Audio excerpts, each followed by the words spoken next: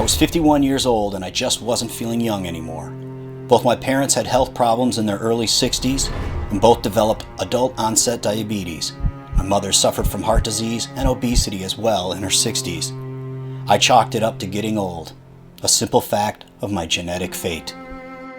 After years of intense research and schooling, I came to the conclusion that the American diet was killing me. Can we take control of our health? Well, I'm here to tell you that I took control of my lab results and health. This is my journey to attaining a healthy and disease-free life.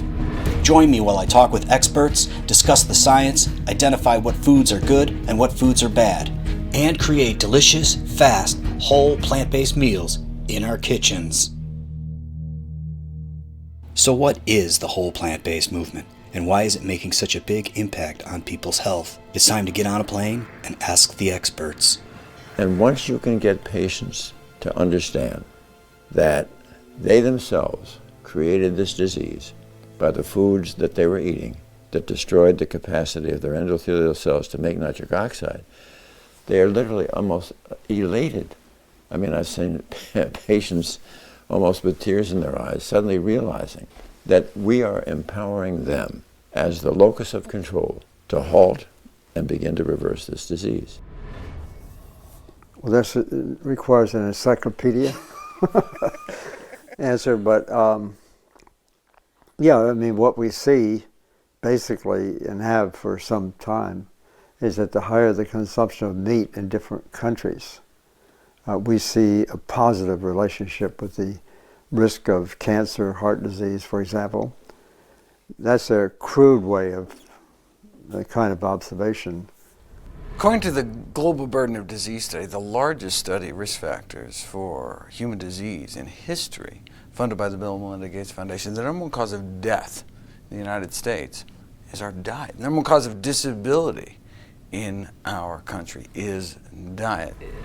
Historically, cultures that have consumed more animal products and more meat have more chronic disease, particularly what we call diseases of affluence.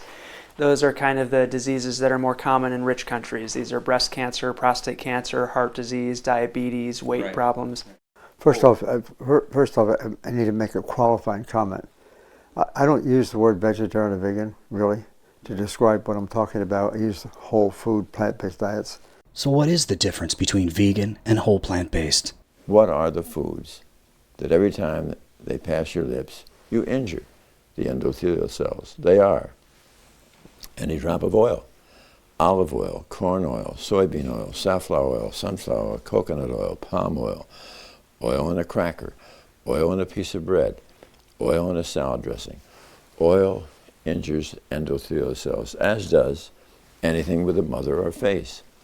Meat, fish, chicken, fowl, turkey, eggs, and anything that is dairy, milk, cream, butter, cheese, ice cream, yogurt, and any excesses of sugary drinks, excesses of cakes, pies, cookies, agave, maple syrup, molasses, honey, and I don't like coffee with caffeine. Things like too much salt, too much sodium, and also too much processed meats. We're talking bacon, ham, hot dogs, lunch meat, turkey slices, that kind of thing. Known to be a class 1 or category 1, group 1 carcinogen by the IARC, the official body from the World Health Organization that determines what is and is not cancer causing. We are as sure that processed meat causes cancer in human beings, and we are that plutonium causes cancer in human beings, and asbestos and cigarette smoke. Yet, so we're like, putting a carton of milk on people's and kids' lunch trays, a carton of cigarettes. I mean, it's outrageous that we continue to feed these kind of products to children, to anybody, when we know they cause cancer. Vegetarians, about 90% of the vegetarians are still using dairy. And that really is a serious compromise of the change that they would hope to be making. Because dairy is nothing more than, in many ways, we say liquid meat. It has a lot of protein, animal protein, for example.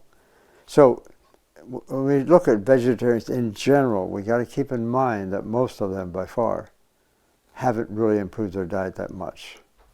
Really? Because they're still using the dairy, And oftentimes they use some fish, as you just said, Right. maybe eggs. And oils. That's right. And so, in fact, we've got some really good data now to show that as I say, the nutrient composition of a vegetarian diet is really almost not different from the meat-eating diet. Really? Yeah. You would think it would be a little bit better. Well, it is a shade better amongst some vegetarians, but not that much. And the effect of any food on disease outcome is best estimated by the kind of nutrients that are present in the food. And so when you compare, and the biggest study I know of that's done this just came out in 2016, with the largest number of vegetarians and vegans compared with meat eaters, it turns out the fat content of the vegetarian diet, in terms of percent of calories, the fat content of vegetarian diets and vegan diets and meat eating diets is the same.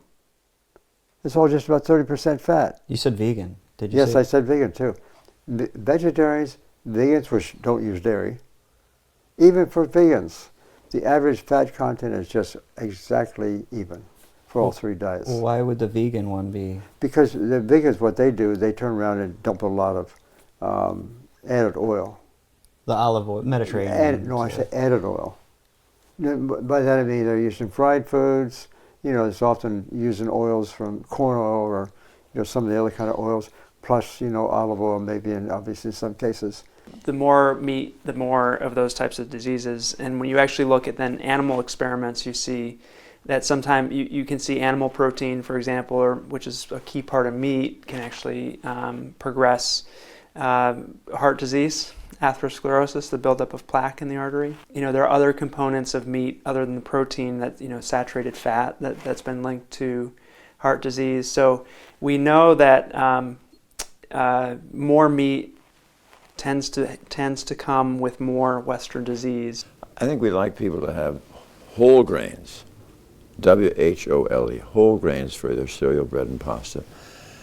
If the patients have anything that's overweight, I would rather they omitted flour. So the pasta, the bread, the rolls, the bagels, right. Because once you take a grain and you enrich it into flour, you got something a little bit closer to sugar. And so if they have a weight issue, we'd like them to hold off on the flour. And we want them to have all those 101 different types of legumes, beans, lentils, white potatoes, especially sweet potatoes, very nutrient dense, and all the wonderful red, yellow, and green leafy vegetables, and some fruit. Let's see if we can put this into a different perspective in terms of grading the food that we eat. Fried animal products. Now that would be stuff like fast food, burgers, French fries, hot dogs, etc. These foods should be given the grade of an F. The next is animal products, and these would be chicken, beef, pork, turkey, lamb, eggs, and all of the dairy. We would still have to give this a grade of an F. And then there's processed junk. That would be chips, cookies, cakes, ice cream, candy, chocolates. We would give that a grade of D. The next would be oils, sodas, and coffee. And that would be olive oil, canola oil, palm, peanut, flax, vegetable coconut, and all your sodas that are sweetened. We would also give this a grade of D. And then there is plant-based junk. Soy dogs, soy powder, trail bars, veggie burgers, soy rice ice cream, veggie cheese. And we would give this a C-. And then there's plant-based processed.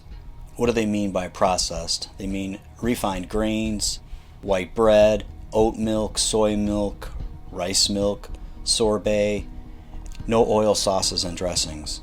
And we would give this the grade of B.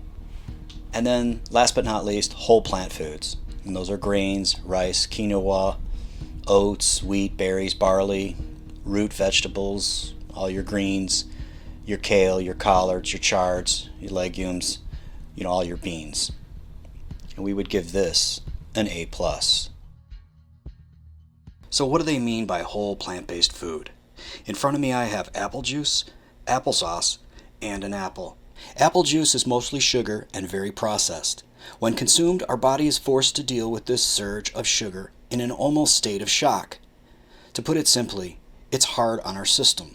Applesauce is slightly better in terms of the sugar rush into our body. Now there is some fiber, but most of that fiber has been processed and has very little benefit. Then there is the apple in its whole form. When consumed, our teeth benefit from the skin in terms of cleaning. The time it takes for us to chew and swallow the apple gives ample time for our body to prepare and break down over a longer period of time.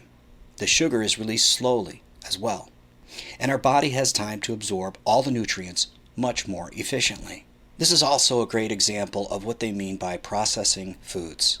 Actually, you've picked on, I use that specific example with the apple sometimes to make a point about what we're talking about, namely, and this is some research that a friend of mine did here at Cornell, these numbers I'm going to tell you about. If you, and this is what was found, if you take 100 grams of an apple, you analyze it, you find out there's 5.9 milligrams of vitamin C in that 100 grams. Okay. So a milligram is only one thousandth of a gram, you see. So you got the 100 grams, you see there's 5.9 milligrams of vitamin C in it, chemically speaking. That in turn gives so much biological activity. If you take the vitamin C out and you put it in a pill, and then you see how much activity there is, right? Right. On the other hand, if you just take the apple, that 100 grams, and eat it with all that vitamin C in it, and you test it again for vitamin C activity, it's not 5.9 milligrams, it's 1,500.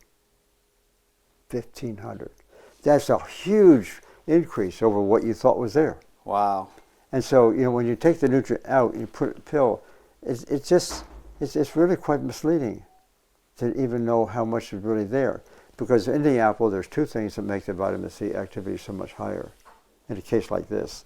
One is that there probably are other compounds in there acting like vitamin C contributing to this effect. The second thing is that the vitamin C in there, the 5.9 milligrams in there, is behaving in a much more efficient way in the presence of all the other stuff. So there's a huge discordance between the actual number of, or the content of some particular nutrient in there when tested alone, compared to what it is when you eat the whole food. An obvious question would be, how much does your family history play in all this? Yeah, so let's take breast cancer, for example. Breast cancer is something that's widely known to be affected by genes. In particular, there's a genetic variation, BRCA genes, that increase risk of breast cancer dramatically. And there's kind of an aura in cancer in general that it's chance, or genes plus chance. And then breast cancer in particular, I think people have the sense that it's all genes. So let's talk about that. In the U.S., women have about a 1 in 8 chance of getting breast cancer in their life. So 1 out of every 8 women will get breast cancer. Back in China, and people kind of think, oh, that's a human thing. That's just sort of natural aging. Back in China, in the mid-1970s, when they surveyed the mortality in a very comprehensive way, a comprehensive study, they found that breast cancer, they had about 80% less breast cancer than we do here in the U.S. So there's massive variation between different populations in the rates of breast cancer. And then you start looking at when people move from this location to another location, to the U.S., for example, rates of some of these diseases begin to go up. They go up and the risk becomes similar to the country to which people move to. And so clearly there's something environmental. And you can go through that exercise with cancers, you can go through that exercise with heart disease, our biggies, our big killers. And you recognize that, not many genes affect a lot of us. They give us a slightly higher risk for this or that disease. Diseases start with genes. But environment has a more major role than most people realize, and very few diseases are actually caused purely by genes. The foods that the family's been eating over the generation causes. It Right. needs that one family member to break off Right. to get better nutrition, Right. to actually see that it wasn't necessarily hereditary, it was just the food patterns that we were eating Right. from generation to generation. But it's not the question we have or don't have those genes, really. It's the ability of the body to control the expression of these genes. What that means is we have all our DNA right there, that's genes, and some will be selected out of that bunch to produce a good effect. And when I say genes being expressed. I'm talking about the DNA being converted into products that are protein in nature. The proteins are enzymes. They in turn control the reactions that's going on. So it's the expression of the genes that matter. Bad genes, they can remain latent. They don't do anything unless we are eating the wrong food, for example, that cause them to come up like weeds. That incidentally, in a fairly simple way, was some of my own personal analysis when I was getting involved in research. My dad, a farmer, always been outside, otherwise quite good, and wasn't eating the right food. But he had a heart attack when he was 62. I mean, you know, bad diets travel in families. I mean, that's what people, I mean, they get their recipes from their grandma in addition to their genes.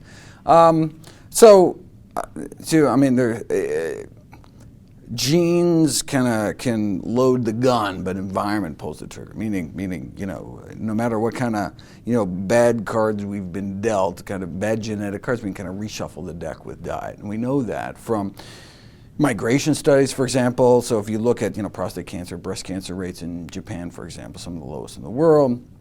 And then you look at first-generation immigrants that come to Hawaii, then when they come to California, and you can see that when a Japanese man moves to California and starts eating and living like a Californian, their prostate cancer rates skyrocket. And the same thing, if you actually move to Japan, start eating and living like the Japanese, your prostate, cancer rates drop like a rock. Like, let's say, for example, cancer. Yeah, cancer. There could be a cancer laying dormant. Exactly. If we eat all the wrong foods. Exactly. We fertilize them and enrich them and let it grow. Right. If we eat the right foods, that keeps them under control. So we can have these nasty genes, if you will, that otherwise might be nasty. If you just eat the right thing. And that's the same principle for other diseases as well. So it would be okay for me to say that genes doesn't play as big a role as we think. No, it's more of the nutrition. Exactly. That causes the disease. The lack of nutrition. Yeah, it has to be the right kind of nutrition, because the right kind of nutrition upregulates, we say, that is cause expression, they upregulate the good genes and controls or downregulate, if you will, the bad genes. That's what good nutrition does. And that whole question, incidentally, this question is a really important consideration for the public to know, because a lot of people think, oh, I'm going to get cancer or not get cancer because of my genes. No. Well, here's in my view, the sort of scientific explanation for genes versus nutrition, if you will. I mean, all biological events essentially have a genetic root. In other words, we have in all of our cells, except for red blood cells, we have a nucleus in the cell, and in the nucleus is where the genes are. And so all of us have this genetic template, 20-some thousand genes that can work wonders in combinations and stuff to create a response. So everything starts with genes, because the genes then produce proteins that are usually enzymes that in turn then actually control the reactions that subsequently occur, the metabolism of nutrients, for example. So we all have the same, we're working from the same DNA base. Okay. Extraordinarily complex. And cancer comes from those too. So cancer will come from a cluster of genes that have been corrupted, in a sense, they're damaged, mutated. And so everything starts from genes. And so the thought is that if we can just understand which genes we have and which ones we don't, that we'll be able to predict future disease. No. It's helpful maybe in some cases, but that's not the answer. I realized that I had a problem. I hated the taste of vegetables. Could we change our taste buds? I was a Western diet person, and I was like, yeah, I can handle broccoli. Kale? Are you kidding? Every time I put it in my mouth, I was like, wow. So what I did was I juiced to give my taste buds time to recalibrate, and it worked. Is there any advice that you give to your patients that says, in time, repetition, you will start to acquire a taste for something you despise. Is that? Yeah, I don't know that there is a shortcut around it. I mean, there's not a hard and fast shortcut around that process, which is unfortunate because that's a huge barrier to people changing their diet. But you just have to trust the process, that you will end up in a better place in terms of your taste. You know, kids, for example, we all know that you can give a little kid repeated exposures to certain foods, and at some point the kid is going to start to like it more. I mean, that everybody says that. The same is true with an adult. The same is true with an adult. So it's just a matter of sticking to it and keep trying new recipes that that have those foods that you want to start liking. You will find some recipes. I tell people at the beginning, as you're trying to change your tastes, you don't need to find a home run recipe that you love. Find something that's acceptable. Okay, the bar is low. Find something that is acceptable that you could eat again and without hating it. And just try to find a few dishes like that and keep getting some exposure, keep giving yourself these tastes, and eventually your tastes will change. Yeah, they absolutely will change. And on the flip side, the next question was, how long does it take before the cheeseburger isn't hitting us on the head every Tuesday night? I mean, so that's individual variation. There's a lot of individual variability in terms of losing our taste for cheeseburgers and that type of thing. It depends on how strict you are and how much you change your diet. So research shows that, in terms of fat taste, for example, fat preference, or salt preference, I mean, that can take a small number of months, 2 to 3 months or so. But the more that you indulge during that process, so if you want to lose your taste for cheeseburgers, but you have a little bit of cheeseburger taste a couple times a week, even though you're eating far fewer, the frequency with which you indulge the foods, the more it hampers your taste adaptation. It's a little bit like, so you kind of have to be strict. It's kind of like smoking. You gotta be strict for a while. When I first started doing this change, I'll be honest, I did not like vegetables. Remember, I had ordered a kale salad like the first day I started, and I couldn't do it. It was terrible. So I figured, how in the world am I going to start? So I juiced, so I could start to adjust my taste buds. And it worked. So I had to adjust my taste buds. Any advice on how long it takes for us to start to acquire? Yeah, I think everybody's different, but it probably, in some patients, it may be a week or two, and others it may be 8 or 10 weeks. The key to having somebody who's transitioning into vegetables at a significant amount would be to find some delicious sauce. When you anoint these raw vegetables with just the right texture of sauce, I mean, it can be very terrific, yeah. I hated kale. There's something about it. I couldn't stand it. Now I love it. I mean, I'm putting it on my peanut butter and jelly sandwiches. Ha! I mean, PB&K. What, it's a thing? Well, no, it is.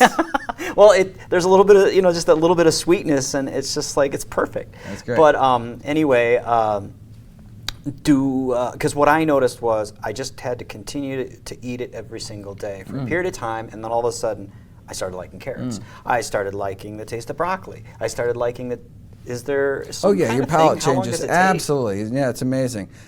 Much of the seminal work originally was done on low-salt diets. So you take people and you give them a bowl of soup and have them salt it to taste. So how much of the salt, and then you measure how much salt they added. And then you put people on a low-salt diet.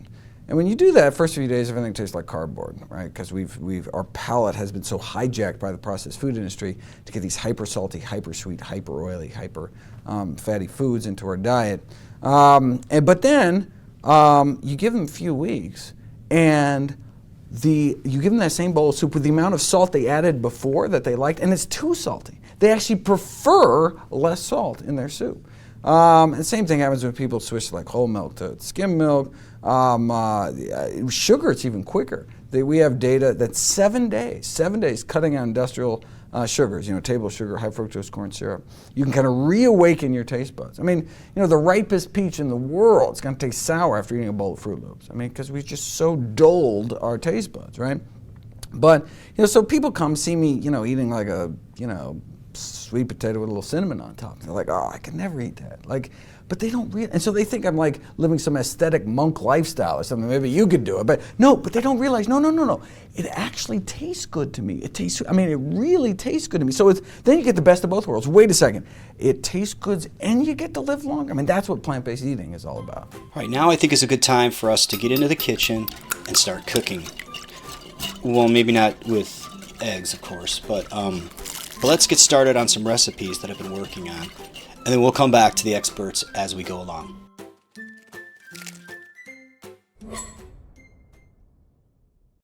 Today I'm going to be making a crispy tofu vegetable with a peanut sauce. I'm going to be making it with some broccoli, some bell pepper, a little bit of green onions, some cilantro, some extra firm tofu. But the first thing I need to do is to get started on my rice because it always takes some time.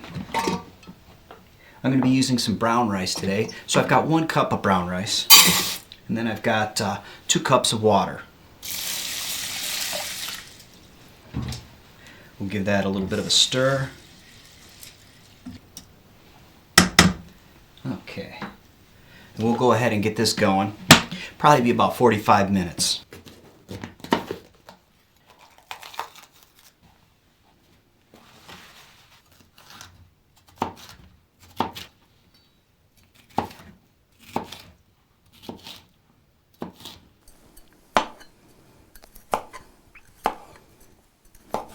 Okay, so I've cut up the broccoli and the red peppers. I'm going to go ahead and arrange it on my baking rack once again.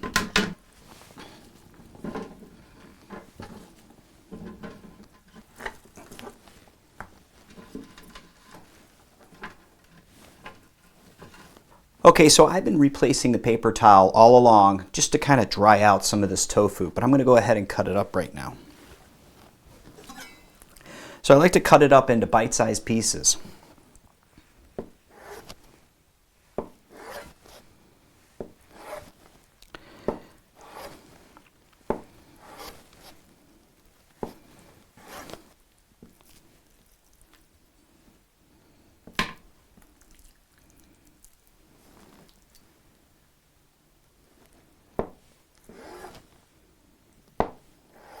Okay, so we'll go ahead and put the tofu in this bowl.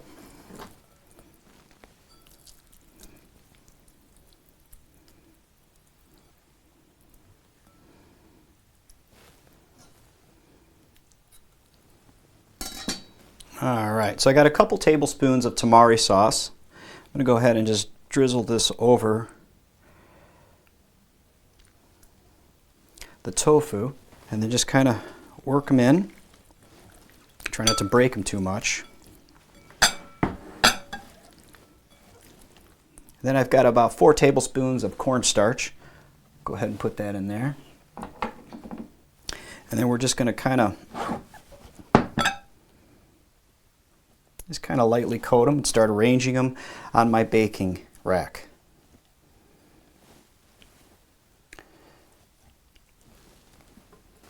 Okay, I'll add a little bit more. I've got another couple tablespoons of cornstarch and just keep going.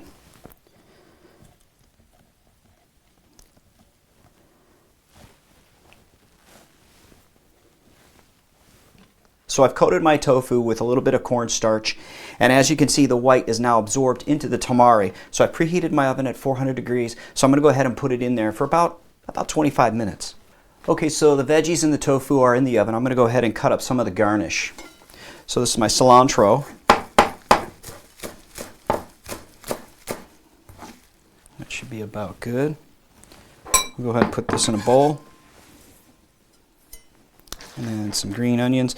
I'm going to use the other half of the green onions for another meal.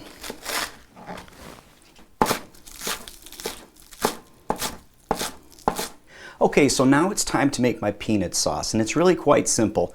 I've got 3 tablespoons of reduced peanut butter, a couple tablespoons of tamari, but you can also use soy, whatever, 1 tablespoon of rice vinegar, a half a teaspoon of garlic powder, and 1 cup of vegetable broth. So let's go ahead and mix these all together. Half a teaspoon of garlic powder, 1 tablespoon of rice vinegar, 2 tablespoons of tamari, and then of course the peanut butter.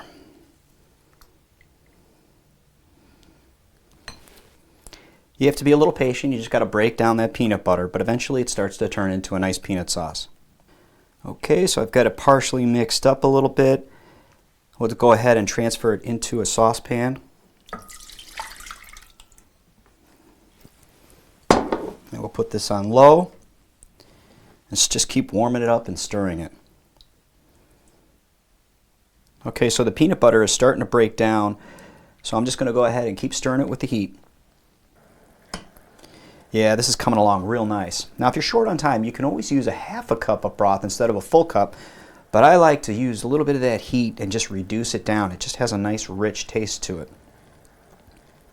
Alright, so I've just taken my veggies and my tofu out of the oven, and it looks nice. We got a little bit of the crispness on the tofu, so let's go ahead and put some on my plate here. Put some broccoli on there. And then some of these roasted bell peppers.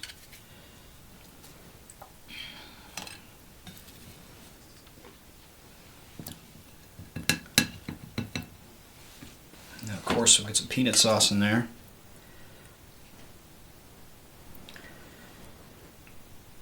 A little bit of garnish on there. Can't wait to check this out. Let's get a little bit of the pepper. Some rice in there. That is so good. It's got a little bit of crunch. So good. My friend, who was the medical advisor, to this organization at the time, and an advisor to the president of the Philippines, actually, we were playing golf one day. And he told me, he said that he and some of his colleagues have been operating on children with liver cancer, children aged 4 and under. And I thought, hey, this is crazy. I mean, I was already getting into the cancer field too, mostly from the NIH side to some extent, or MIT side. And so I was setting up a laboratory to deal with a chemical that was found in peanuts and corn that gave rise to liver cancer. Colin later told me that peanuts and corn are not dangerous for us to eat. These children in the Philippines were eating rotten peanuts and corn that had actually developed a fungi known as aflatoxin. But here in the States, the FDA tests these foods. But if you want to learn more about aflatoxins, you can go to cancer.gov. So I was setting up the laboratory, trying to figure out how does this chemical cause cancer, that cause liver cancer, and then this friend is telling me they're operating on some children with liver cancer. I said to myself, this doesn't make sense. And so I kind of dismissed it until I then found this experimental paper that in the literature just came out on experimental animals from India. They were showing that when animals are fed aflatoxin to start the cancer, but then fed 2 different levels of protein to see what effect a protein might have on that, their idea was if they gave them more protein, they would be less likely to get the cancer. And they got exactly the reverse. That is, that animals given more protein got more cancer. And it was striking. It was amazing. And in that little experiment, 100% of the animals given the higher levels of protein. But come back. Both animals are exposed to the same level of carcinogen. So this is really odd. Both of them getting the carcinogen, both going to get liver cancer, but the ones getting the higher levels of protein, they got the cancer. The lower protein, no cancer. Was that like 100 and nothing? 100%, 0%. So seeing that, and then thinking about what my friend told me on the golf course, of all things, that these children. Yeah. I was thinking, and then I'm wearing 2 hats in the Philippines. One is to organize this laboratory to analyze for that chemical carcinogen, right? Right. And my other position was working with my senior colleague, overseeing the whole program and making sure kids got more protein. Ironic. I mean, so it was staring me in the face. More protein gives more cancer? This is crazy. Let me tell you something else, though, Craig, before we get to that, because that's another whole story. That's why I came to eventually asking the same question. So we found that high protein turns on the cancer, low protein doesn't. Then we did another study to see fairly early on what happens. The cancer's starting to grow, right, like this on a high protein diet. What happens if we switch the diet to low protein? We turned it off. We put the high protein back in again, turns it on. So that was probably the most significant thing of all, that we could turn on and turn off cancer by simply changing the level of nutrient intake. So you're looking at the cells grow, turning into possible or tumors or whatever. Right. Then you switch the diet. Right. And you can see it stay the same or reduce. That's right. It either was progressing, still growing, in the presence of high protein, or in the presence of low protein, no, it cut it off. It reversed it. No question about that. And when we're speaking of proteins, we're talking about animal protein. Yes, but in that case, I wasn't distinguishing between animal and plant all that much. You just I was just using a protein. Yeah, it was just protein. Yeah, and it was a protein that was on the market that we could get. That's what I did, and I didn't pay a whole lot of attention to that. I just got the protein. Okay. But it turned out the protein we were using was casein, the main protein of cow's milk. So in 1968, Colin sets up a lab in the Philippines to find out why the aflatoxin causes cancer in these children. But inadvertently, he finds out that it wasn't actually the aflatoxin, but the animal protein found in milk that actually turned the cancer on. Without the casein, the aflatoxin that causes cancer would have stayed dormant. So you're using the protein that's derived from cow's milk. Yes, right. It's not an additive, it's just a thing. No, it's just part of the milk. It's just part of... In fact, it's considered to be the valuable part of the milk. So it's the protein, it's not the fat. That's right, not so the if fat. it's skim, whole milk, No. it's the casein. That's right. Casein? Casein, yeah. Casein, It okay. represents technically 87% of the total protein in cow's milk. There's some other proteins. But in any case, casein is a big one. Give us a basic idea of what was the study that you... Well, I think I should give you a little background because it's a little unusual for a general surgeon to be somebody who gets passionate about nutrition. And where things started for me was the late 1970s, early 80s, when I was chairman of our breast cancer task force at the Cleveland Clinic. I became increasingly disillusioned with the fact that for no matter how many women I was doing breast surgery, I was doing absolutely nothing for the next unsuspecting victim. So this led me to do a bit of global research, and it was really quite striking to see that there were cultures where breast cancer rates were 30 and 40 times less frequent than the United States, like Kenya. And breast cancer was very infrequently seen in rural Japan in the 1950s. But when the Japanese women would migrate to the United States, but the second and third generation, still pure Japanese American, they now had the same rate of breast cancer as their Caucasian counterpart. Now, even more compelling, perhaps, was cancer of the prostate. In the entire nation of Japan in 1958, how many autopsy-proven deaths were there from cancer of the prostate? 18 in the entire nation. Perhaps the most mind-boggling public health figure I've ever heard. But by 1978, 20 years later, they were up to 137, which still pales in comparison to the 28,000 who will die from cancer of the prostate in this country this year. Well, around this time, recognizing in this global review that there were so many cultures where cardiovascular disease was virtually non-existent, these are cultures that were thriving on whole food, plant-based nutrition. It seemed to me that there might be more bang for the buck. If I looked at cardiovascular disease, because if we could get people to start eating to save their heart, they would also markedly diminish or save themselves from the common Western cancers of breast, prostate, colon, and perhaps pancreatic. So that was the background, and after my wife and I did this ourselves for a year. We started in April of '84, and then in August of 1985, I went to our Department of Cardiology and asked if I could have about 24 patients who had significant cardiovascular disease. And I wanted to try to see if they would respond to whole food plant-based nutrition because of this information that I'd learned in this global review. And now I was not a trained psychologist, and my greatest concern would be the lack of patient compliance. I was interested in trying, therefore, the same mantra that I use for my breast cancer patients. And this was something I had learned many years ago from a wonderful West Coast surgeon by the name of Bert Dunphy. And Bert used to say that patients with cancer are not afraid to die. Patients with cancer are not afraid to suffer. But patients with cancer are afraid of being abandoned by their Physician. By their physician or by their family. Yeah. Oh. So the family. for the first 5 years of the study, I saw everybody every 2 weeks in my office, went over every morsel they ate.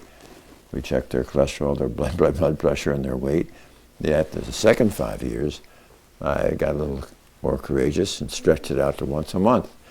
At the end of a decade, I was able to, they were on autopilot by now, I was able to stretch it out to quarterly.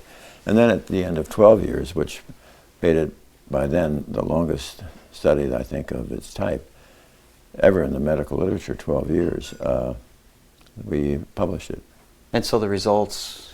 Well, what was so exciting was that we suddenly began to see that these patients, and I should mention that these are patients who were sick. They had failed their first or second bypass.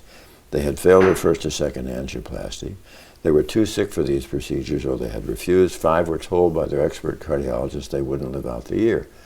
Those 5 all made it beyond 20 years. And it got to be pretty darn exciting to see not only could we get rid of their symptoms, but we often would see striking examples of disease reversal. So these are people that are probably not able to exercise, it sounds like.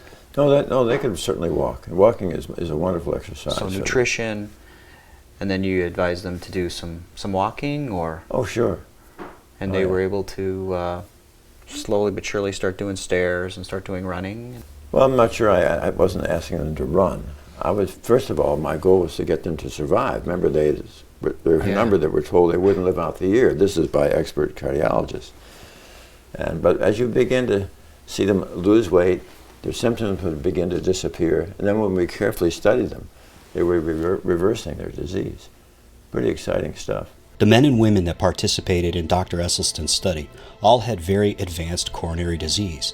Now, most of them were told there wasn't much else that could be done. The patients were put on a strict plant-based oil-free diet. Within months, their cholesterol levels dropped and increased blood flow to their hearts, and lived much longer than anyone expected. If a plant-based diet can do that much for those terminal patients, what could it do for the rest of us? Today I'm going to be making a healthy Parmesan sprinkle. You know, for salads, pastas, or pizzas.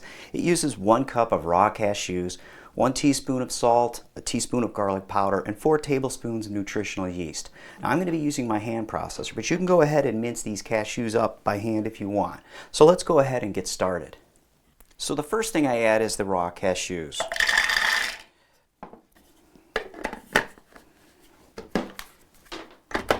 I go ahead and mince them up.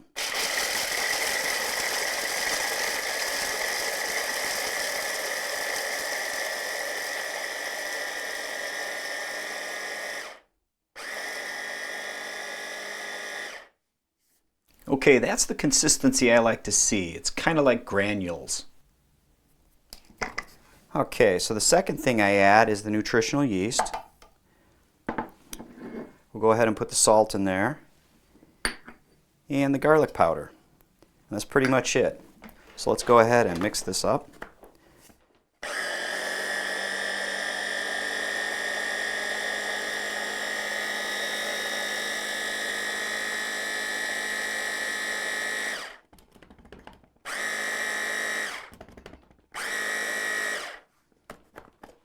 And there you go, that's pretty much it. The next thing you do is just transfer it into a jar of sort.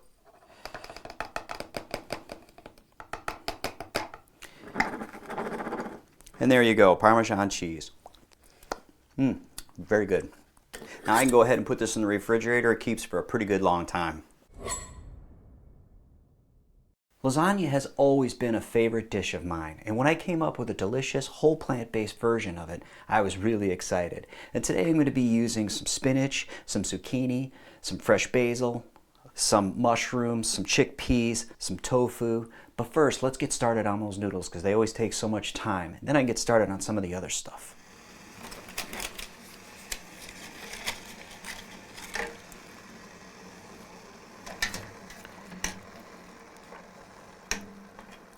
Okay, so now I'm going to go ahead with my ricotta mix. I usually start with about half a cup of fresh basil. I go with about a quarter cup of raw cashews, a teaspoon of garlic powder, a teaspoon of dried parsley, a little bit of pepper, some salt, and we'll go ahead and chop this up.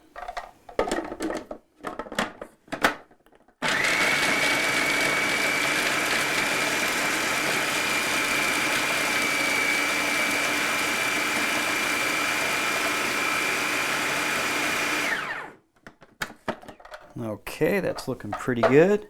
Now I'll go ahead with a teaspoon and a half of Dijon mustard, a teaspoon and a half of balsamic vinegar, 1 teaspoon of tamari, half a cup of nutritional yeast, 1 can of chickpeas, and of course some lemon juice. Let's go ahead and get that going.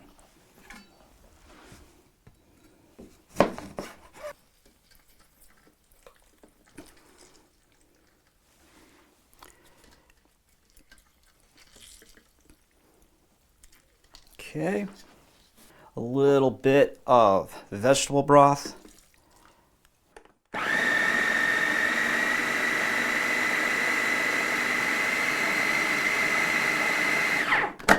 Let's scoop it off the sides a little bit with my scraper.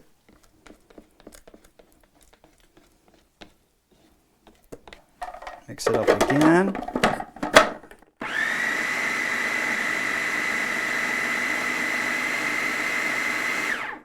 Okay, that's looking really good. And as you can see, I've got these paper towels underneath each layer of the tofu. The whole idea of this is to draw out some of the moisture. Now, I've been replacing these throughout the whole time I've been making the lasagna. Now, as you can see, there's not much moisture left, so I think these are about good and ready to start crumbling up.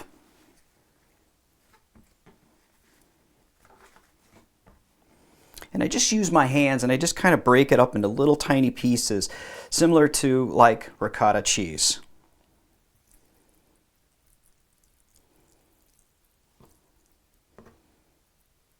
Okay, so I've crumbled up all the tofu, but I got one more chance to go ahead and towel blot it one more time, just to get that extra moisture out of the tofu. Okay, so I put my crumbled tofu in a bowl, so let's go ahead and put my basil and chickpea mix.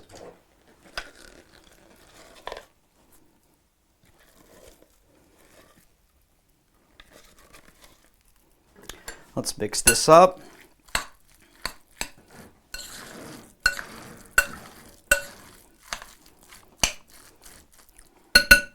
Now you can always taste it just to see how things are going. Just a tad bit more salt, just a tad. There we go. And we'll mix this in.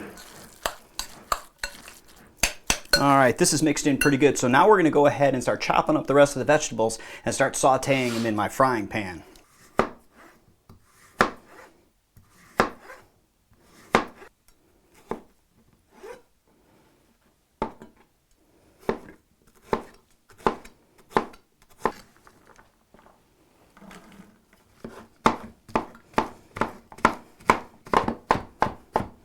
Now, as you can see, I've cut my vegetables up kind of small. I want to keep them less bulky in between each noodle. So let's go ahead and get these sauteing. Okay, so I'll go ahead and add a little bit of vegetable broth so I can start sauteing these vegetables. Okay, so these are coming along great. See, the moisture's just starting to evaporate a little bit.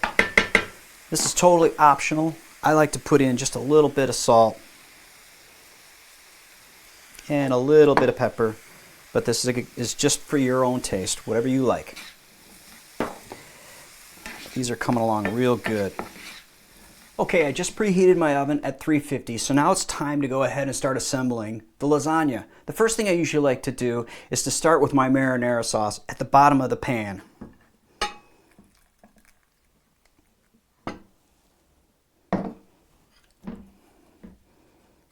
Yeah, I just like to get a thin layer at the bottom.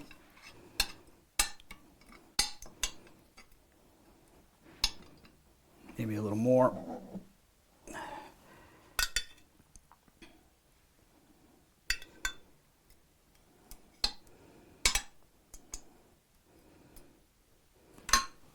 Okay, then I'll go ahead and put a layer of noodles on there.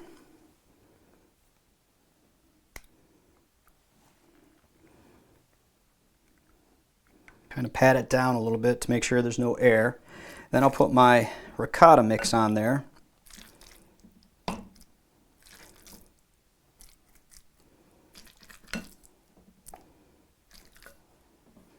Okay, now this is the tricky part. You want to kind of just spread it out evenly on top of the noodles like this.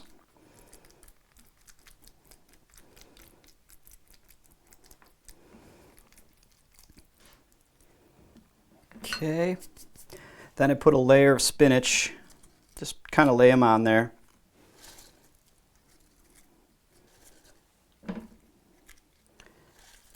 There. Then I put a little bit of the vegetables in there.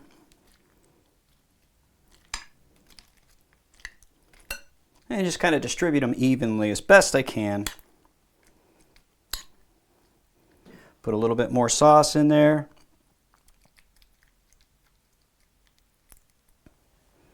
Kind of spread this around.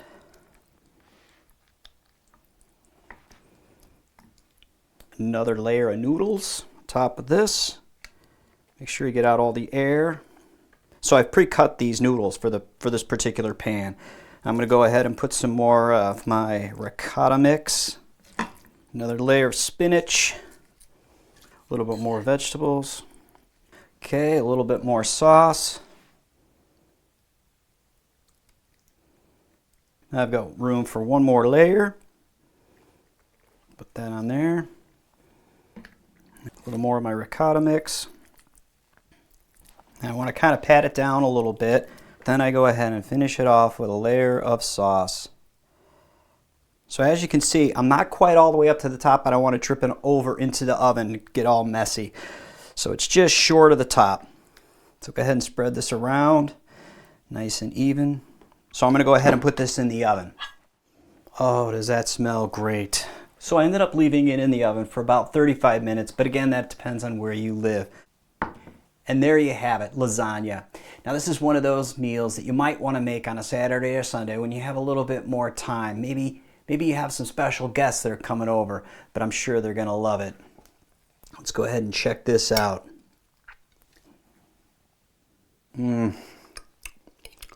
It's so good. I wanted to talk about the internet. You know, when I was researching the show, information for the show, I was amazed at all the different conflicting information out there. You could pick a subject, and there would be like this group, and then that group, and then all of a sudden you're just like, I can see this confusion. How is there anything you could say to us that could help us say the best way to get through the internet or get your information? What's your advice on that? Oh, well, I mean, because of that conflicting information, because of the corrupting influence of commercial interest in the field of nutrition and broader in medicine, you need to stick to the science. You have to realize there are a lot of powerful vested interests that are trying to keep you confused. If you don't need to, they don't even need to make a case for their product or their type of product. They just need to keep you confused enough to say, the heck with it. I'll eat whatever I want to. Then that's a win. Right. And when you look online or in social media, you can find information about, for example, the ketogenic diet, low carb, high fat. There's the low carb, high fat camp that is like all meat all the time. Yeah. And then there's the vegan group, or the no added fat sort of plant-based group, which I'm a part of. And they could not be more opposite. And then you go on there and there's doctors on both sides. There's people citing studies. It seems, there's little numbers next to their statements, at least for the average person. But who reads that stuff? Right? Who follows up? It's hard to follow up. So it seems it's impossible to figure that out. And I think if you could have 5 PhDs and you could stand in front of that shelf at the bookstore, that nutrition bookshelf, and have no clue, what to buy or what's actually healthy. And so it's not really people's fault. We have this disaster of a public media around nutrition. Mm-hmm. And there's a lot of reasons for that. But I think the fundamental aspect I would encourage people to do is do a little bit of extra homework to see if there's some science behind it.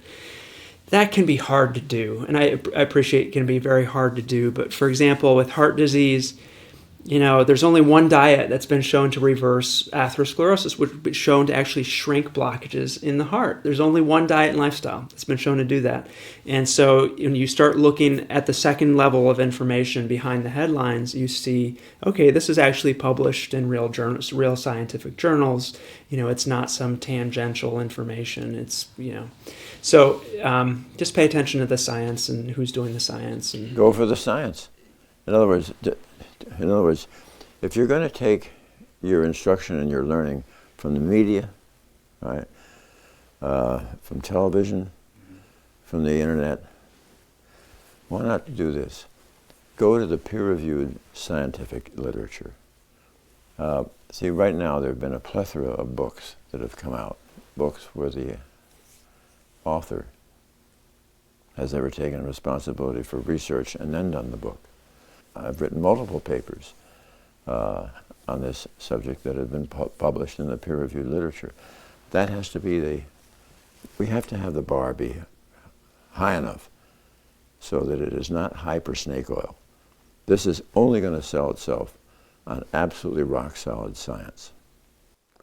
I have to say I've concerned myself, as a scientist in a sense, with that question for 30, 40 years. How can the consumer, and having been a member of these expert panels that translate science into public information, right? That's our job, and so I've had to think a lot about that. A lot of us do. How do you make this palatable, the scientific information palatable to the public? And when the public is looking for information, how can they in turn discern what is reliable and what's not? I think that's really the question. And unfortunately, it's very difficult. It's really difficult. We can say things like, you can look up if you do inclined to do so, you can look up, say, where did that come from? And then you look at the paper. You might see some named authors in there. And then you can look at the bottom of the paper and you see if certain industries may have supported it. That may give you a hint. But even if there's no industry support for a particular paper, some of the authors sometimes are still prisoners of the corporate interests. For whatever reason. They may, that's just their mindset. Sometimes they're not even aware of it, but these prejudices creep in there. So it's difficult for the public to really know, to be honest about it. And for me, sort of being a scientist, that's why I like to go back and see if I can't craft, a story that's based as much as possible on science, make it scientifically credible. But at the same time, one of the reasons for confusion, which is related to this, the internet has all kinds of things. You got to read it here, you read there, you got different ideas. That's a really big problem in our society. Yeah. And one of the reasons for that is because of the way we think about nutrition, the way we think about food. Someone can look at a food and say, oh, this is better than that because it has so much of this particular nutrient.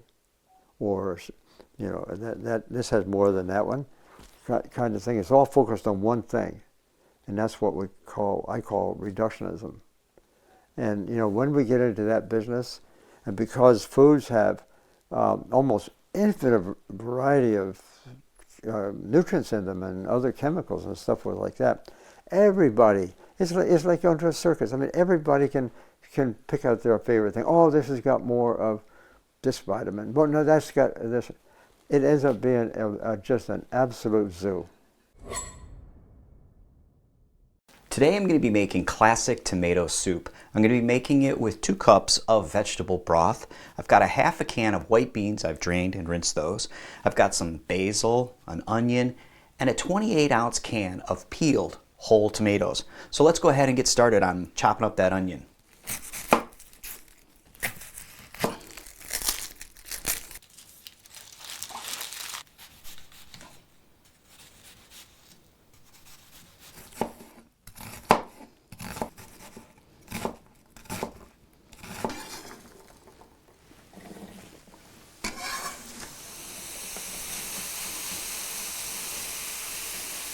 These are coming along good. Now I'll go ahead and add a 1/4 teaspoon of rosemary.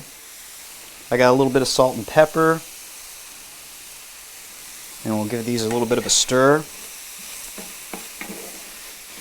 Okay, so they're starting to just scorch a little. You can always put a little bit of vegetable broth in there.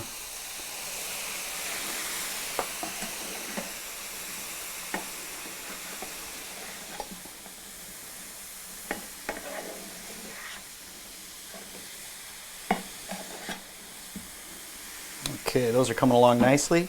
Now I'll put 2 tablespoons of tomato paste.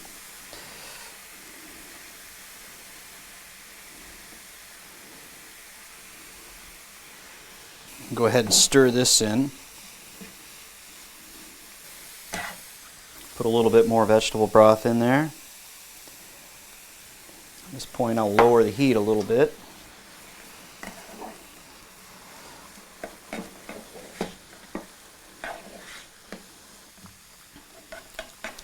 Add a little bit more broth. And we'll go ahead and turn this off. This is looking pretty good. I'm going to go ahead and transfer these into my pot.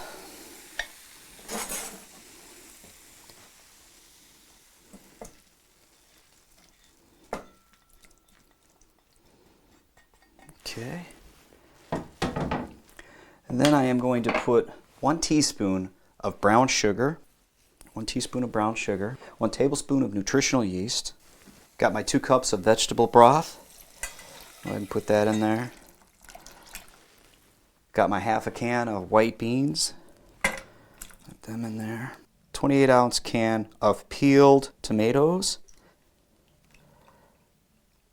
Get them in there. Now get some basil. I'm going to go ahead and just cut this up just a little bit. Just a little bit there. Put some basil in there.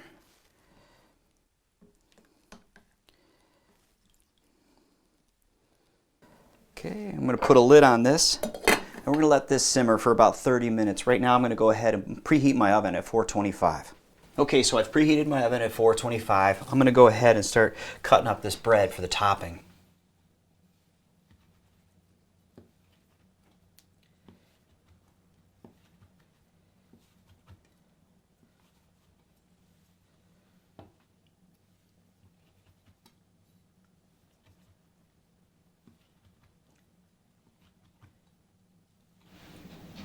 Now I'll get my baking rack with my cookie sheet. Just kind of arrange them out a little bit so they can breathe. Okay, so I've arranged these out on my baking rack. I'm going to go ahead and put them in the oven for about 7 to 10 minutes. Okay, the soup's been simmering for about 30 minutes. Let's check it out. This looks really good.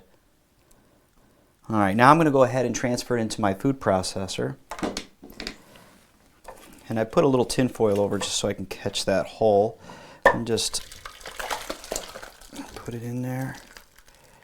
Okay, so I put the whole thing into the food processor and it was a little too full, so I had to put some back. So let's go ahead and puree this.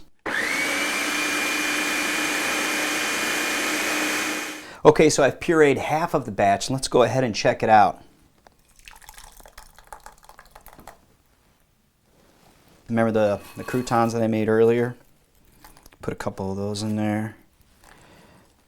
And maybe some basil. This is going to be great. Let me get one of these croutons in there. That is so good. Oh my gosh, you're going to love it. You know, living in the Southwest, we have a lot of wonderful Mexican food, and it tastes delicious. But there's only one problem. It's not exactly that healthy. Mexican food uses a lot of oil, a lot of lard, and a lot of animal products. But who's to say you can't make a health-conscious Mexican dish? With this particular recipe, I'm going to be using portobello mushrooms and mango. So I start off with the portobello mushroom. The first thing I usually do is cut off that stem so I can have a flat surface to cut them up into nice slices.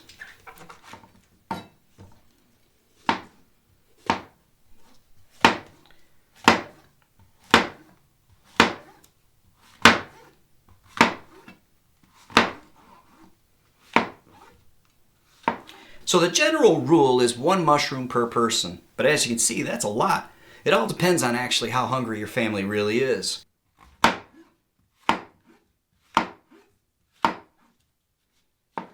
Now that I got my sliced up mushrooms in a resealable bag, it's time to make the marinade. Now, I usually like to start with equal parts of soy sauce, balsamic vinegar, and Worcestershire sauce. But here's the thing about Worcestershire sauce. Sometimes it's made with fish.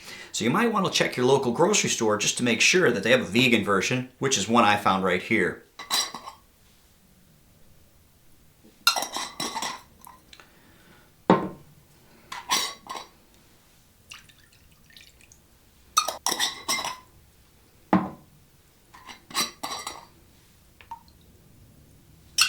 So put a little bit of steak rub in there, a little bit of chili powder in there,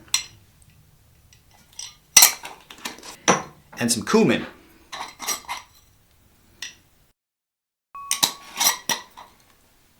Some salt and pepper. Again, the salt's always optional. There. So now I go ahead and mix this marinade all together.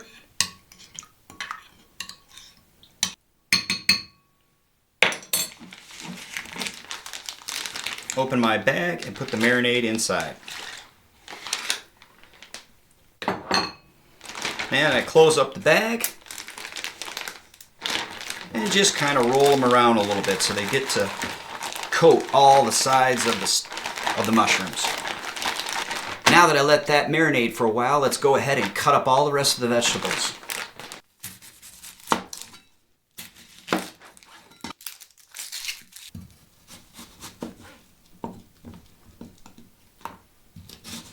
So normally when I cut up the onions, I like to save a little bit for the pico garnish.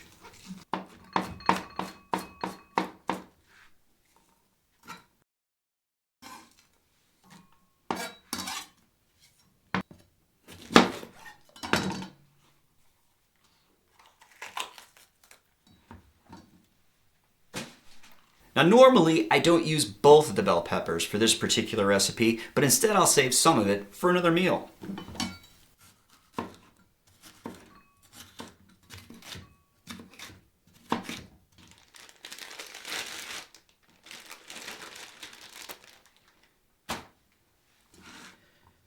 So now I've cut up all my vegetables. It's time to put them in a skillet and start frying them up.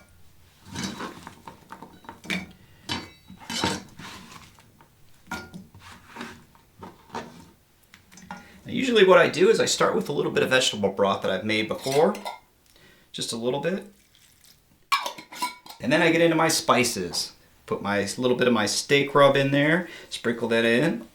Again, a little bit of cumin. A little bit of kick, put a little bit of chili powder in there, but it all depends on your tastes. Of course, a little bit of salt and pepper. And let's start frying this up. Okay, these are cooking up real nice. So the next thing I usually like to do is add a little bit of dried tomatoes. And just for a little bit of nice sweetness, a little bit of brown sugar. Just a little bit. That all depends on you.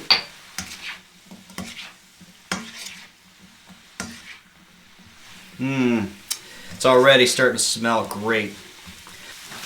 So now I take my mushrooms that have been marinating in the balsamic vinegar, soy sauce, and Worcestershire and add them in.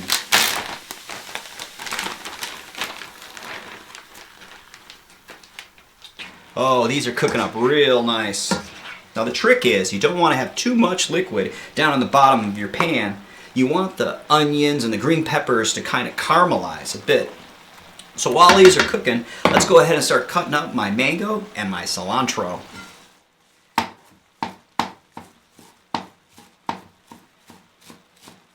So you remember the onions from before? Well, I'm going to save a little bit of the cilantro for the pico.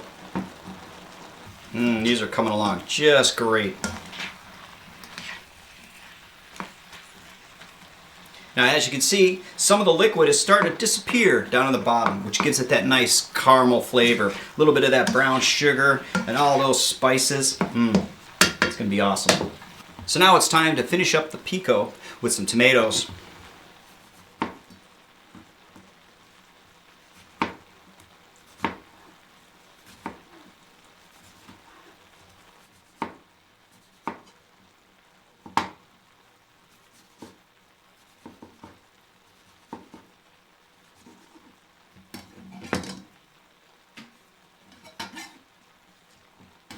So now I got the basic elements of my pico. It's time to add a little bit of spice. So I usually use a little bit of salt, but that's optional again. A little bit of pepper, and a little bit of chili powder. And really, that's about it for pico. So I'll go ahead and put this in the refrigerator and let that start to chill a bit.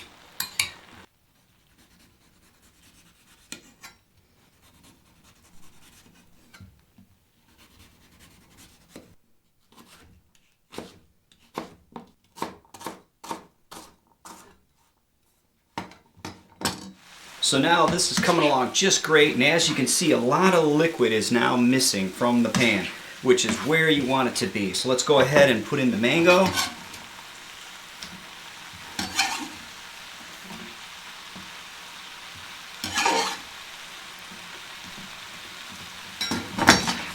Let's go ahead and continue to fry this up a little bit.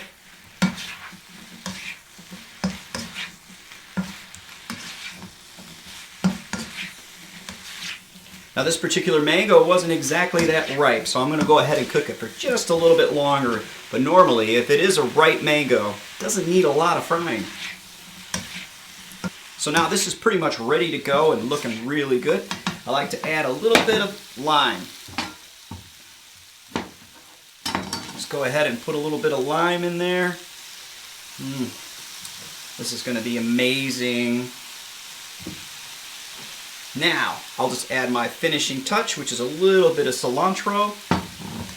Oh, this is looking really, really nice. So as you can see, most of the moisture is now gone. The onions have caramelized just a little bit. The mango has sweetened up everything. Now it's time to put it in a tortilla.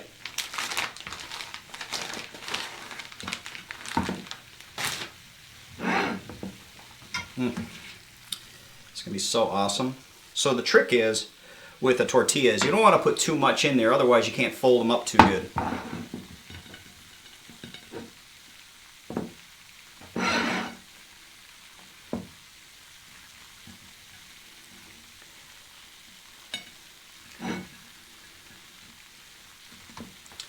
Then the next thing I like to do is serve them with a little bit of beans and my pico de gallo.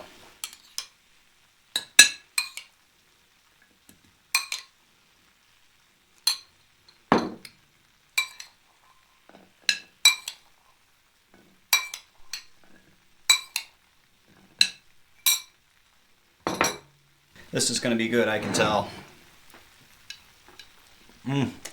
So good. So if you're looking for a healthy Mexican dish This is sure to please your family.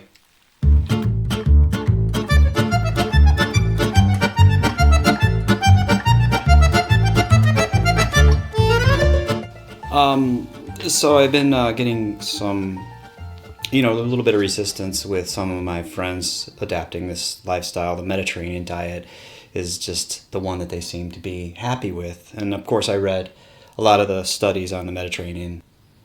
What's happening to me, it seems like they're saying that you can just use a lot of olive oil. Mm-hmm. And can you explain the Mediterranean diet and why it's not quite where we need to be or whatever? So the Mediterranean diet has been marketed heavily under this idea that a diet high in oil, and sometimes it's red wine, is very healthy. And the reality of it is that the Mediterranean diet is a more plant-based diet. So there's more fruits and vegetables, there's more grains, Yeah. there's less processed meat, there's less red meat, and there's less liquid dairy. And those things all taken together in the overall dietary pattern, there's no doubt that Mediterranean diet is healthier. There's a lot of evidence to suggest Mediterranean diet is good for heart disease. It's good for other diseases, chronic diseases. But I think that, including all the added oil, in my opinion, I think is stopping the Mediterranean diet from being as powerful as good nutrition can be. Exactly. That it's healthier in spite of all that added oil, not because of it. And you have to remember, oil is not food. If you go back to 1915, a little side note here. If you go back to the early 1900s, the very traditional Mediterranean diet in Italy with manual laborers was about 15% fat, 16% of all calories from fat. That's very low fat by today's standards. I mean, if they were using olive oil, it was small amounts. You have to realize you don't get a liter of olive oil every week without major industrialization, commercialization, and trade. And it's a very processed product. It's to get that much oil. It takes somewhere between 15 to 40 olives to make a tablespoon of olive oil. Yeah. I'd rather you eat the olives because you make the oil, you're throwing away the protein, you're throwing away the fiber, you're throwing away minerals, you're throwing away all sorts of good stuff. So, stick to whole foods rather than just food fragments. Yeah, I've followed that question concerning the Mediterranean diet for some time. In fact, that almost was orchestrated by the industry in early 1990s. They sponsored, for example, a really very significant conference at Harvard at that time. And I was one of the keynote speakers at that conference. And I can tell you, I had lunch with the person who brought the money to get the conference going.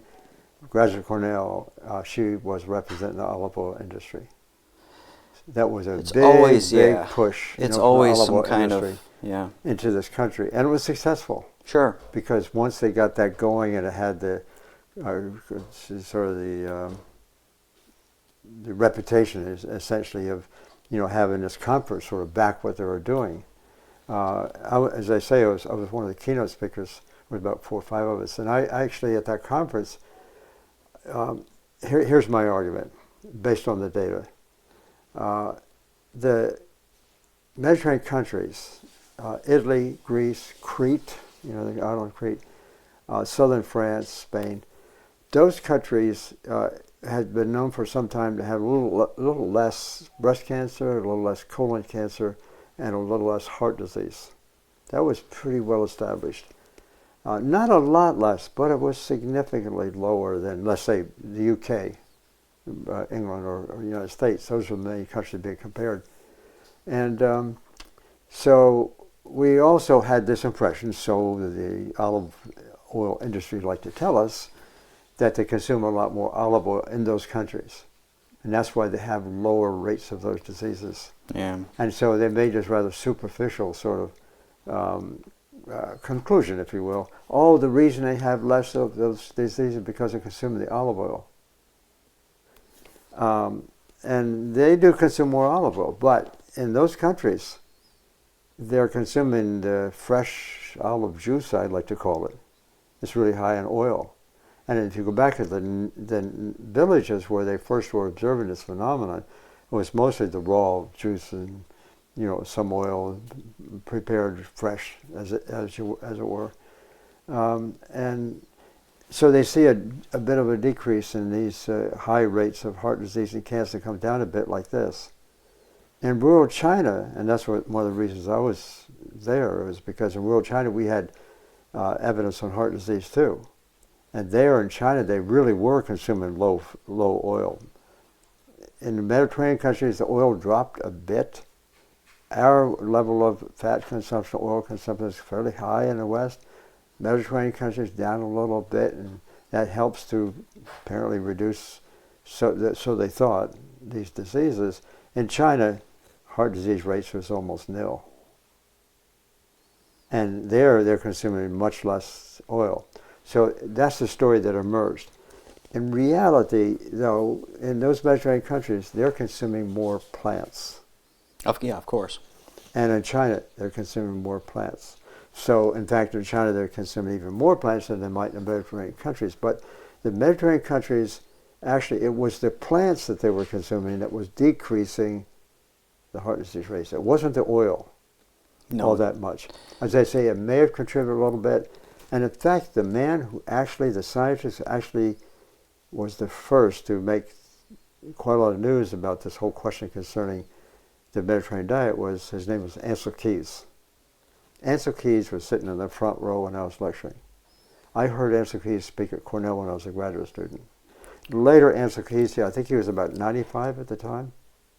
And so I have become quite familiar with his work over the years. And he actually, from my reading of this, I didn't talk to him personally about this, but after that conference he was a little bit bothered by how the Mediterranean diet story was being distorted. And he wrote an article.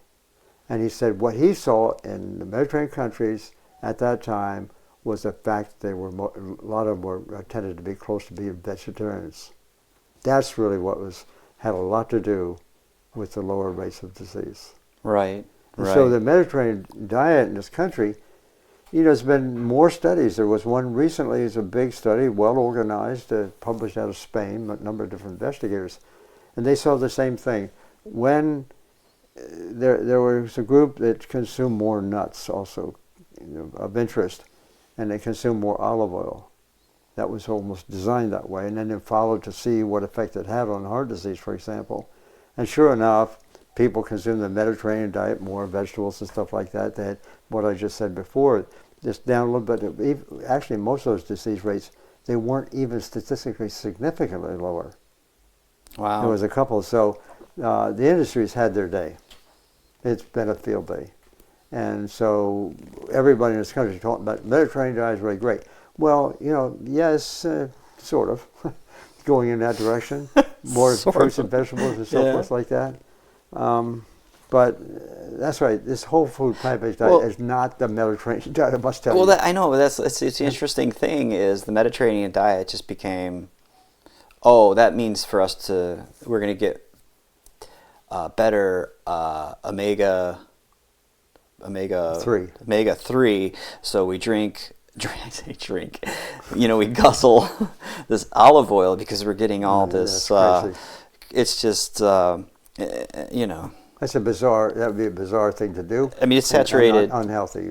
It's saturated fat, right? No, the olive oil primarily it tends to have a little better fat composition, if you will, than let's say corn oil or other kinds of oil. A little better because it has more monounsaturated fat. Oleic acid is the name of the fat in olive oils. Olive oil, it's monounsaturated, and that's a little less problematic, presumably, in terms of its effect in the body. So it sounds a little bit better, but there's other evidence to show, and I think Dr. Esselstyn will tell you about that too, that the olive oil, fatty acid in the olive oil is also problematic. It's pretty serious. So he says no oil. What he means by that is no added oil, but he goes a little bit further than I do. He talks about also not using, even plant foods are high in oil, He's not very much in favor of nuts or avocados and things like that. But Well, I mean, he's talking about heart disease. He's talking talking about about heart people disease, with that's heart right. disease, That's and right. you don't have a lot of cards to deal with right now. You're just trying to, let's be very careful about everything we eat. So he's probably just trying to say, no oils. That's right. He is, and he got good results, and so that's his story. But in reality, the hidden message here in all of this, not very well told, especially to the public, is that the closer you get to a plant-based diet, the diseases start coming down. The closer you get to a plant-based diet, and don't add back a lot of oil. And in this country, yes, we use some olive oil to do that thing, but we use mostly corn oil, stuff like that. That's very high in omega-6 fats, which are pro-inflammatory. Yeah. And that is not good. So that's why I say no added oil. Gotcha. Yeah. But as far as eating the foods, it got some plant foods that's got more oil, fat in them, like peanuts and some nuts. I mean, there's some evidence that they're helpful. Well, no, I think it's been well marketed, no question. And but I did a recent paper for a View Medi for the American College of Cardiology, which I was asked to join their nutrition committee 2 years ago. A little unusual for a retired general surgeon to be a part of the American College of Cardiology Nutrition Committee, but when in the View Medi that I did, one of my assignment was oil, and they looked up, and there were multiple peer-reviewed scientific articles clearly showing both monounsaturated and polyunsaturated fats really will injure the endothelium. I mean, where has there ever been a group of patients seriously ill with cardiovascular disease where you give them a Mediterranean diet and the disease is halted or reversed? It doesn't exist. And so olive oil can't do that because it's injuring the endothelium. See, the whole thing, what we're really, I think, those of us who are involved with this, try to steer patients away from processed food. See, if you go into a grocery supermarket, and if you're going to live out of a box, a bag, or a can, you got to just so carefully read those ingredients to be sure there's not oil and sugar and too much salt. But if you go into those supermarket and grocery stores, and you go to the produce section, if you're going to buy bok choy, Swiss chard, kale, collards, hey, there's no label on it. Just like it came off the soil. This is right off the field. Exactly. And you're getting something there that has not been processed, and therefore it's unlikely to injure you. Yeah. Although with patients with heart disease, I'm a little stingy on anything like avocado because it's just, again, too much avocado and nuts, too much saturated fat for my patients. If they don't have heart disease, I'm not restrictive. Well, the benefits of the Mediterranean diet are primarily because of the high vegetable consumption, vegetable and nuts, two most health-promoting components of the Mediterranean diet. It's not the wine, it's not the oil, it's the healthy whole plant foods. But note, one of those whole plant foods is low-fat, like dark green leafy vegetables, but another, nuts, that's a high-fat food. But yet, extraordinarily health-promoting, may actually add years to your life to add a palmful or an ounce of nuts a day.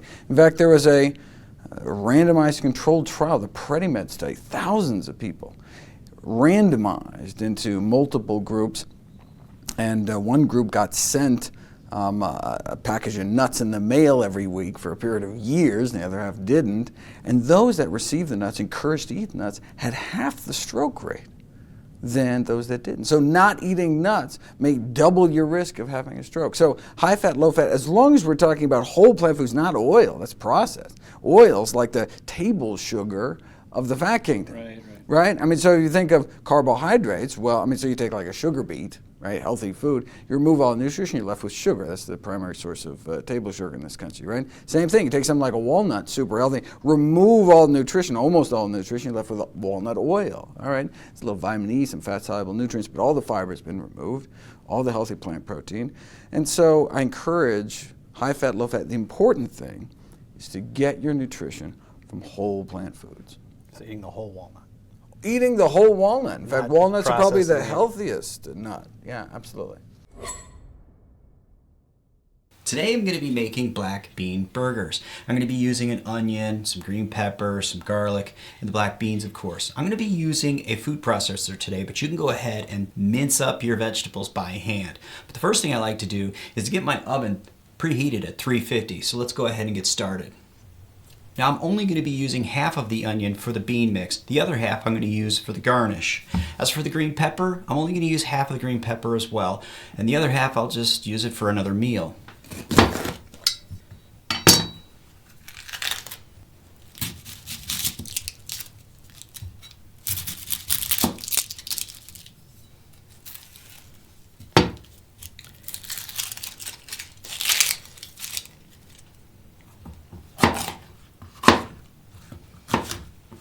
I'll go ahead and put this green pepper into my food processor. Let's go ahead and slice up some of the onions for the garnish.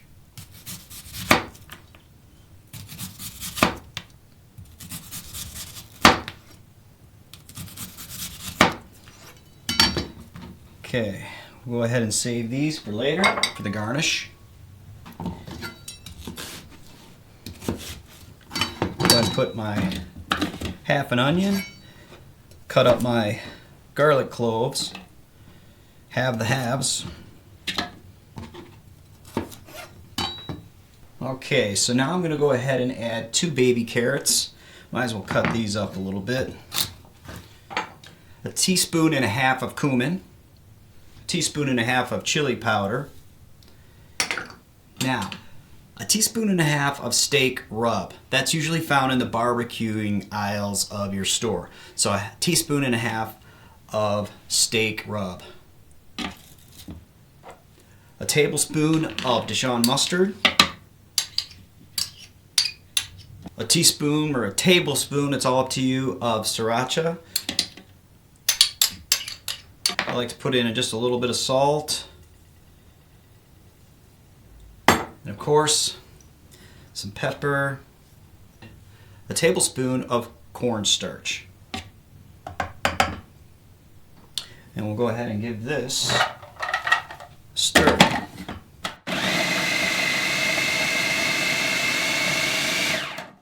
Okay, let's go ahead and get it off the sides. I like to use one of those rubber scrapers. It works so nice. And it's really safe for my food processor as well. All right, let's go ahead and give this another run.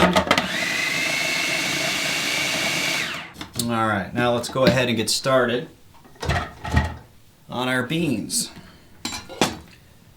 So I get a bowl, and then I go ahead and put my 2 cans of drained and rinsed black beans. I go ahead and mash them with a fork. This takes a little bit of time to do. Just go ahead and just keep mashing them.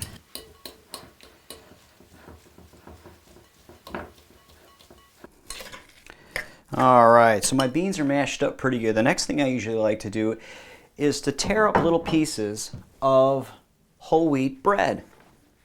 Little tiny pieces.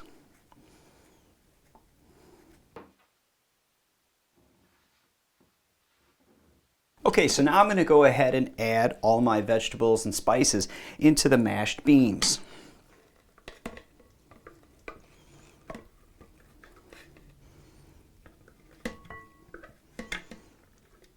So now I add about 1/2 cup of whole wheat flour into this mix. Leave a little bit there just so I can get stirring. Then I put some of my torn up whole wheat bread slices. Maybe a little bit of water.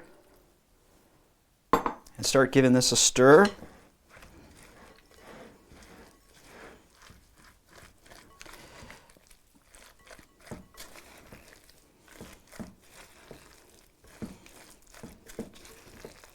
So as you can see, it's just a little bit wet.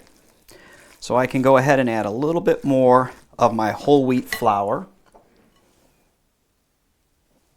A little bit more of my couple slices of whole wheat bread. Keep mixing this up.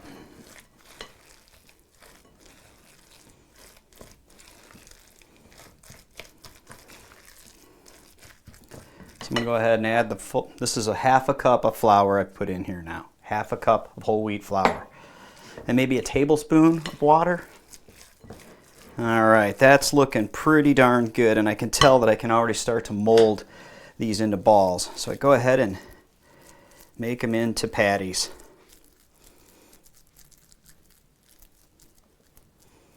Go ahead and put them on some parchment paper on a baking dish. Go ahead and grab me another one. Roll them in a ball and then start flattening them out. Okay, so now we'll go ahead and put these in the oven. Okay, these turned out great. What I did was I cooked them for about 12 minutes on one side, and then I flipped them and cooked them for another 12 minutes on the other side. And these look fantastic. So let's go ahead and give them a try. All right. Okay, go ahead and put some lettuce on there. Maybe a little bit of onion on there. Maybe a couple tomatoes. Maybe a couple pickles on there. Let me go ahead and cut this.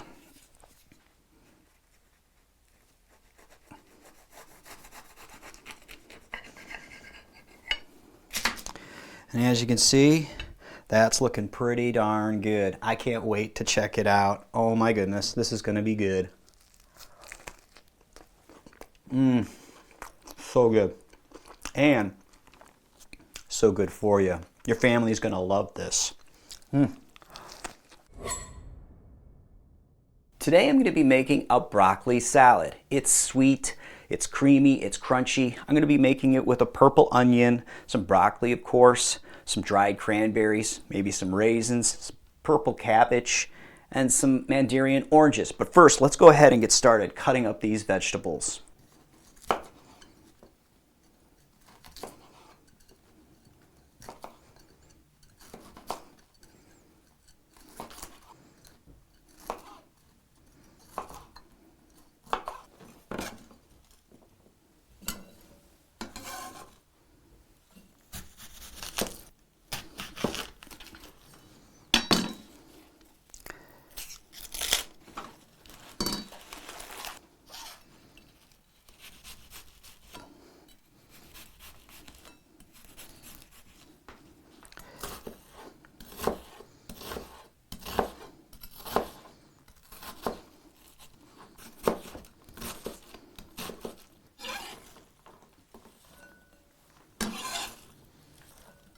Now I always like to put in some type of fruit. Today I'm going to be using mandarin oranges.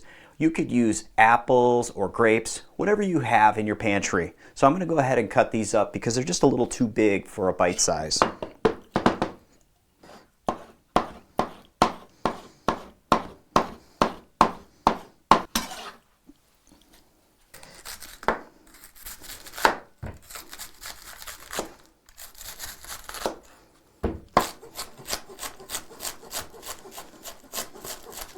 So I'm going to be using about a half a cup of dried cranberries. I've got some raisins in here, but whatever you have in your pantry. I've also got a couple tablespoons of dried coconut flakes. Now it's time to make the dressing. I usually start out with about a half a cup of unsweetened almond milk, a little bit of pepper, got a tablespoon of maple syrup. This is grade A maple syrup. I've got a teaspoon of miso. And then I've got a teaspoon of apple cider vinegar. We'll go ahead and get this stirred up. So it takes a little while to break down the miso, but eventually it begins to blend. Now the last thing I like to put in there is about a teaspoon of sugar. This is optional, but I just like a little bit of that sweetness in there. We'll go ahead and break this down a little bit. Okay, this is blending up real nice. I'm going to go ahead and put it into the salad. Just try to drizzle it all over the place. And then just start tossing it. You just want to get it so it glazes over all the vegetables. Okay, so this has been in the refrigerator for about an hour. And what that does is it allows the dressing to marinate into the vegetables, and it tastes awesome. Let's go ahead and check it out. I like to re-stir it up a little bit, mix it up. There we go. Let's go ahead and check it out. And there you go. This is going to be awesome. I can't wait.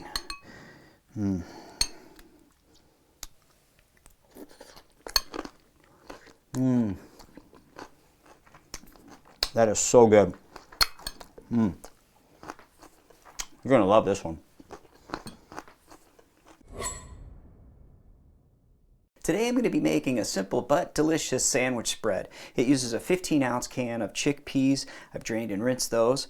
A 1/4 cup of nutritional yeast, a 1/4 cup of raw cashews. I've got a little bit of spinach in here, and of course some lemon juice. And I've got a couple other spices, but let's go ahead and get started. You know, you can always mash up the chickpeas with the back of a fork in a bowl, but I'm going to use my food processor just to speed things up a little bit. Got my 1/4 cup of raw cashews. Got just about maybe a 1/4 cup of spinach. Process this up.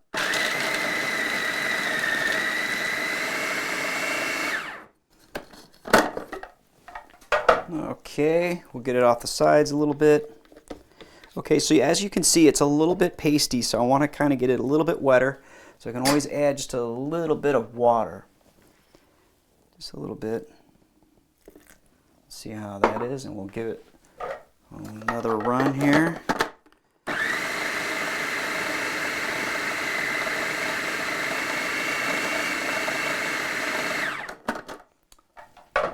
And we'll get it off the sides again with my little rubber spatula.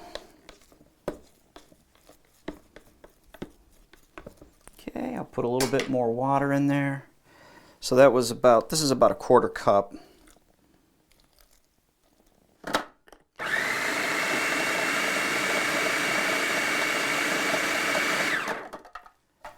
Okay, we'll go ahead and scrape it off the sides again.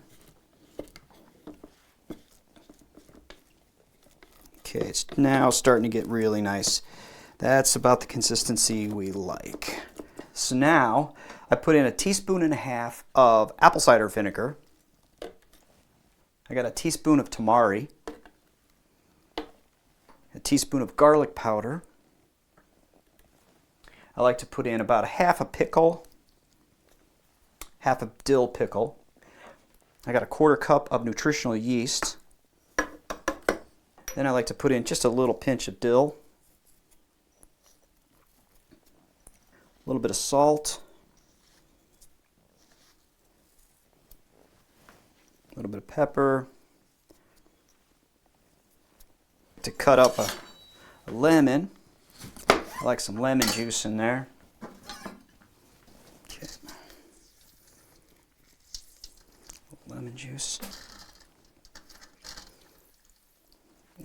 Go. And then I like to put in a little bit of sriracha. This is all up to you though, but I just like to give it just a little bit of kick. But this is totally all up to your personality.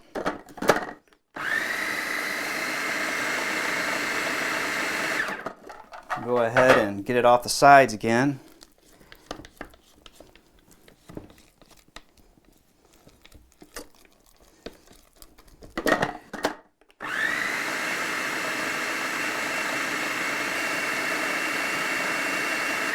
All right, that looks pretty good. So now it's time to go ahead and transfer it to a bowl.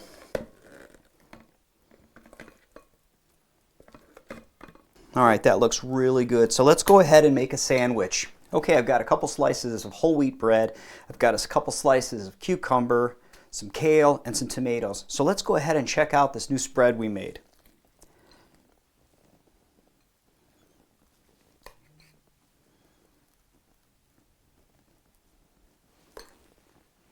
Okay, let's put a little bit of kale on there. Maybe a little bit of tomatoes on there, and then some cucumbers. That's a nice looking sandwich. Let's go ahead and check it out. So there you go.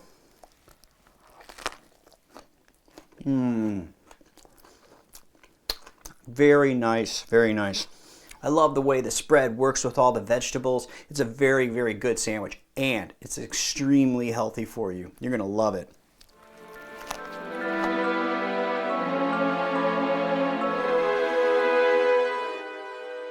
You know, when we make this change, it's difficult, and sometimes we have to buy something that has a label, you know. And do you have any advice on some of the processed foods, additives, and preservatives? Is that harmful, or is it something we shouldn't worry about, or is it more of the other things in the processed foods? You know, I think that this fear about all preservatives, for example, or you know, coloring, or you know, those types of industrial additives to food, is a little bit of a distraction, to be honest. I don't think that is the ultimate determinant of health or disease in our food. I think the qualities of food that make it healthy or unhealthy is the food itself. It's the nutrients in the food. You know, it's the protein, the carbohydrates, the fat. It's not those minute amounts of preservative in there, because it's a distraction for people to get over concerned about those things. I tell people when they're in the grocery store, basically keep it really simple. There's two questions I want them to ask when they're looking at that food label. You know, go through the ingredient list at the bottom and say, is this a plant or an animal? And is it a whole food, or is it a food fragment? Is it a processed food?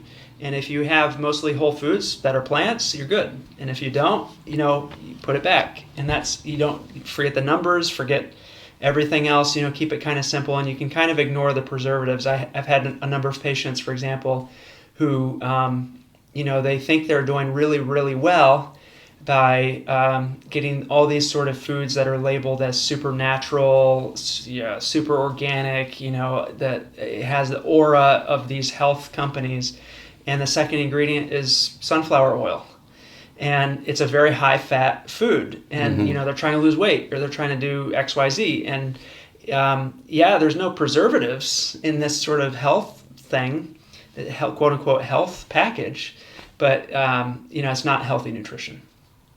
Well, you know, our society evolved in a sense to rely on food prepared elsewhere. We don't have gardens. And so the moment we start doing that and putting it in jars and packages and so forth, you got to be concerned about preserving it. Obviously, some of those preservatives are rather important, you know, in terms of preventing oxidation and that sort of thing. So we can't generalize too much about some of those additives, because they're useful just because we're using those kind of foods, you know, for the larger population. As far as if we're using fresh foods, you know, obviously, and as much as we can, and have gardens and so forth, we don't need that stuff. Exactly. And so additive business is the business of preserving foods. It was for the most part, but now people put other stuff in there too. Give it some color, Right. you know, give the diet, or maybe also putting things in to enhance its taste in some way, like salt. Sugars. You know, sugars, that sort of thing.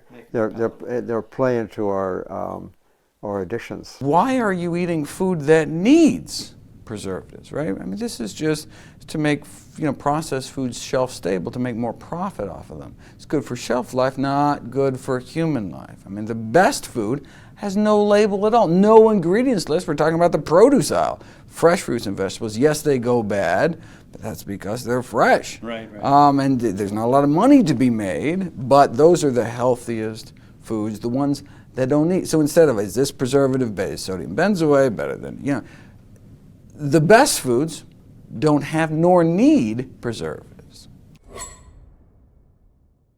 One of my all-time favorite foods is pizza, and I love making it at home. So down at my local grocery store, I found some pizza dough that's already made. But as I could see that it already has some oil in it. Or I could also get those pre-packaged pizza crusts, but That has oil, and it also has some dairy products in it. So, you know, pizza dough is really not that difficult to make. It just needs a cup of warm water, 2.5 cups of flour, 1 teaspoon of sugar, and a package of dry yeast. And it's really kind of fast and simple. So let's go ahead and get started on the yeast. So like I said, making pizza dough from scratch is really not that difficult as long as you pay attention to a couple details. Now I have 1 package of dry yeast, 1 teaspoon of sugar. Now the reason I put the sugar in there is because I need the yeast to have something to feed on. Now here's the important part of it. I've got a cup of warm water, and I picked up one of these inexpensive thermometers. I need it to get to about 110 degrees. All right, that's 110 degrees right there. So we'll go ahead and put this into the mix. Give it a little bit of a stir. Now we're going to go ahead and let this sit for 10 minutes. Okay, so my yeast is doing its thing. I'm going to go ahead and make up my flour mix. I've got 2.5 cups of all-purpose flour, 1 teaspoon of salt, 1 teaspoon of garlic powder, and then I like to put in 1 tablespoon of nutritional yeast. So I'm going to go ahead and mix this up. Okay, that's all mixed up pretty good. My yeast has been sitting for about 10 minutes. It's time to go ahead and add it to the flour.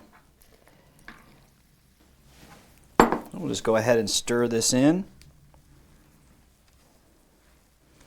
It smells good already.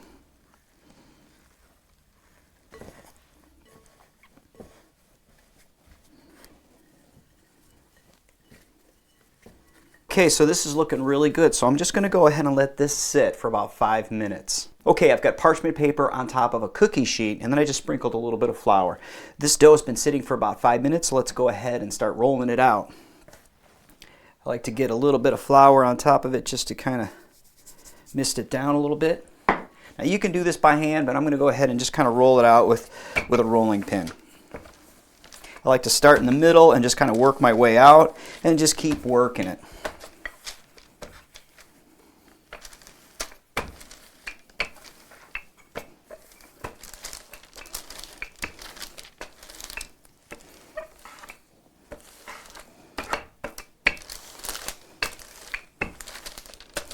Now I like to roll mine out kind of thin, but that's all up to you.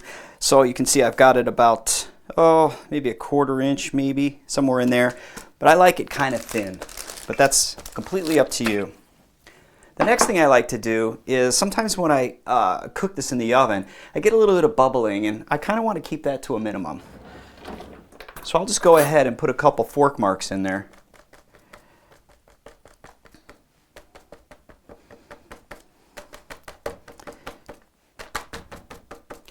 There.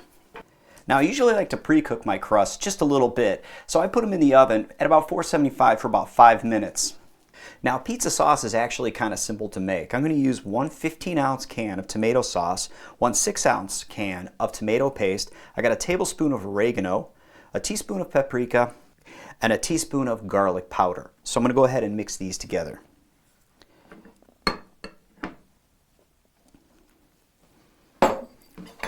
Get my tomato paste in there.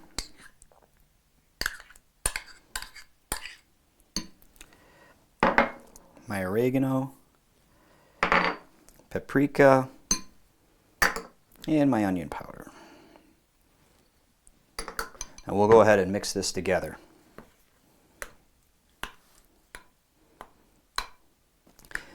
And there you go. That's a very basic pizza sauce. Now you can add any kind of spices that you like. I know I've heard some people like to put in a little bit of sugar, a little bit of salt, you know, whatever it is that you like. But this is a very basic pizza sauce. You know, the fun part about pizza is you can put just about any kind of topping you want on it. It all depends on your personality. But today I'm going to be putting a little bit of pineapple, a little bit of basil, some spinach, some bell pepper, some mushrooms, and some onions. So let's get this chopped up and get it in this frying pan.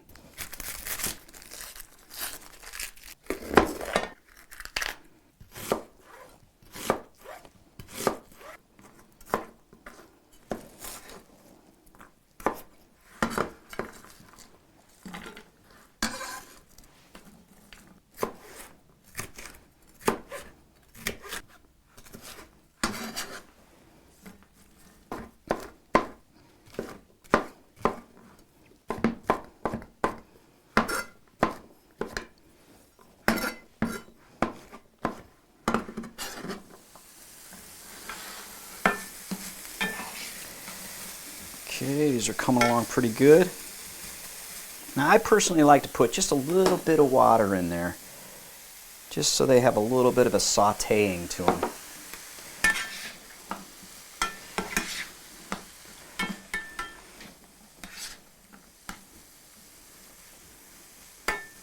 Okay, we'll let them cook a little bit, and let's go ahead and start chopping up some of these other toppings.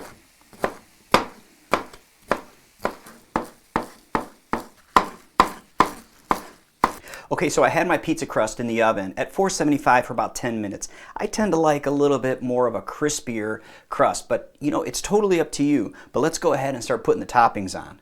So remember the sauce that we made from earlier. We'll just go ahead and start putting that on.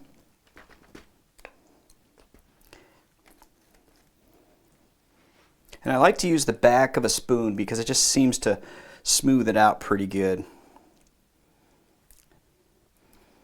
All right. Now we'll go ahead and add those sauteed vegetables that I made earlier.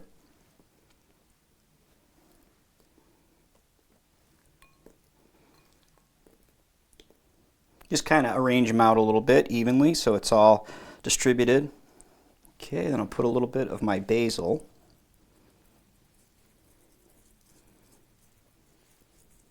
A little bit of the spinach.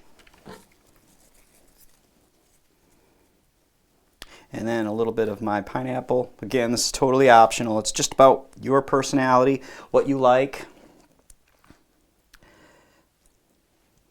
Okay, I'm going to go ahead and put this back in the oven at 475. Okay, so I've just taken it out of the oven at 475 for about 20 minutes, and this looks fantastic. So let's go ahead and cut it up.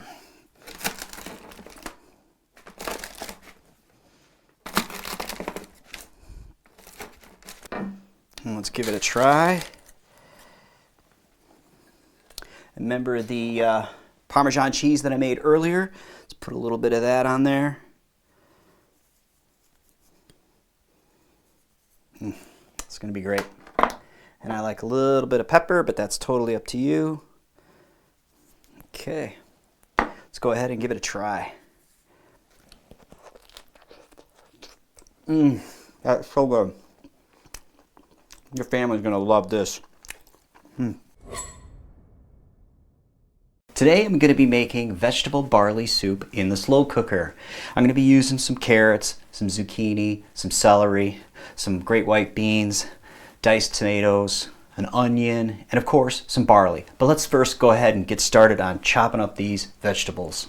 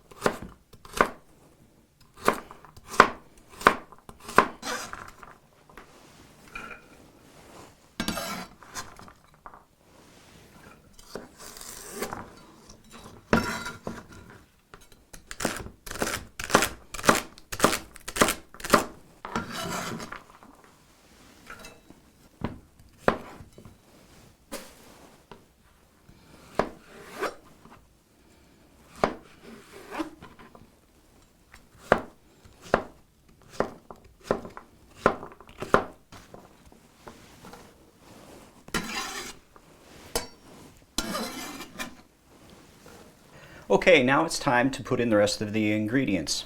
I usually put in a tablespoon of ground garlic, a tablespoon of dried parsley, a tablespoon of regular sugar, a couple bay leaves, and then a tablespoon of Worcestershire sauce. Now this is a Worcestershire sauce that I found at the local store that is vegan. It has no fish in it. A little bit of salt, of course some pepper. I have a can of diced tomatoes, a can of great white northern beans, 1 cup of barley. So I've got 32 ounces of vegetable broth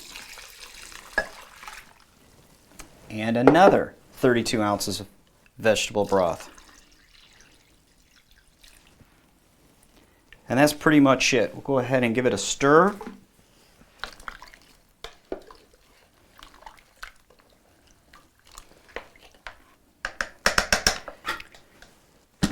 And we'll go ahead and put this on low for about 8 hours. Oh, this has been cooking all day, and let me tell you, it is making the house smell really nice. Let's check it out. Looking really good.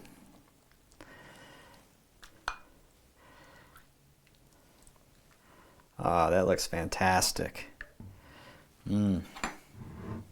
Let's go ahead and check it out.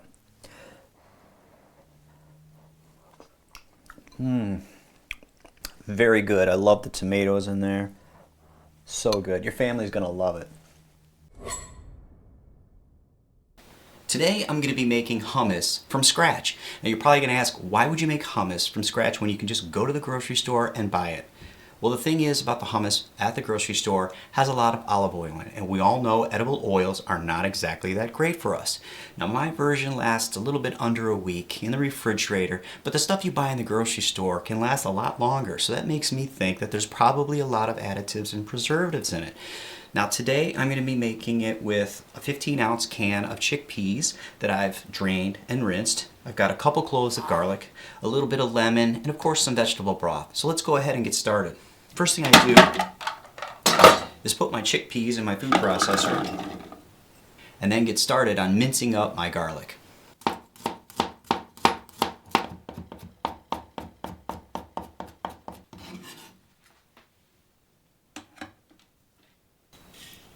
Okay, so now I like to add all my spices.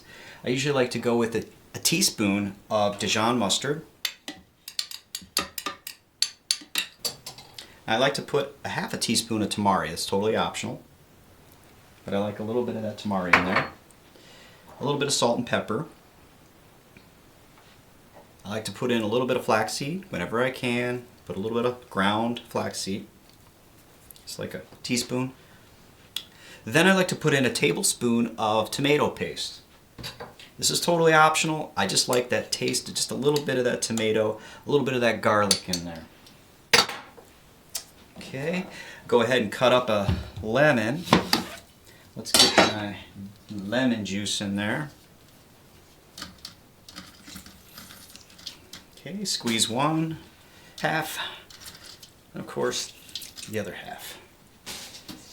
Then I've got some vegetable broth on the side ready to go, but let's put just a little bit in there to get it started.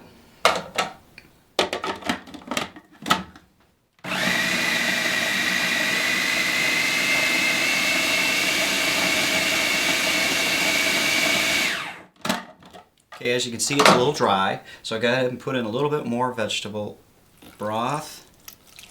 Okay, and that's totally up to you. It's the consistency that you like. I don't like it so pasty. I like it a little bit more smooth.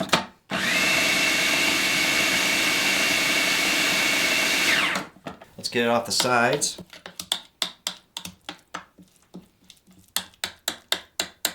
Okay, I'm going to put a little bit more broth in there.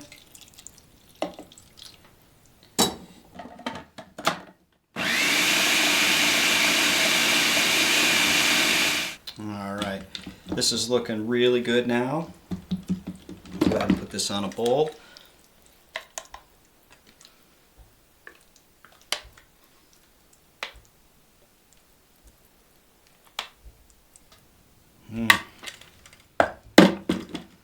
Okay, so now I'm going to go ahead and cut out my pita. So I've got one of my pizza cutters, so I'm just going to go ahead and cut this up.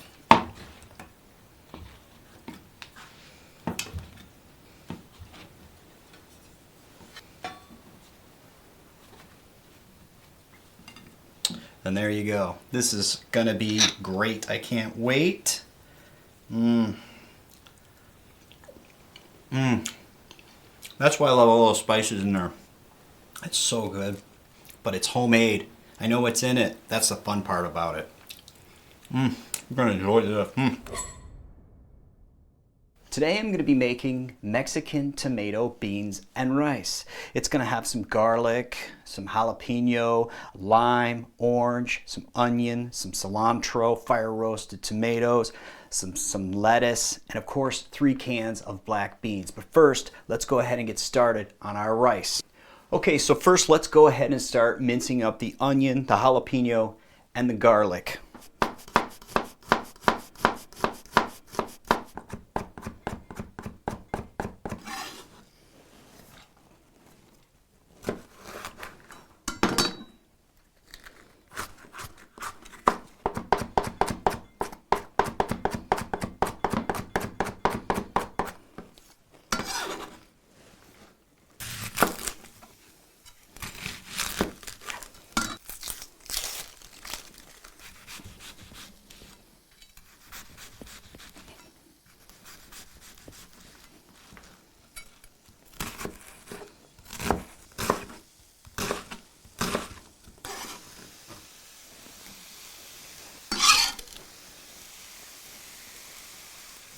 Okay, let's add a little bit of water.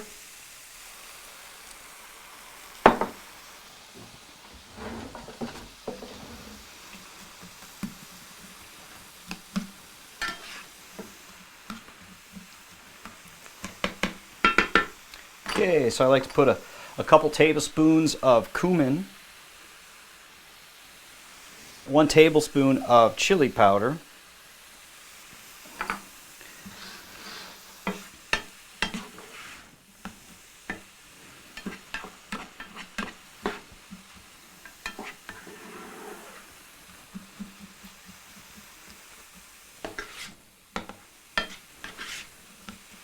Okay, while this is sauteing, I want to put just a little bit of water. That buys me some time so I can get started on my sauce.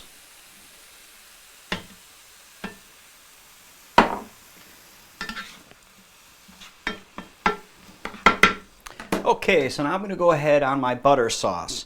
I go with about 1/4 cup of nutritional yeast, 1/2 cup of unsweetened almond milk. I've got some salt and pepper all ready to go. We'll give this a little stir.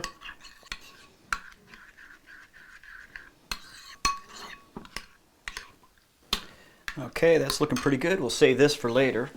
Had to add a little bit of water. Give me some time while I work on my dressing. Now the dressing, I used white wine vinegar, about 3 tablespoons. I got a little bit of salt and pepper, 1 tablespoon of sugar, and of course the orange. So we'll go ahead and put the vinegar in there. A little bit of sugar, some salt and pepper, and of course, the orange.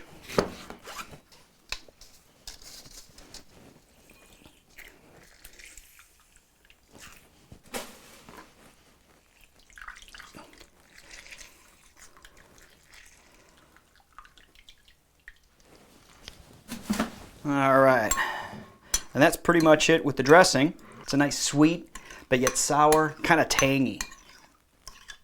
We'll put that aside while I continue on the rest.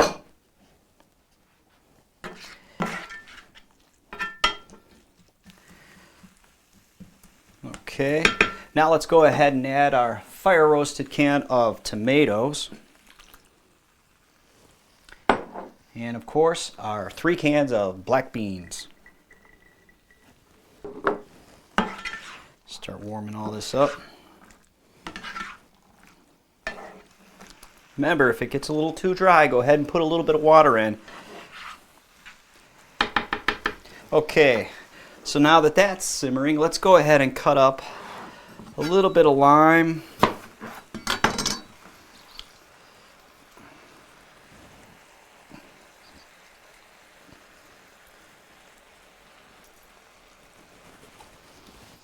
Okay, and we'll cut up some cilantro.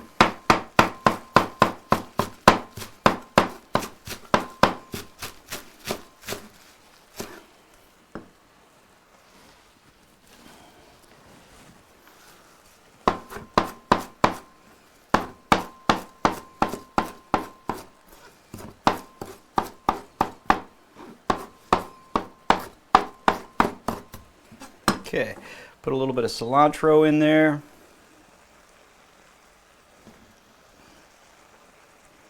Save this other half for the garnish.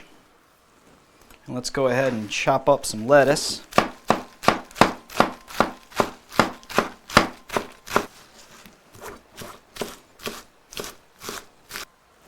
Let's get this mixing in.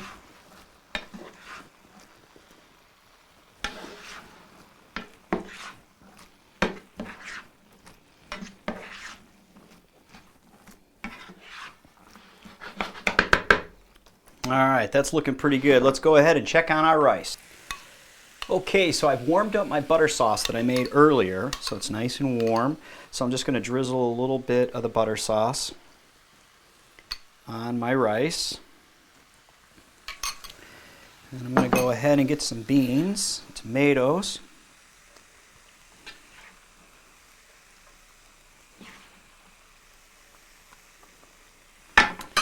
A little bit of cilantro.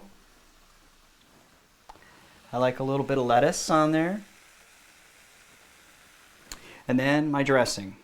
Give it a little bit of a stir.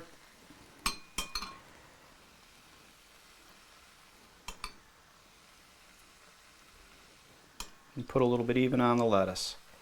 There you go. All right. Oh, this is going to be nice. Just mix a little bit of that rice and beans in there. It's going to be so good.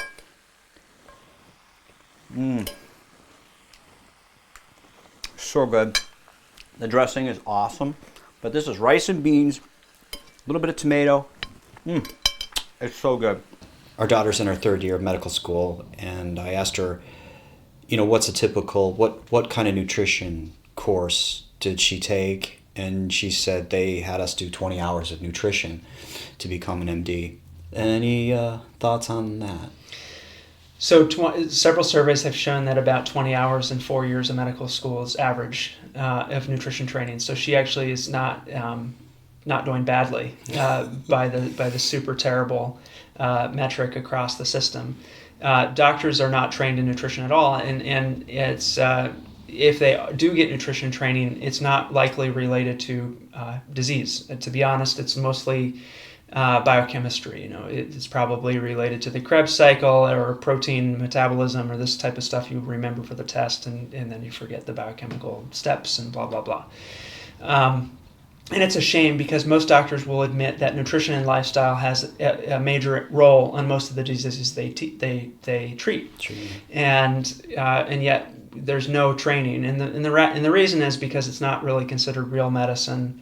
Even if a doctor really wants to spend time doing that, it's hard to get reimbursed for doing that type of counseling or work. So you're training, it's a trade school, right? Medical school is sort of a trade, and you're training people to do things that they can get paid for.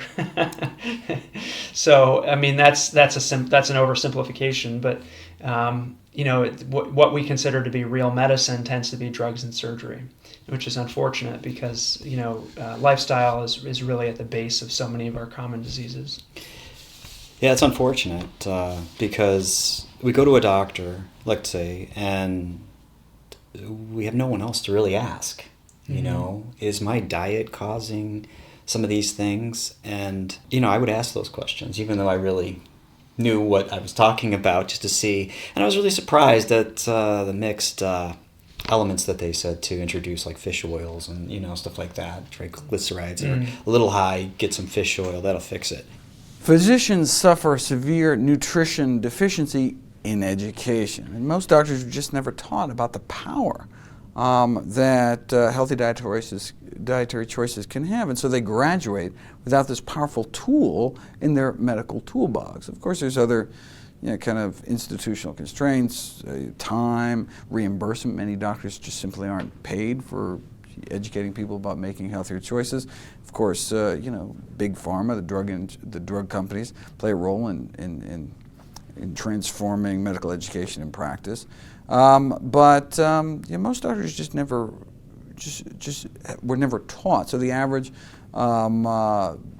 nutrition education on the order of 20 hours out of thousands of hours preclinical instruction, whereas most deaths are preventable in the United States and related to nutrition. So Obviously, nutrition is the number one thing taught in medical school, right? Obviously, it's the number one thing your doctor talks to you about at every single medical visit, right? And how could there be this disconnect between the science and the practice of medicine? And mostly it's just ignorance. They never knew. But, I mean, you share with doctors how powerful, I mean, it's very frustrating to practice primary care medicine these days because most of the patients come in your office you can't help. I mean, you just kind of slow down the rate at which they kind of spiral down to death with chronic disease. But here's a tool where your patients can actually get better and kind of reignites that spark of why we all went into medicine in the first place, right? To help people. I mean, if we wanted to make money, we go stockbroker or something, right? No, but people go into medicine because they want to take care of sick people. And finally, there's something we can actually do for these patients and can really kind of, really revolutionize the practice of medicine for patients and providers alike.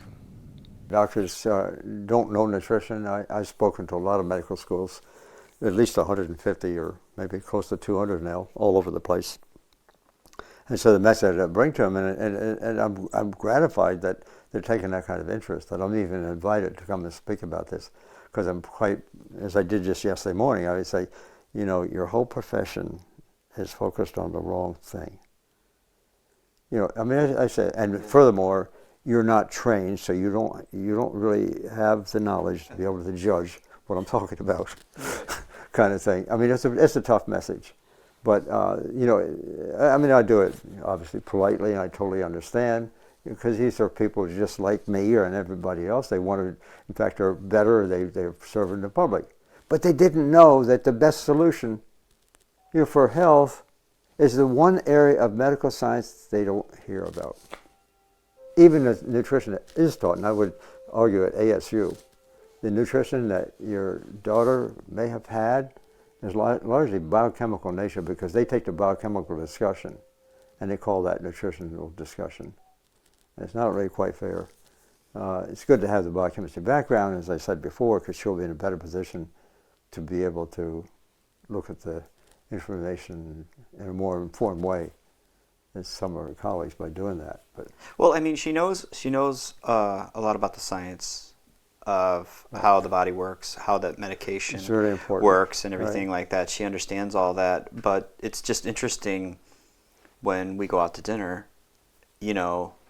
I'm surprised at the amount of education that doctors get, and yet I talk to them about this. They look at me like.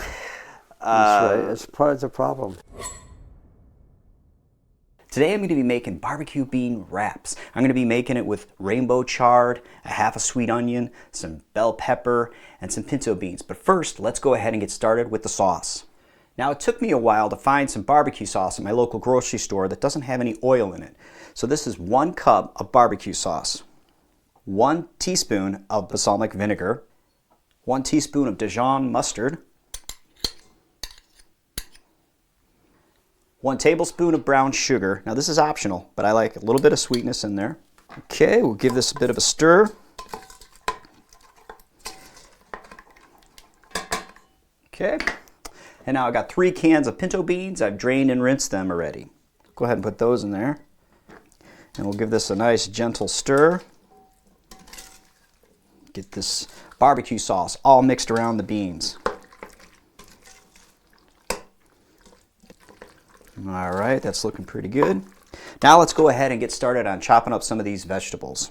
I'm only going to use half of an onion on this recipe. I'll just go ahead and save the other half for another meal.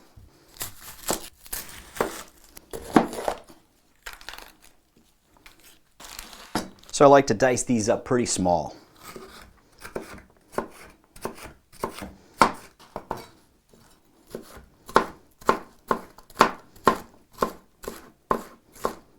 Alright, so I'll go ahead and use the other half of the bell pepper for another meal. But let's get this onion chopped up.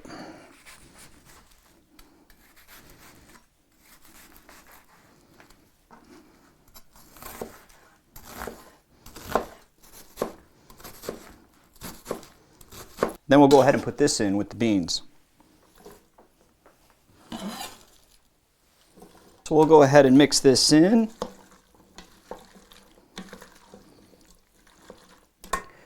Now we'll go ahead and cover this and put it on low.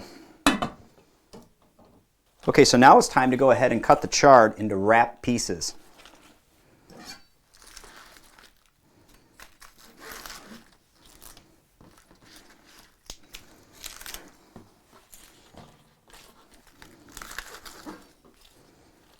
Okay, so now you can see that I have them in like little wrap-sized pieces. Okay, so the beans are done. I had to cook them on low with a lid, but I had to keep an eye on them and keep stirring them every so often so they didn't scorch up. Okay, so let's go ahead and make one. Let's grab a little bit of the bean mix. Wow, this is going to be good. And you just kind of wrap it like a taco and just go ahead and enjoy it. That's so good. And it's so good for you. Your family's going to love this. You know, when I was a kid growing up, I used to love mac and cheese. It was just such a nice comfort food. But unfortunately, it's just not that good for us. So I came up with a recipe that requires some carrots, some gold potatoes, some nutritional yeast, some lemon juice. But the first thing I usually do is to get the water boiling for both the noodles and the vegetables. So we'll go ahead and get started on that first.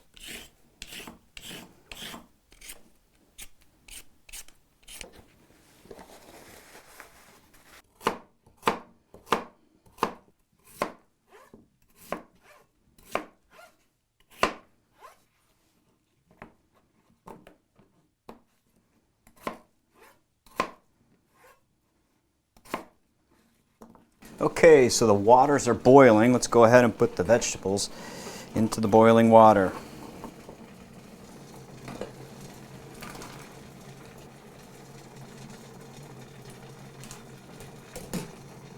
Then we'll go ahead and put our noodles in.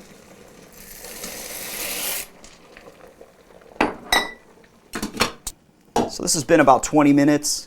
And these are looking real good. You want to make sure that the carrots are cooked all the way through so they can blend real easy. So I'll go ahead and put this in my food processor.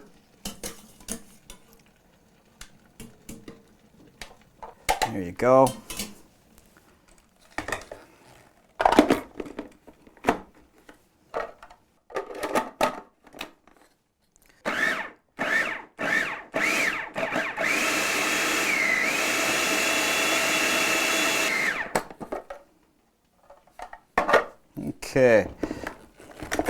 Okay, so that's about the consistency I like. Over mashed potato-y kind of consistency. So that's looking real good. Okay, so now we'll go ahead and add the rest of the ingredients. I usually go with about a half a cup of unsweetened almond milk, a half a cup of nutritional yeast, about a teaspoon of salt, half a teaspoon of garlic powder, half a teaspoon of onion powder, half a teaspoon of dry mustard, and then I have about a teaspoon of apple cider vinegar. And then I always like to, the lemon. I like the lemon in there. Go ahead with, I think I used 2 lemons, so.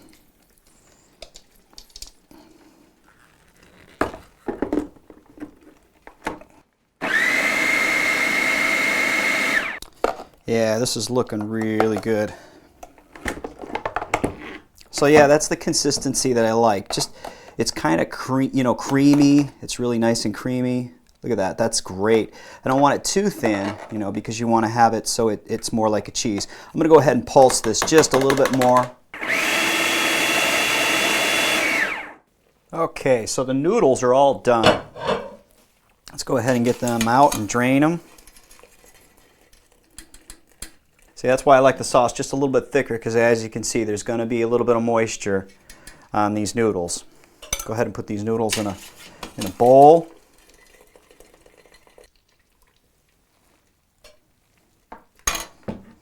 Now that was a pound of noodles. As you can see, I still got a little bit left over, but unfortunately my dish, wherever it is, over here is not that big, so I'm going to be just kind of going with this. So it's almost a pound of noodles.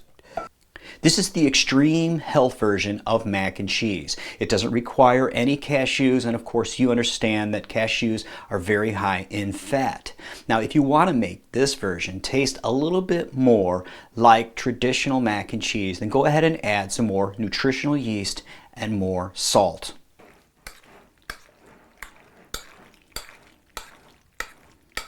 Now I've preheated my oven at 400 degrees, so I'm going to go ahead and put this in the oven once I get done. But let's go ahead and stir this up real nice. This is looking really good. Now you can go ahead and eat it just like this, or you can go ahead and put it in the oven like I'm about to do. I'm going to put it at 400 degrees for about, I don't know, 15 minutes. We'll see how it looks. I just want to get that little brownness to happen on the top of it.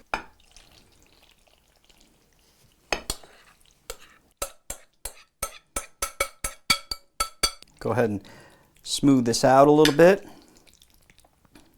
Okay, this has been in the oven for about 20 minutes at 400 degrees. And like I said, if you like your mac and cheese a little bit more buttery, go ahead and add more nutritional yeast. But let's go ahead and check this out.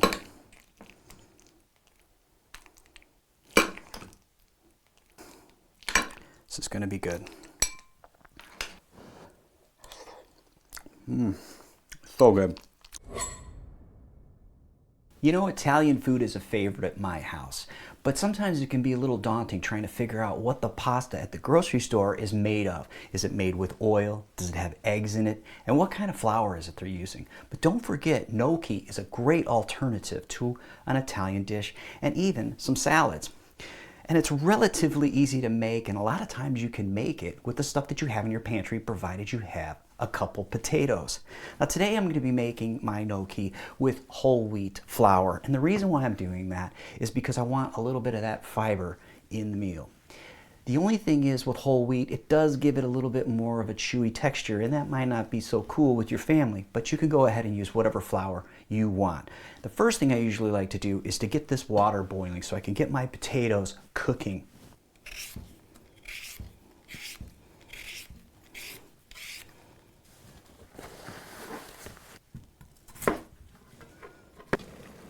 Water's boiling. Let's go ahead and put these potatoes in.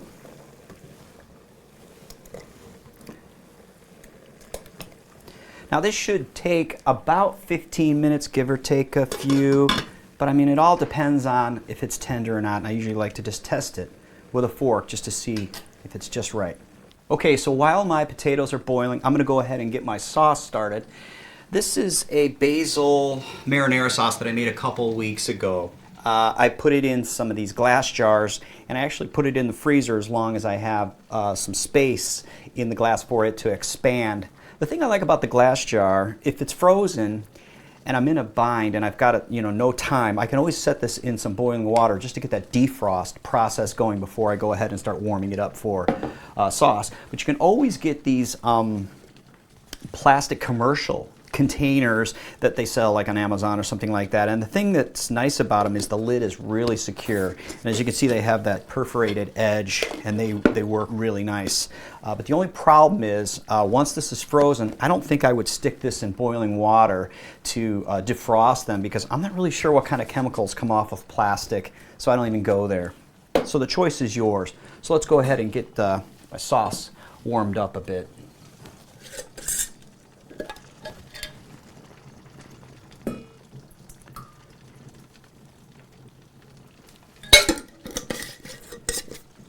My lid on and put this on low. Okay, so it's been about 15 minutes. Let's check to see how these potatoes are doing.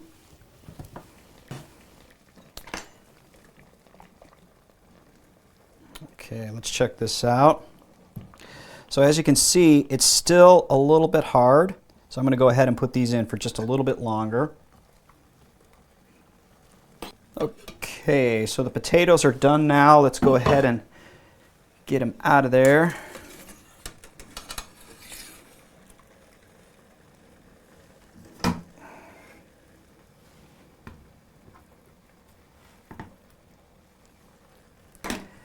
Now, what I usually like to use is a potato ricer. And what it does is, if you use a masher, it tends to make a different type of consistency.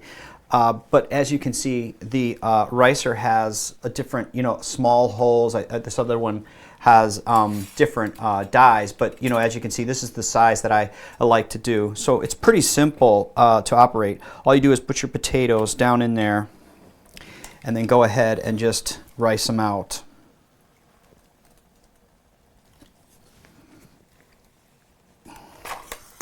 Okay, let's grab another potato. A couple more maybe. There you go. And here we go, some more. Okay, so now I've got my potatoes boiled and pushed through a potato ricer. So now it's time to go ahead and put some salt in there.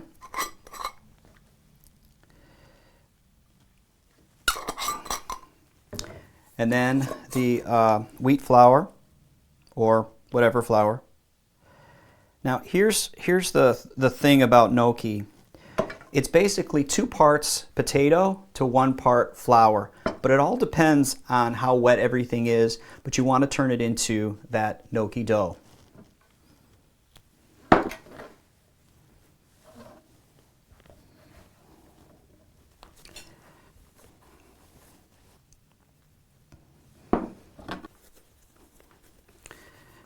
Okay, so now I've got my dough all ready to go. It's time to start making the gnocchi.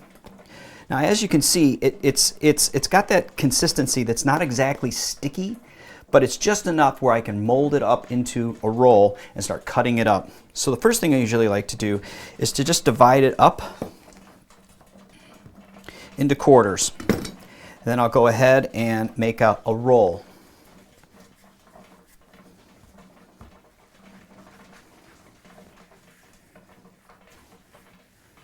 Okay, so now I've rolled it out into like a tube, so I'm going to go ahead and cut it into 1-inch pieces.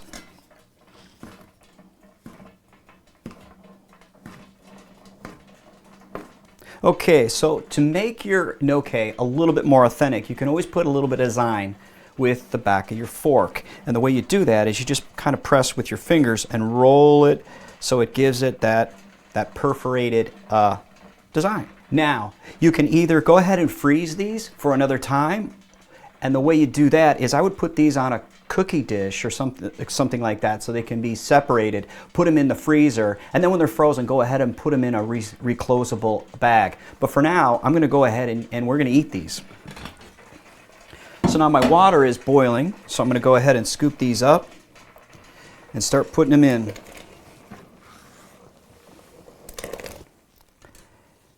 Okay, they're all in there. And usually gnocchi, when it's cooked, it basically just comes to the top. Okay, so now I go ahead and add just a little bit of salt and let this cook up. Okay, all the gnocchi has risen to the top. It's time to go ahead and serve it.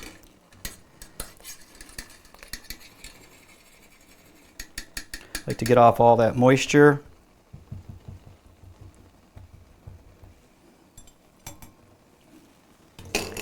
We'll put some sauce on there.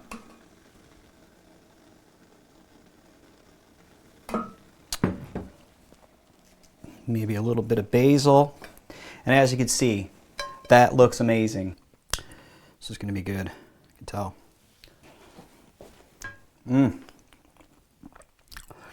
That's so good. So if you're looking for a relatively easy meal to make, gnocchi is not that difficult and usually can be made with the stuff you have in your pantry, provided you got a couple potatoes. So good. I still have a lot of people still on the carb thing. Can you explain to us the misconception about the wrong carbs? Mm-hmm. There's no single greater source of confusion in nutrition right now than people's perception of carbohydrates. I can't tell you, I have diabetics, and universally they've come in horrified about carbohydrates. They've been avoiding rices, potatoes, sweet corns. And, there are healthy carbohydrates, and then there's the stuff that we eat in the U.S. So, most of the carbohydrates, something like 90% of all the grains we eat, for example, are refined grains. They're white flours. Mm-hmm. We have voluminous amounts of sugar in our added sugars in our diet. So there's no doubt about it that most of the carbohydrates in the typical American diet are highly processed, part of highly junky foods, the stuff wrapped in packages at the gas station, okay? Those are terrible. But the healthiest diet, that I think exists in the world is actually a high carbohydrate diet, but it's the high healthy carbohydrate diet. So they're whole foods. Again, we keep coming back to this idea of using the whole food as opposed to food fragments, fragments of food. if you eat a potato, that's fine. Potatoes are healthy. They're good. Brown rice, great, fine. Sweet corn, great, fine. You know, I've had diabetic patients with very advanced severe disease go start eating rice all the time, potatoes all the time, sweet potatoes in particular, beans, sweet corn, and their need for insulin plummets. You know, their illness begins to reverse, and it's a super high carbohydrate diet. You know, fruits and vegetables are carbohydrates. They are good and healthy carbohydrates. And anybody who says to avoid, you know, all those healthy things, they just don't really understand carbohydrates, I think. If you say carbohydrates are bad and you're talking about a can of Coca-Cola, well, of course it's bad. But if you're talking about carbohydrates in the form of blueberries, that's ridiculous. I mean, that's one of the healthiest foods out there. So you can't talk about whether carbs are good or bad, fat is good or bad. You have to talk about the source. I mean, otherwise it doesn't really make any sense. If they just were more specific, which they almost never are, if they're more specific that they're talking about refined carbohydrates, like sugar and white flour. If they stayed with just that message, yes. I mean, carbohydrates only come from plants. So here's the hidden message in that story. When they say, let's have less carb, what they're saying is, let's not eat plants. You know, it's an attack on eating plants because all carbohydrates come from plants. It's a dangerous generalization. It's a beautiful story just for the industry, the livestock industry, you know, the dairy industry, and all the rest. They love that story. You know, there's nothing like coming home from work to the smell of a home-cooked meal. Today we're going to be making a whole plant-based potato soup made with gold potatoes. So the first thing I do is begin peeling the carrots.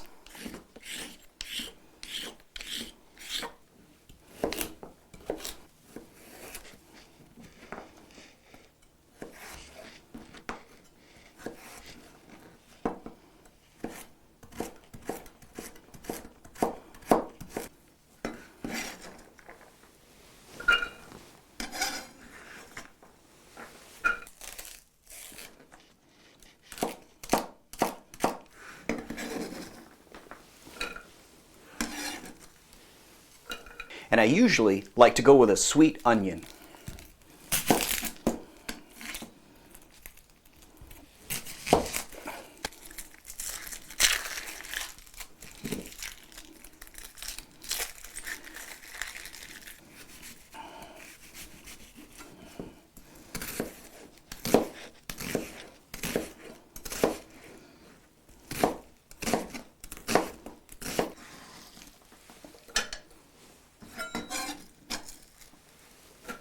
I usually like to keep the skins on the potato.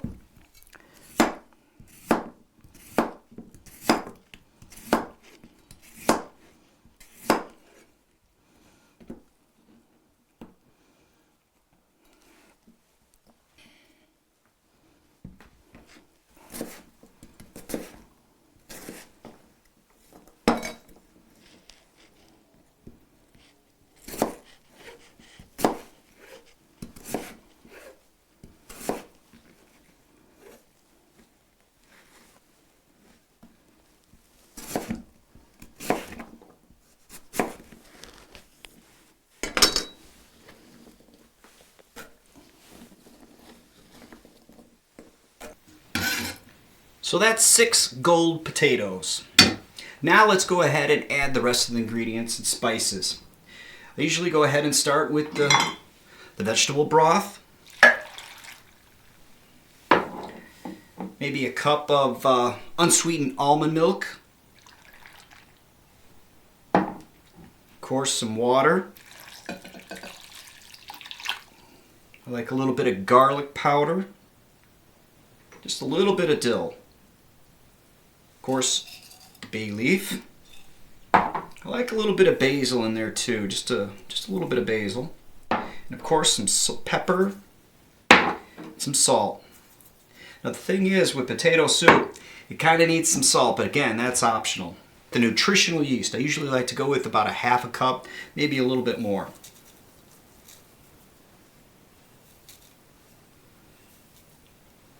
We'll give that a stir.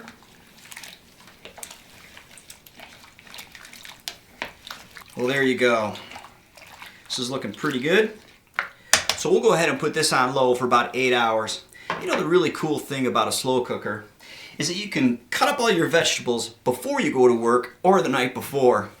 You know, sometimes you need to chop up vegetables or make cream sauces or puree things. So I needed to find a hand processor that was relatively easy to clean and had some power. This is a Kiko hand processor, and it was about 40 bucks on Amazon. It also comes with these other items which are really helpful. It comes with this this container that you can actually go ahead and puree things or make your sauces or something like that, and then be able to pour it back into whatever. It also comes with a chopper, which is actually kind of nice.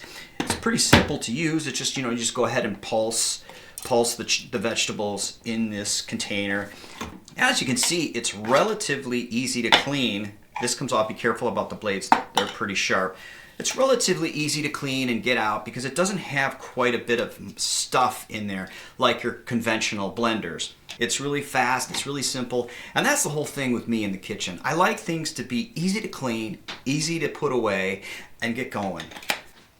Okay, so this has been cooking on low for about 8 hours. Oh, this is looking really good, really good, really good. Now, you can eat it just like this, or you can make cream of potato soup, which is really relatively easy to do if you have a hand processor or a blender.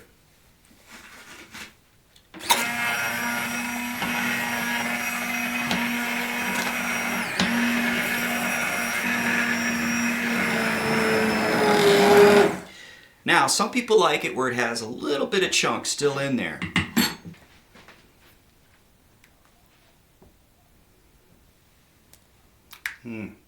It's looking really, really good. And as you can see, it's got a little bit of chunk still in there. And then I usually like to finish it off with just a little bit of chives.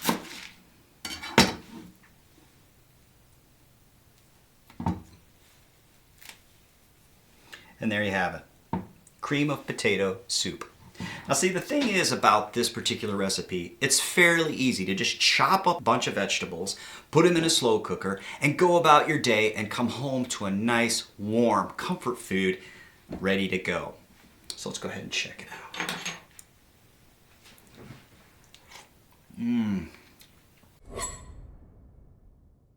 Today I'm going to be making a breakfast. It's scrambled veggies with hash browns. I'm going to be using a quarter onion, a half a bell pepper, tomato, a little bit of kale, and some tofu. Through the whole process, I've been putting these paper towels underneath the tofu to help get some of that moisture out. But the first thing I usually like to do is to get started on my hash browns. These are just frozen hash browns that I bought in the grocery store, and I preheated the skillet, so let's go ahead and get these started because they take a little bit. Okay, so I'm going to go ahead and cut up this half a bell pepper.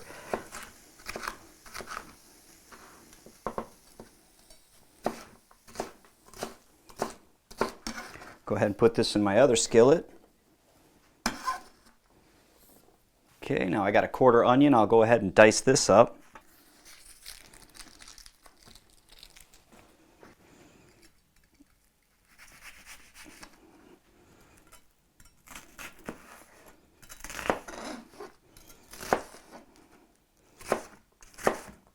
Get some onion in there. Chop up my kale.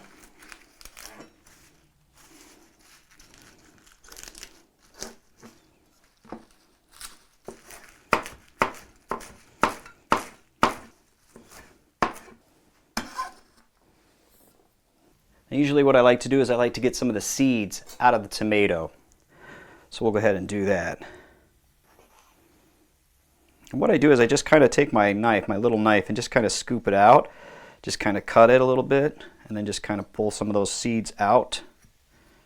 Okay. Just get some of those seeds out, just like that.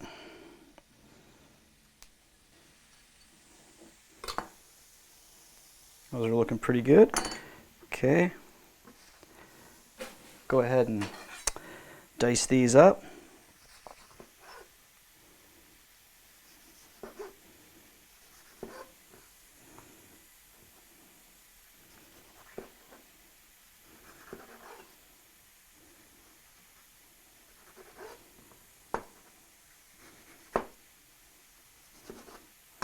some of that in there. Just kind of stir these up a little bit.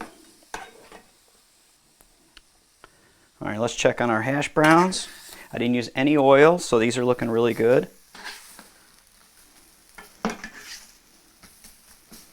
These are looking pretty good. Okay, so now it's time to go ahead and make the dry spice mix. Get myself a bowl. I go with a 1/4 teaspoon of turmeric, a 1/2 teaspoon of garlic powder, 1/2 teaspoon of chili powder, a 1/2 teaspoon of paprika, a teaspoon of nutritional yeast, and then again some salt and pepper. The salt's always optional. We'll go ahead and mix up our dry spice mix. Okay, so go ahead and move these over to one side. We'll go ahead and put those in there. On the other half, now I can put a little bit of my dry spice in there. You know, and I can always put them in the hash browns too. Okay, save this for the tofu. Okay, now it's time to get the tofu all ready to go. So now I go ahead and just crumble it up. Crumble the tofu up by hand.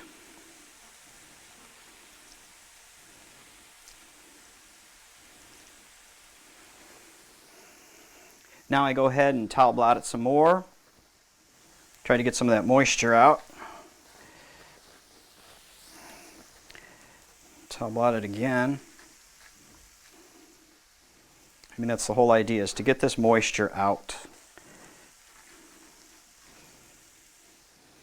Okay, that's looking pretty good. Let's check on these veggies. These are coming along real nice.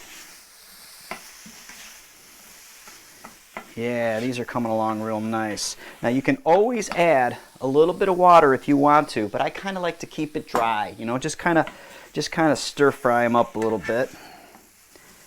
I'm not really trying to saute them. I'm just trying to heat them up pretty good. Now we'll go ahead and add our tofu. Spread it out a little bit. Now I can add some of the spices again.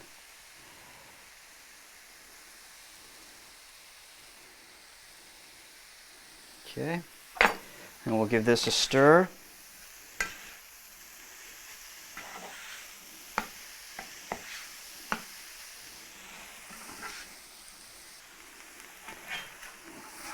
This is looking really great now. All those spices are working together. It's got a great color to it. It's nice and colorful. Well, let's go ahead and check it out.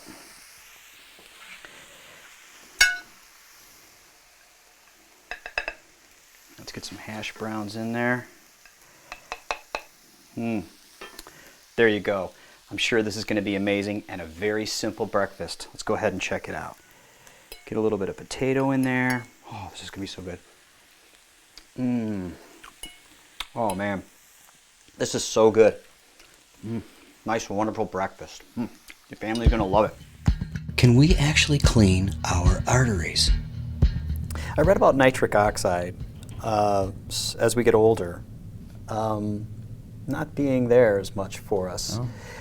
You know, Dr. Esselstyn said that, you know, something like kale, so chewing the kale, mixing into your saliva, helping that nitric oxide. Can you explain to me what nitric oxide is and how does it help us? Yeah, one of the the reason I tell everyone to eat dark green leafy vegetables every day.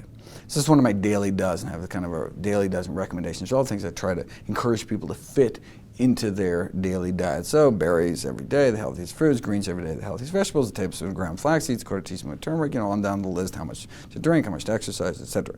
But why greens? Well, there's lots of reasons. I mean, but one of those is that is the most concentrated form of vegetable nitrates, and that is converted in our body into nitric oxide, which is this potent molecule that opens up our arteries. It allows our arteries to dilate, open up, And so, I mean, basically, like, that's how nitroglycerin works, actually. People take it when they have crushing chest pain, opens up their arteries. But we can eat, that's the whole beet juice phenomenon. Athletes, chugging down beet juice to get that edge in athletic performance. It's because of the nitrates found in beetroot. You don't have to drink beet juice. You can actually, they've studies done on just like canned beets. 75 minutes before your 5K, and you can shave off a minute, you can hold your breath longer, you name the sport. I mean, you can improve cycling. And most critically, people who are hypertensive, brings down blood pressures, people have COPD, emphysema, it can improve lung function, but the most concentrated form is actually not beets, it's dark green leafy vegetables. So you can do the same kind of athletic performance enhancing benefits with, spinach, frozen spinach, there's a study done. But it's probably the highest, it may be arugula, and then on the list, basically all dark green leafy vegetables. And what happens is the nitrates are converted by bacteria that actually live on our tongue to another molecule, which is then used by our body to create nitric oxide in our blood vessels where we want it to open up and allow blood to flow, and decreases heart disease risk by a variety of mechanisms beyond just dilation. And our body knows this, and it's so smart, it actually pumps the nitrates that we eat back into our salivary glands to bathe our tongue, so that reaction happens. So you don't actually have to, the first time you eat the kale, you don't have to mix it. You could put kale in it through a tube through your nose into your stomach and still get the benefits, because your body's not stupid and smart enough to recycle the nitrates back onto your tongue through your salivary glands, so you can get the benefits of nitrate-rich vegetables. So that's one of the reasons I encourage people to eat greens every day. Nitric oxide keeps all those cellular elements within our bloodstream flowing smoothly like Teflon rather than Velcro. Keeps things from getting sticky. Number 2, nitric oxide is the strongest blood vessel dilator in the body. When you climb stairs, the arteries to your heart, the arteries to your legs, they widen, they dilate. Nitric oxide.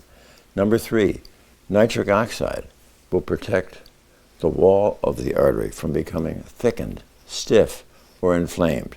Protects you from getting high blood pressure, hypertension. Number 4, this is the key. A safe and adequate amount of nitric oxide will protect you from ever developing blockages or plaque. So literally, everybody on the planet, whether they're in Cleveland, Detroit, or Chicago, who develops cardiovascular disease, has their disease because by now, sufficient decades in their earlier life, they have succeeded in so trashing and injuring and compromising the capacity of their endothelial cells to make nitric oxide, they don't have enough nitric oxide to protect themselves. I ask a patient, let's say, who comes with angina or they've had a heart attack, I try to imagine getting their head inside the coronary artery that has got the blockage in their heart. They would see that this blockage is an absolute cauldron of oxidative inflammation. Therefore, we need antioxidants. No, do not go down to the health food store and buy a jug of pills that says antioxidant, because it won't work and it's probably going to be harmful. Therefore, you're going to get your antioxidants from food. What food? Food that is high in what we call ORAC value, O-R-A-C.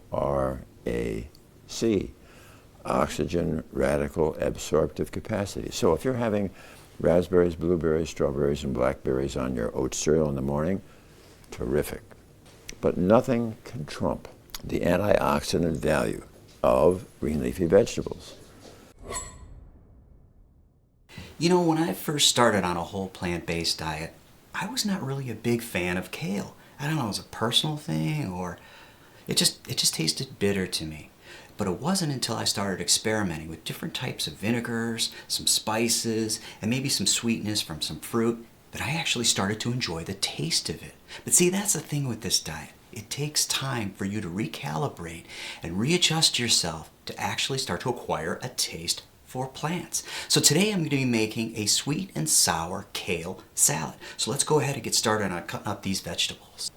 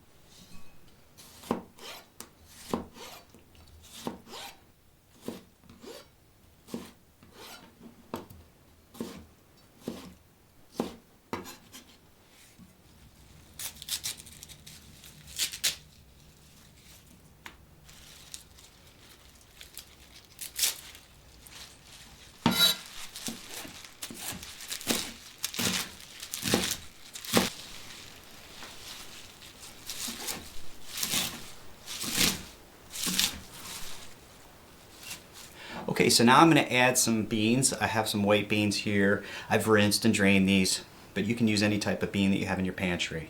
So go ahead and put those in there. Now, this is ground flaxseed. I like to put it in whenever I can. This is a great opportunity to put some ground flaxseed. This is a teaspoon. Then I'll go ahead and put my fruit and vegetables in there.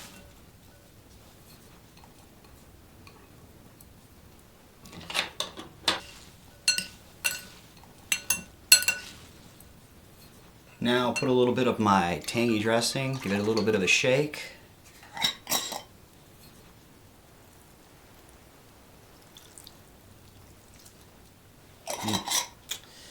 It's gonna be good. Go ahead and toss this up a bit. We'll give this a try.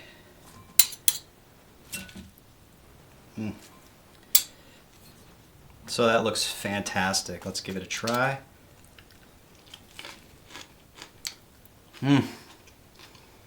That is so good. So that's a relatively easy salad to make. Today I'm going to be making a Spanish black bean soup. I'm going to go ahead and cook it in the slow cooker. And the thing I like about a slow cooker, if you have one like I do, you can remove the pot, you can go ahead and put all the vegetables in there, throw it in the refrigerator, and then fire it up in the morning when you go about your day. This particular recipe has a sweet potato, an onion, a red bell pepper, jalapeno, lime, garlic, and some cilantro. So let's go ahead and start with cutting up the vegetables first. I like to dice the peppers up kind of small.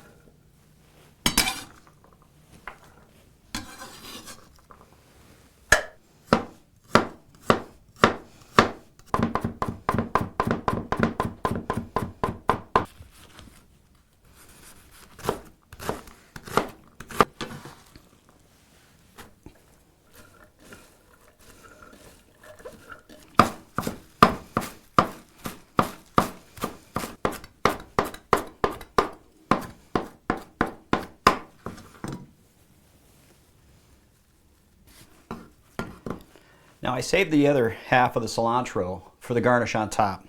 Go ahead and squeeze some lime into this.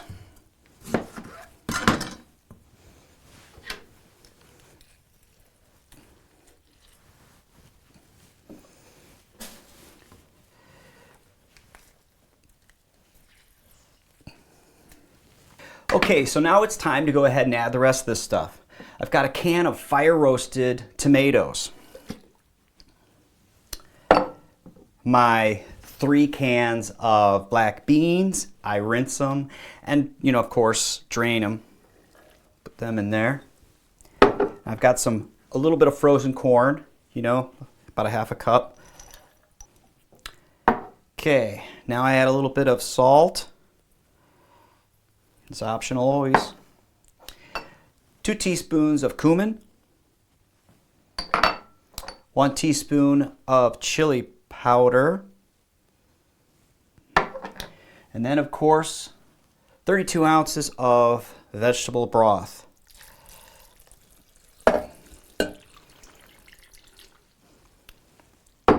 If you like a little bit more thick of a soup, this is good, but if you want a little more watery, you might want to add a little bit more.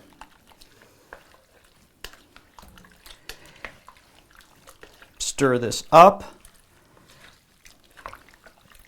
And the thing that I like about it, it's really a colorful soup. It's got the sweet potatoes, the red bell pepper, the cilantro, you know, it's in the black beans. It's just a really, really pretty looking soup. Now, you could either put this in the refrigerator and fire it up the next day, or let's go ahead and get it started. I'm going to put this on low for about 8 hours. Okay, so this has been cooking for about 8 hours on low. Let's go ahead and check it out. This looks great. Can't wait to dig into this.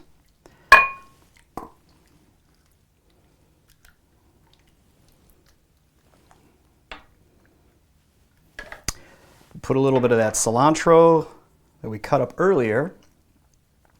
And we usually like to serve it with a tortilla.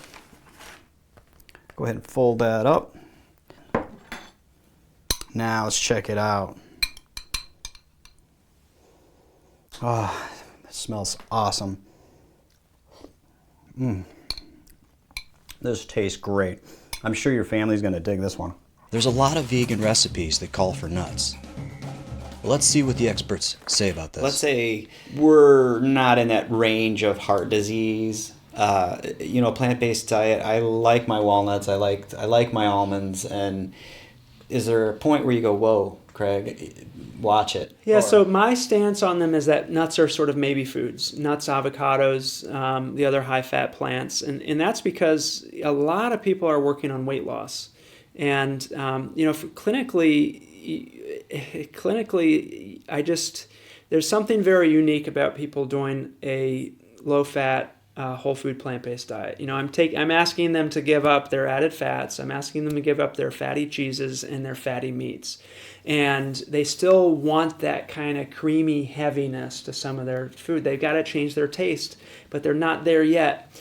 And they realize that a nut is a whole food, and you can blend up a cashew into a cheese sauce. You can blend up a cashew into creamy soups. You can put walnuts and make a pesto, blah, blah, blah, blah, blah. You know, every other recipe now suddenly with a half a cup of nuts.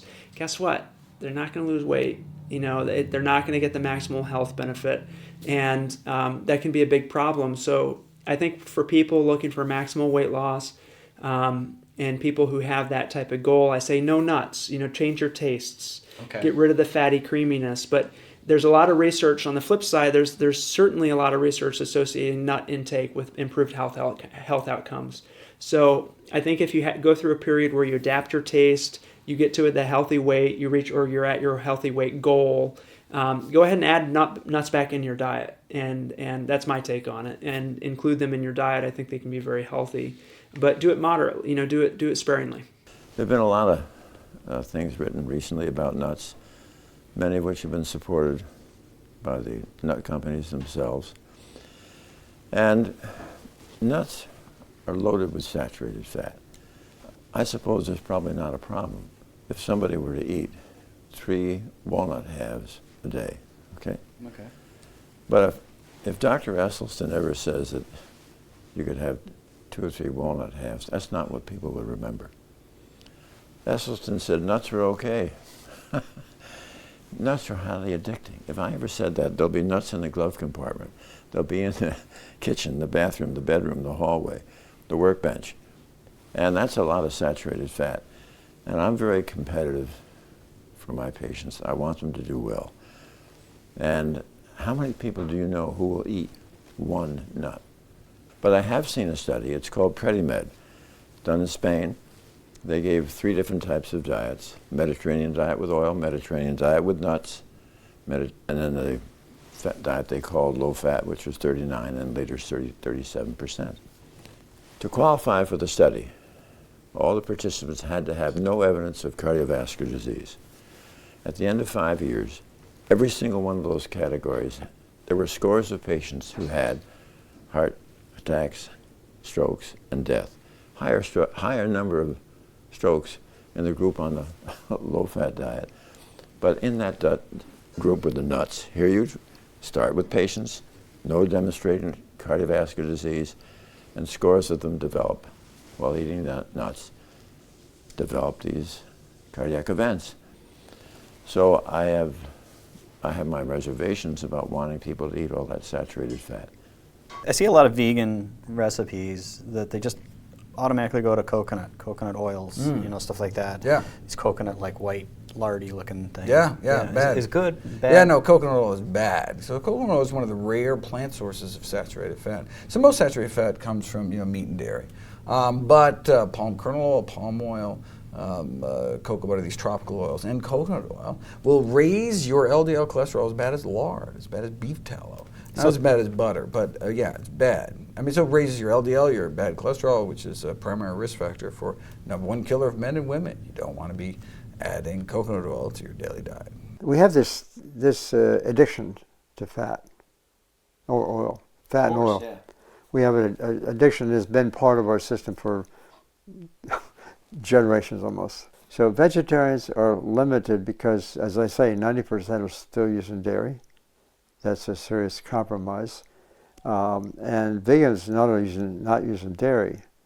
They, well, like vegetarians too, they just add back a lot of oil. Today I'm going to be making creamy butternut squash mushroom risotto. I'm going to be using 1 butternut squash, 4 cloves of garlic, I've got some kale, I've got some onion here, I got 8 ounces of mushrooms. I'm going to be using 1 cup of arborio rice to 3 cups of vegetable broth. The first thing I usually like to do is to start getting the broth warm. So let's go ahead and get that started. I'm going to go ahead and put this on low. And now it's time to start cutting up the vegetables and getting them into the frying pan.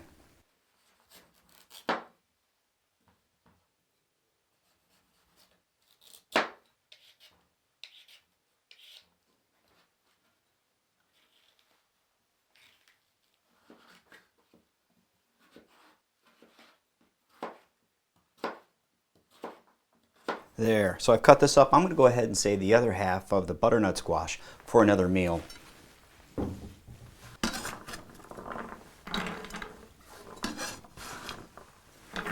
Go ahead and cut up these mushrooms.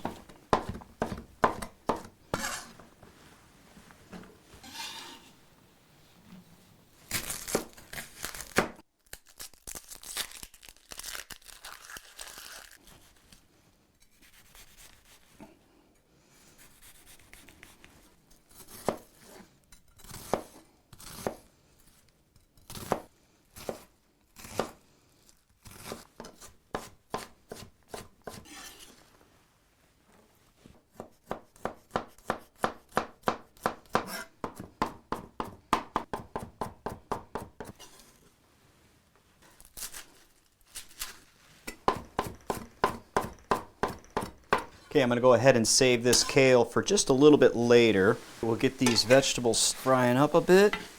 I like to get them caramelized a little bit so they have that nice flavor. It's already starting to look really beautiful. You got the butternut squash in there, the brown of the baby bellas, a little bit of those onions in there. It's starting to smell really good.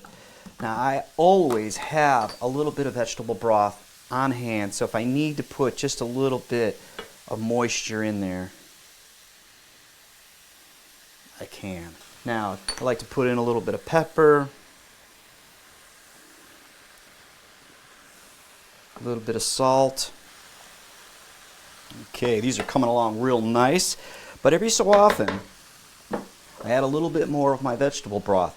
Now this is not the broth from the 3 cups. This is separate from the broth. It's just to keep all of this sautéing happening and not burning it. So just keep adding a little bit more of the broth. And the whole trick of it is to try to get those butternut squash kind of soft, a little bit more creamy tasting. But it all kind of depends on the size of the butternut squash, the pieces that you make. But these are still kind of not quite cooked all the way, so I want to make sure they get nice and soft. Of course, one way to check it out is to just go ahead and grab one. Yeah, it's almost there. Almost there. So we're coming along. Now see, it's starting to dry up a little bit. You can hear it. So I'll go ahead and add just a little bit more vegetable broth. There.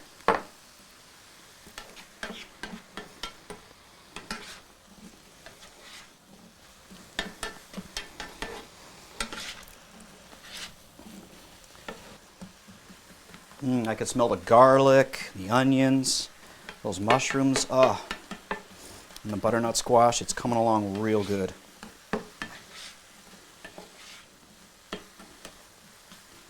See, there's just a little bit of moisture in there. You can just kind of see it. It's just at the bottom of the pan. That means I'm okay. But once you start to hear it starting to scorch a little bit, go ahead and add a little bit more vegetable broth. This is looking really good. Okay, these vegetables are coming along really good. So I'm going to go ahead and push them all to one side. Get my rice in there.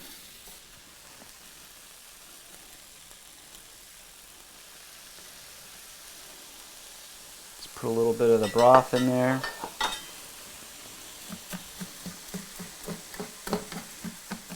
All I want to do is just kind of get the rice to be a little bit more translucent, just kind of crisp it up a little bit. Go ahead and add a little bit more broth.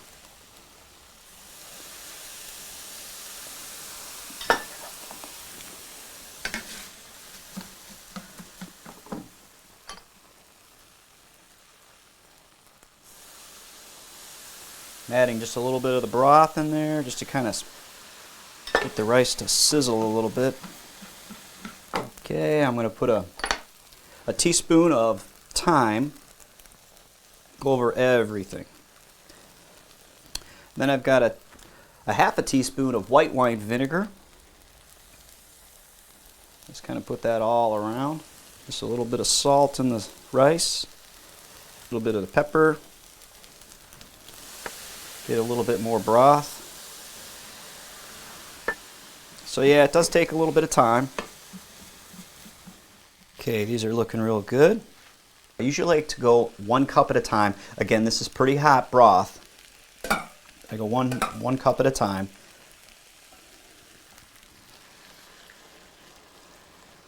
Now I'm going to start mixing the vegetables all together.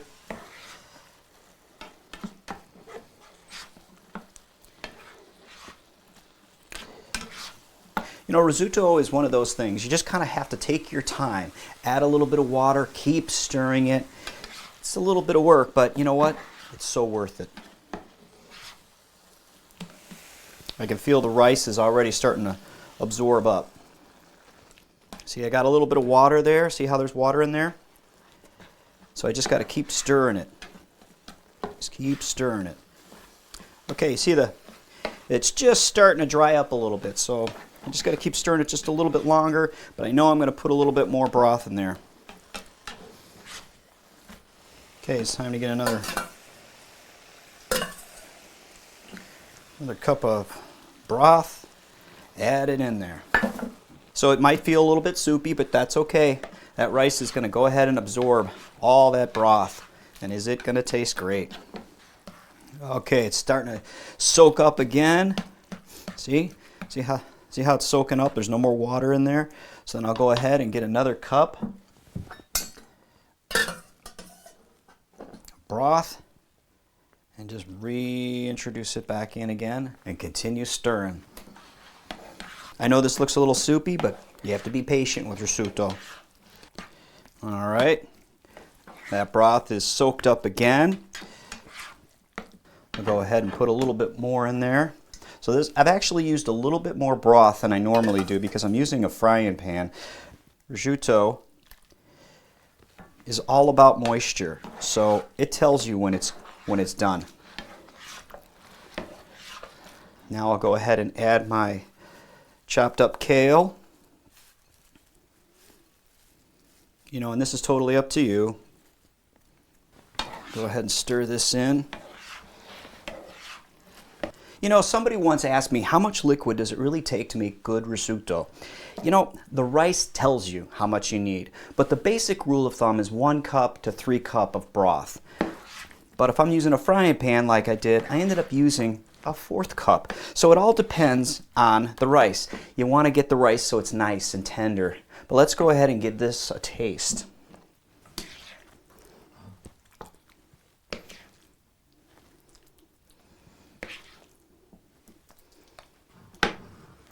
Put a little bit of kale on top of there. And let's give this a try.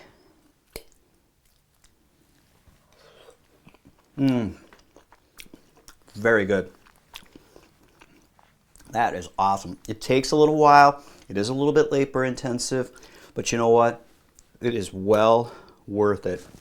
Can you explain why we need fiber so much? Oh, fiber is critically important. So, and when I say fiber, I mean fiber-containing foods, not fiber supplements.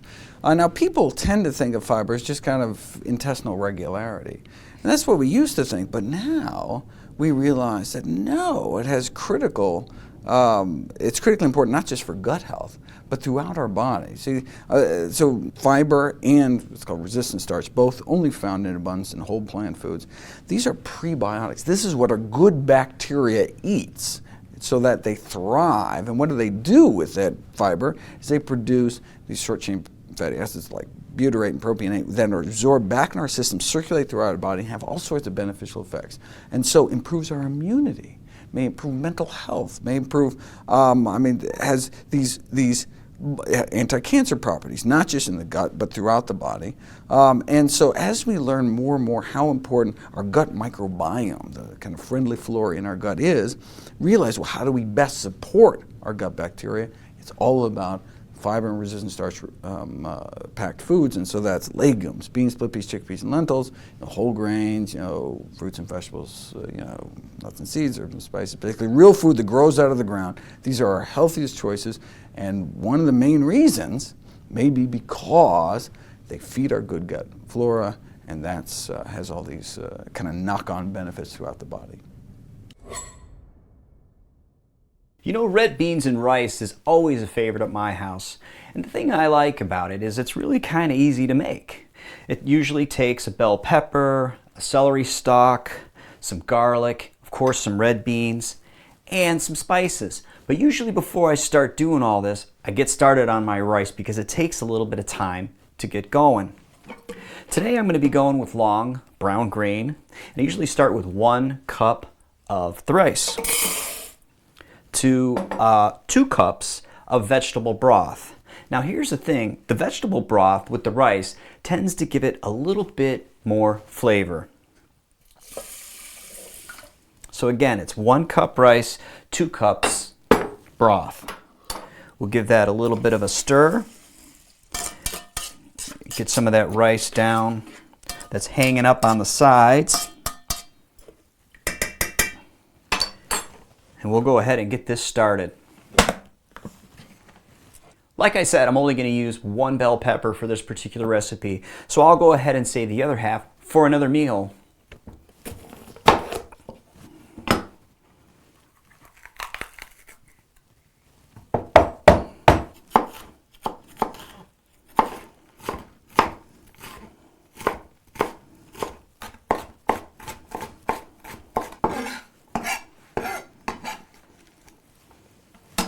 Let's go ahead and put some garlic in there.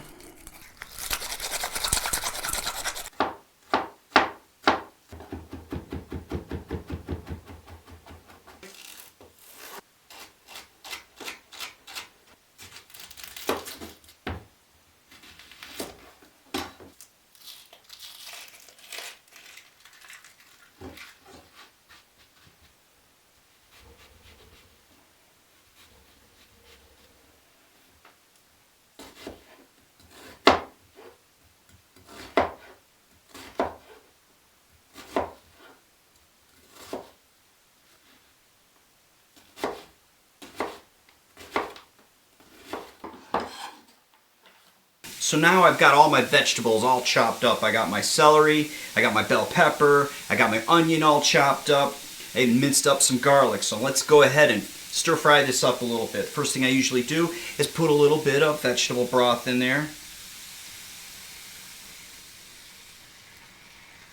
I can always add more.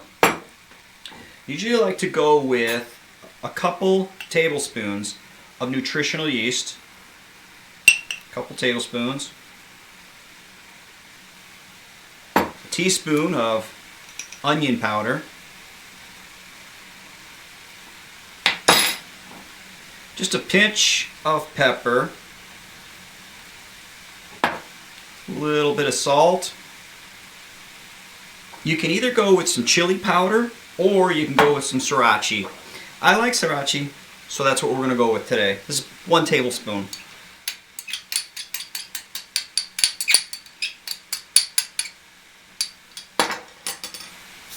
So we'll go ahead and stir this up a bit.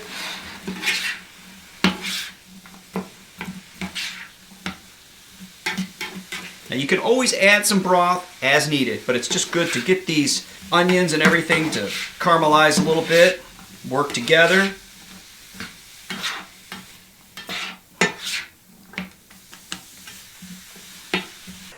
While that's sauteing a little bit, I'll go ahead and cut up a little bit of cilantro.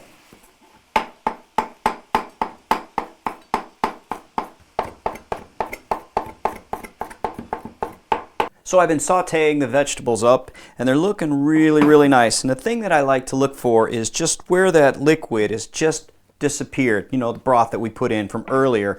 You want it more of a sauce and not a watery vegetable mix. So yeah, that's looking real good. So now we'll go ahead and add the beans.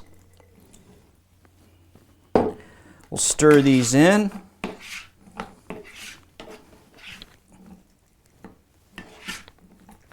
I like to kind of fold them. I don't want to break up the beans too much. Okay, so this is cooking up really nice, warming everything up. Now let's go ahead and check on that rice to see how it's doing. This is smelling awesome. And you see, you just got just a little bit of liquid down at the bottom, which is okay because the rice, the starch will start to absorb some of that. Let's check on this rice to see how it's doing. Looking pretty good. We'll go ahead and fluff this up.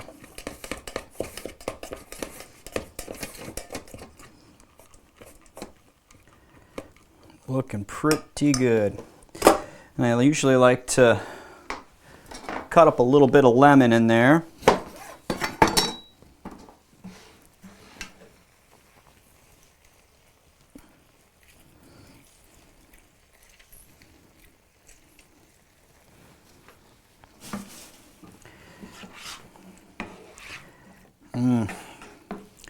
It's looking really good, really good.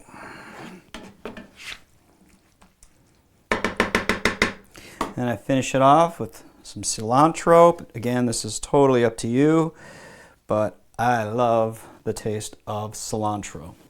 Let's get some rice. And then the beans. There you have it. That looks amazing. Let's go ahead and check it out. So again, this is a really relatively easy meal to make. It doesn't take much work.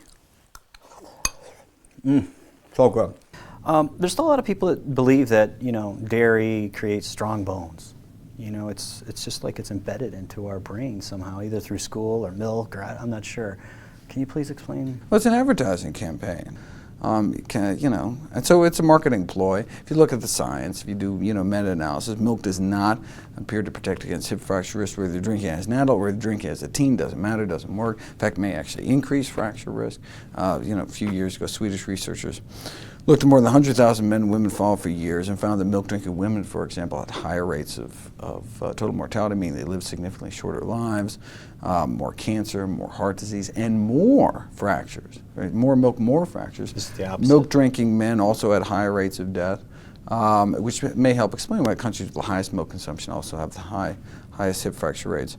Could be other things, but I mean, bottom line, there's no protection against, osteoporotic fractures with milk consumption. There's certainly things we can do, but that's just an unfortunate marketing ploy. If you look at the relationship between calcium intake across countries and bone fractures, for example, the more calcium, the more bone fractures in observational studies. So, you know, it's not quite the great health benefit that we understand it to be, or that we think it to, that we've been taught. Let me put it that way. That we've been taught, embedded in our schools. And yeah. Can you please explain this misconception of the milk strong bone? Yeah, well, that's a total fallacy. As a matter of fact, there's a Harvard study and there's an Australian study which clearly shows that the patients who are taking the greater amounts of milk are more likely to have fractures of their humerus and so forth. So if you're going to talk about milk, what you really have to say that is totally truthful about it. Milk was designed as the ideal calf food. If you're going to take a calf and in 6 or 8 months grow it into a 600-pound animal, that's milk. That's what it was designed for. Cow's milk was never designed for humans. I mean, there are studies that show it accelerates cardiovascular disease. Look at the saturated fat in cheese, milk. Look what casein does from the cancer standpoint. Yeah, it's definitely a food that we don't want.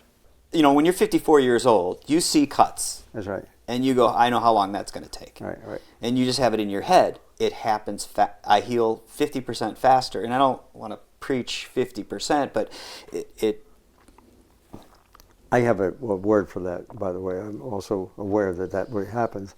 We see it in many different ways. I say the default position of the body at all times, the default position is to create health. Create and restore health. If, and here's a big if we eat the right food. The body can't, even when we eat the wrong food, the body struggles to heal. Because it's fighting something else. Because it has to spend so much energy fighting this other stuff, so it's going to be slower and less efficient, et cetera, et cetera. If we're given the right food, we will heal faster. I can give you a specific example of my own. Just a year ago, day before Christmas, I went out to play some handball with my grandsons. Okay. And I used to play it some, but they were very good. They were 21 and 22, something like that. My son, very active, very athletic, outstanding athletes. Always eating this stuff, by the way. And you're how old are you? 83. 83. You're out playing. No, 82 last year. Yeah. So anyhow. 82. Yeah. So I'm out trying to play some racquetball, and I just want to get a point of them if I could, because they're really good. They're quick. I'm not as quick as they are now, obviously. And I went flipping through the air and landed on my hip and broke my hip. You did? I did. I broke my hip, and that's bad news.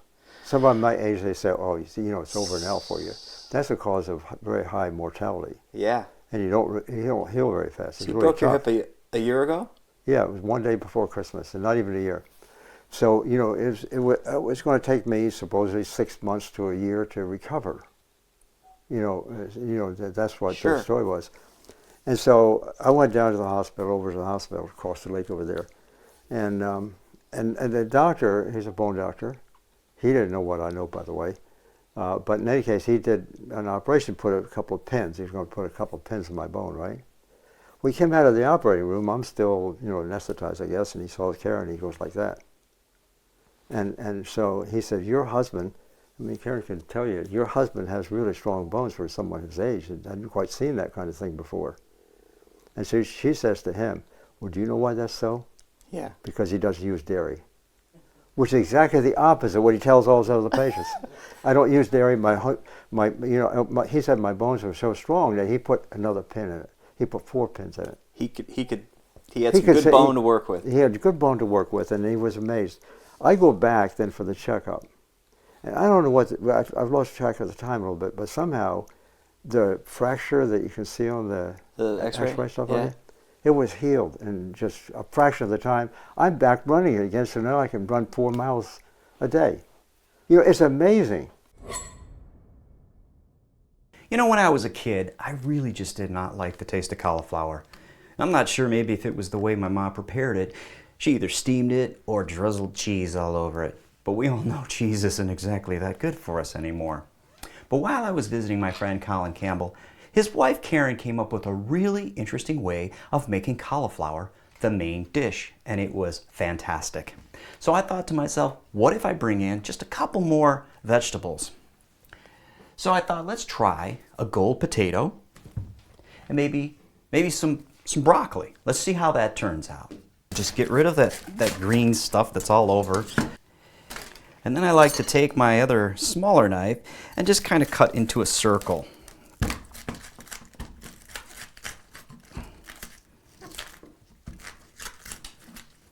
Just pop this out. Now that I've gotten myself a little cutout, I'm able to kind of see where I could start cutting into this cauliflower. See how it's breaking apart? It's not too hard. But the whole idea is to figure out a way to make it into a bite-sized piece. Not too small, not too big.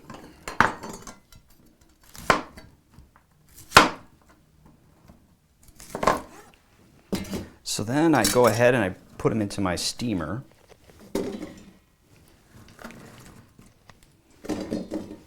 So I go ahead and take off some of the leaves. Take off the flour, and I'll use that for another meal. Get the tough part of the broccoli, get rid of that because it just doesn't steam up into it. It kind of gets a little bit chewy. But if you like it, hey, go for it. Put it into quarters, slice it in half lengthwise, and then again, slice it in half lengthwise, which will give me 4 pieces each cut. Now, a lot of people like to take off the skin of the potato. Me, I like the potato skin.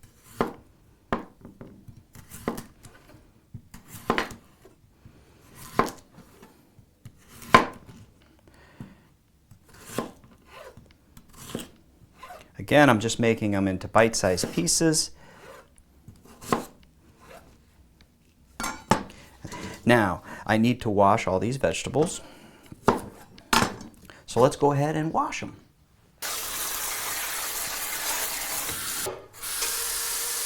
So you can see I've added cauliflower, broccoli stalks, and a potato. But what if we added an onion?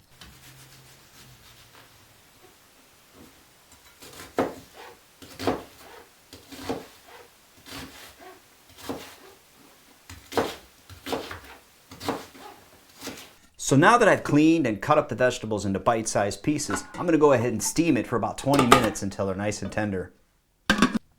Now the sauce is actually kind of simple. It's 3 tablespoons of nutritional yeast, 3 tablespoons of miso, and some unsweetened almond milk.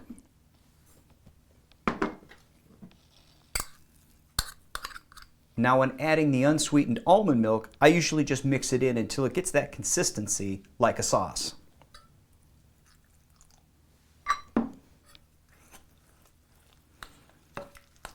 And as you can see, it's already starting to get to that consistency that's pretty good. So sometimes I like to put in just a little bit more, just so it's a little bit more liquidy, so it can get all around all of those vegetables. Now keep in mind, I'm going to be putting this in the oven, so we want to be able to have it mix in quite well. Well, there you go. There was 2 ounces. Now, so what I'll do is I'll go ahead and add a little bit of lemon pepper. I like lemon pepper. Just get a couple pinches of lemon pepper, some paprika, a little bit of paprika in there, just to kind of give it that color. If you want to spice things up, I use a little bit of chili powder. It's all up to you. Some garlic powder. Remember, garlic powder is a little bit stronger because it's so fine. And then I like to put in a little bit of salt and pepper. But this is all up to you. And always, salt is always optional. But I like to put a little bit of salt in it. Now, continue to mix this up so it's a nice consistency. Let's check on our vegetables. Oh, they're looking really, really good. Now the thing is, you probably want to check to see if the potatoes are done. And just kind of make sure that they're soft. Yep, those are pretty good, ready to go. Let me get my casserole dish.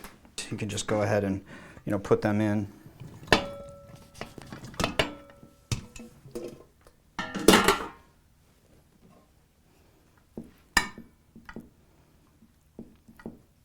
That looks about good. If you want to put more, that's fine. But as you can see, it's looking pretty good right now. So now what I'm going to do is I'm going to go ahead and pour this over the vegetables.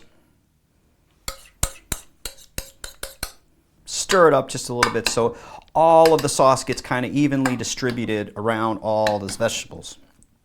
Just got to be careful not to break up the potatoes or, mush them up. There you go.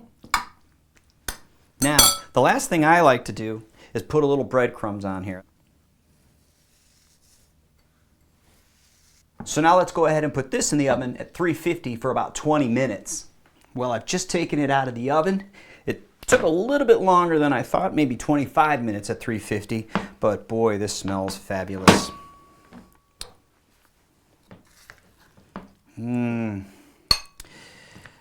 Vegetables like this is just amazing. So creating a casserole as cauliflower as your main dish can prove to be an amazing taste. I love the way the miso mixes with the nutritional yeast. This is sure to please your family. How much protein do you think we need per day then? That's a good question. I give lectures on this because I spent my whole career working on the protein question. But the amount of protein, if we consider it in terms of percent of total calories, is the best way to do it. The amount of protein we absolutely need is somewhere around 4 or 5% of total calories. It's quite low. That's a minimum. What that means, when you do the experiments, that's the amount of protein you need to compensate for the protein lost on a daily basis. So if you consume a diet around 4 or 5%, that's minimum, experimentally. But then at the time they first did that in the early 40s, they wanted to increase it a little more to make sure everybody got enough protein, because everybody's concerned about protein. So they increased it by 2 standard deviations statistically. That brings it up to about 8 or 9% total protein from 4 or 5 up to 8 or 9. And that became what we called the recommended dietary allowance, or recommended daily allowance, the RDA. Yeah, right. So the RDA was born that way. That's where it came from. Starting at 4 or 5, increase up to 8 or 9. 2 standard deviations, in theory, covers 98% of the population who need protein. Okay, totally, theoretical at this point. So up around 8 or 9%. So 8 or 9% protein is the ideal level. All of that can be easily supplied by just plants. Yeah.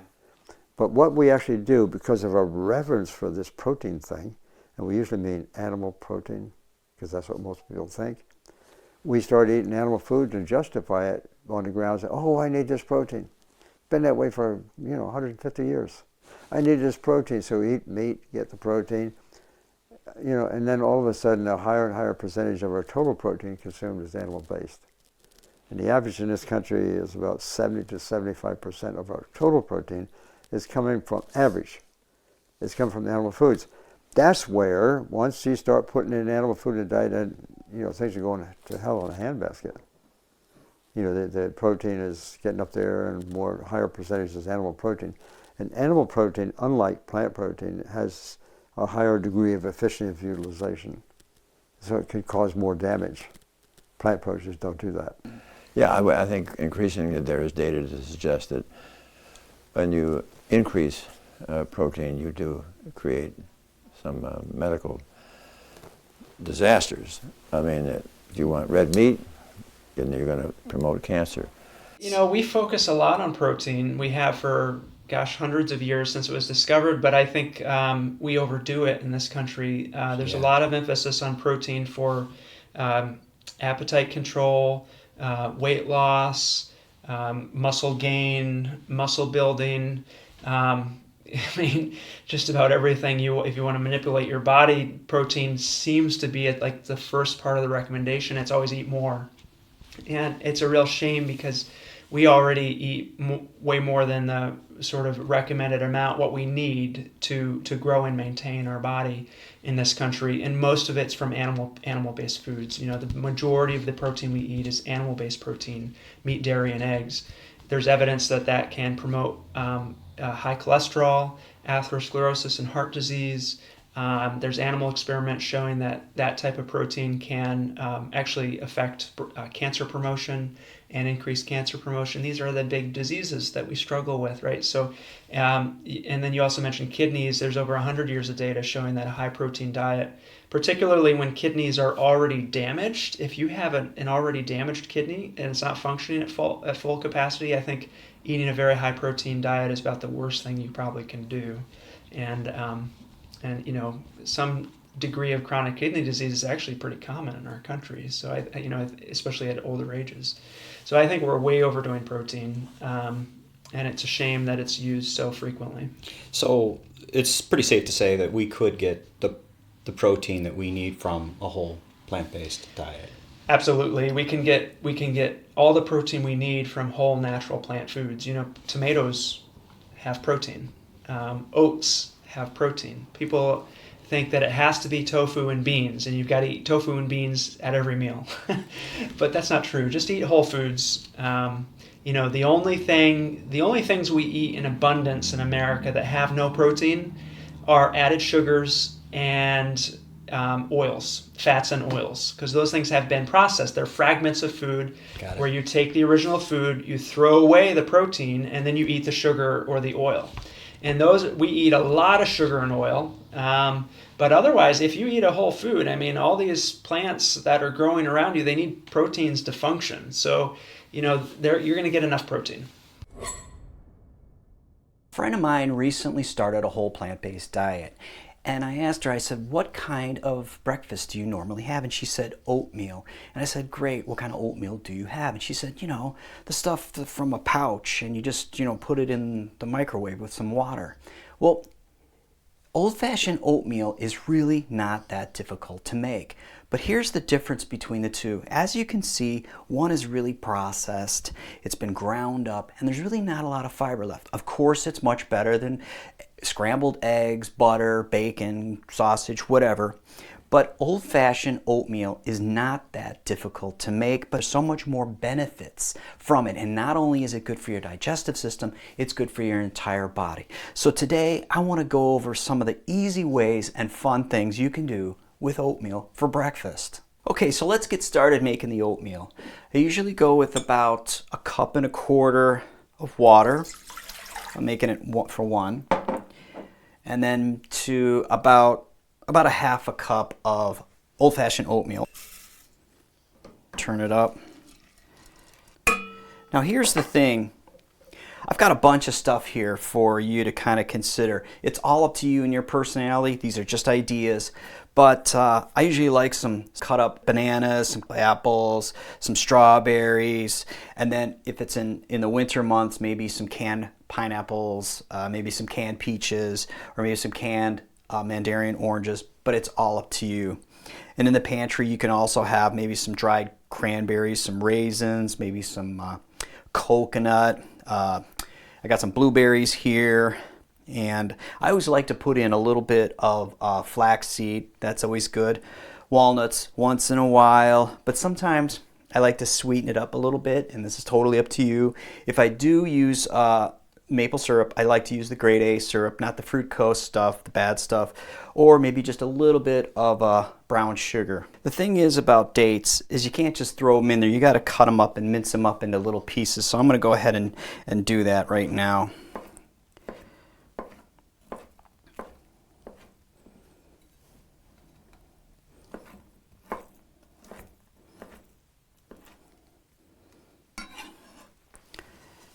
Go ahead and put those in. And the thing about dates, it's a natural way to sweeten up your oatmeal. And also, dates are really good for you. Okay, so we'll go ahead and cut up some strawberries.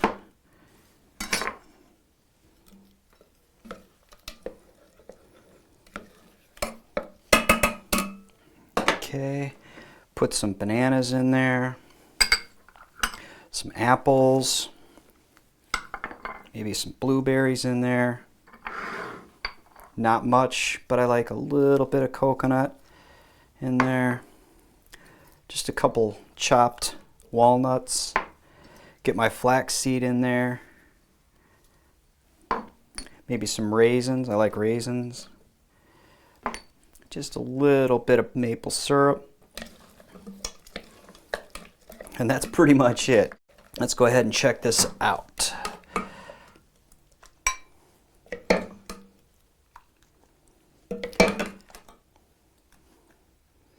There you go. So it's relatively easy to do. It's just about the time that it takes you to cut up some fruit, maybe grab some stuff from the pantry, but this is so much better for you than that instant stuff. And it's so good. Today I'm going to be making creamy penne with sun-dried tomatoes. I'm going to be using some basil, some garlic, some sun-dried tomatoes, a little bit of lemon juice, some raw cashews, some unsweetened almond milk. And as you can see, I always try to use some type of whole wheat pasta. It's very important for us to have some type of fiber every single day. You can go ahead and use a knife to mince everything up, but I'm going to go ahead and use a food processor just to speed things up. First thing I usually like to put in there is about a quarter cup of raw cashews. I've got 5 fresh leaves of basil. I've got a half a cup of nutritional yeast. I've got about 4 cloves of garlic. I've halved them. 1 teaspoon of dried mustard. A half a teaspoon of dried onion, a little bit of salt, and of course some pepper. And then we'll go ahead and give this a pulse.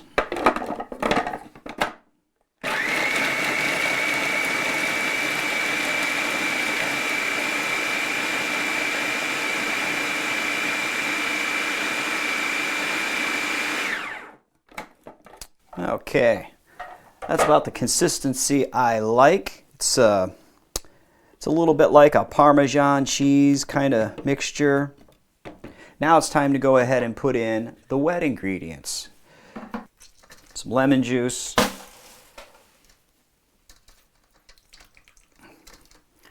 Now here I've got a tablespoon of red wine vinegar.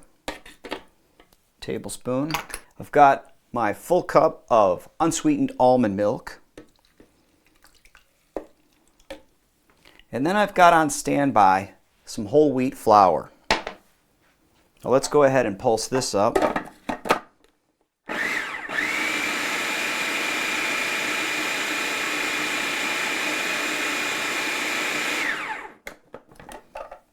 All right. Okay, so as you can see, it's sort of thin, so I'm going to go ahead and add some of the whole wheat flour. So this is about a quarter cup. Got a little bit left there just to kind of see how things go. Give it a pulse.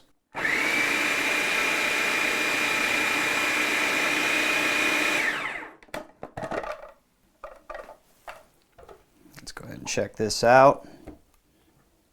Okay, it's still a little bit thin, so I'm going to go ahead and put the whole quarter cup of whole wheat flour.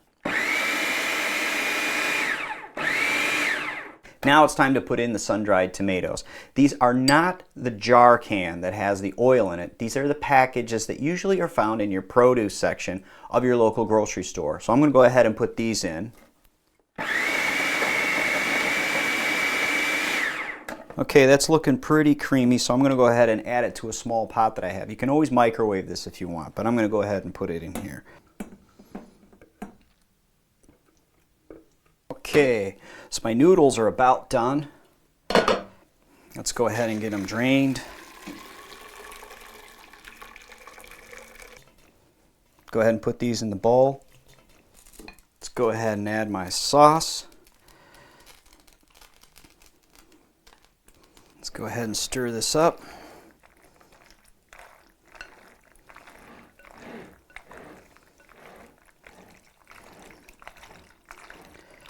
Now you can always add a little bit of hot water to this if it gets a little too thick. I usually like to just grab some of the water from the pasta and just kind of reintroduce it back in there until I get that consistency that my family likes. But this is looking really, really good. So let's go ahead and give it a try. That is so good.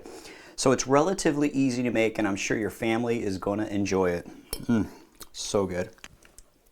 If we're eliminating, the milk, what's the best way to get the vitamin D then? Sunshine. Just get outdoors, and even, you're going to get considerable radiation even if it's a bit cloudy, at times. And I mean, just being outdoors and having the experience of the sunshine will, in most cases, present you with enough vitamin D. And actually, it shouldn't even be called a vitamin. Vitamin D is not a vitamin. It's a hormone. Vitamins, by classical definition, are those things we have to consume because we can't make them. In the case of vitamin D, we can make it. All it needs to do is shine the sunshine on some precursor compounds in our skin, and it converts it over to vitamin D. And so the supercharged. Yeah, the supercharged is the metabolite, exactly. You can form it in your skin, it goes to the liver.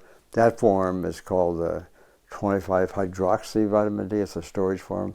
So we store it. We store it in our liver largely. And then when the body wants some vitamin D activity, it actually pulls out some of that and converts it to a product that was our word, called supercharged vitamin D.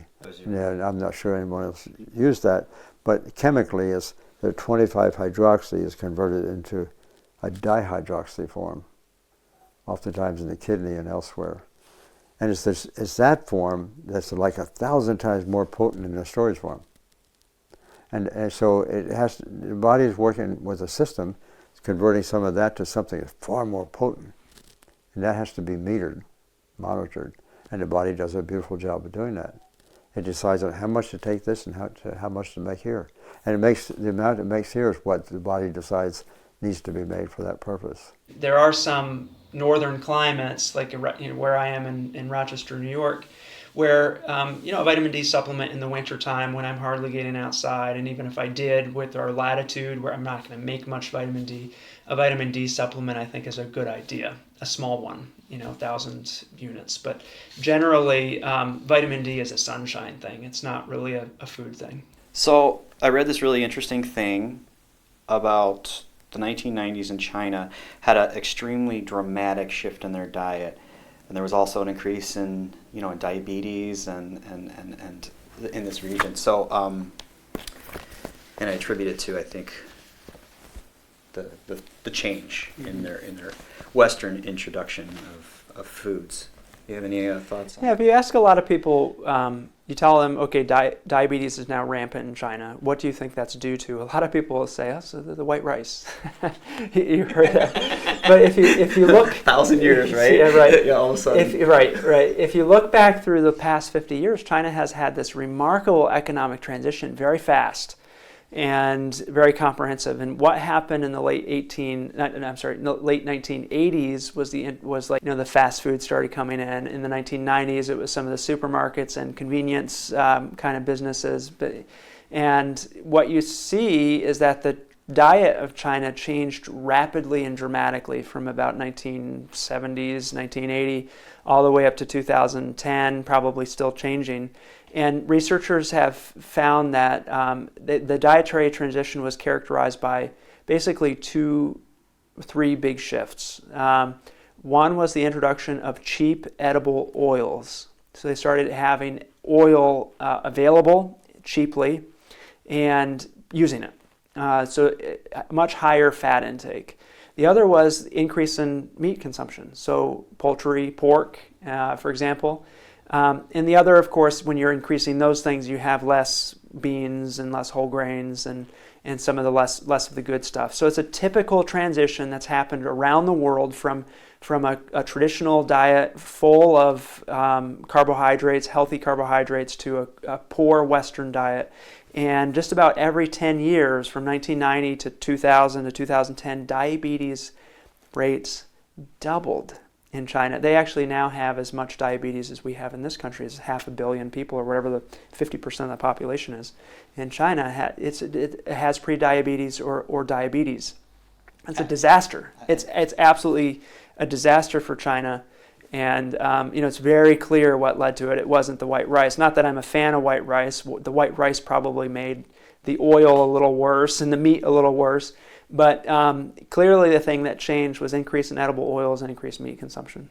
As we eat the Western diet and we accumulate, especially in our muscle cells, we accumulate fat. See, ordinarily, the way the glucose metabolism works is your body's insulin will escort the glucose into the muscle cell, turns the key, insulin turns the key, in comes the glucose into the muscle cell where it will be metabolized. But when you're eating the Western diet, increasingly you increase fat in your muscle cell. The fat is like glue in the lock. So the insulin puts the key in and it can't turn the lock. So now the glucose accumulates in the bloodstream, and there's your diabetes. But what happens with these patients, what is so remarkable, time after time after time, we see these patients with heart disease who are diabetic. And as they start eating whole food, plant-based nutrition, they metabolize the fat out of their muscle cell. And suddenly now, insulin can once again turn the key in the lock to escort the glucose into the muscle cell to be metabolized. Today I'm going to be making crusted eggplant meatballs over spaghetti. I'm going to be making it with some basil, some garlic, some sun-dried tomatoes. I've got 1 can of chickpeas. I've drained and rinsed those. I got my eggplant, of course, 28 ounces of marinara sauce, and 16 ounces of whole wheat pasta. But the first thing I usually like to do is to get this water boiling so I can get started on my noodles.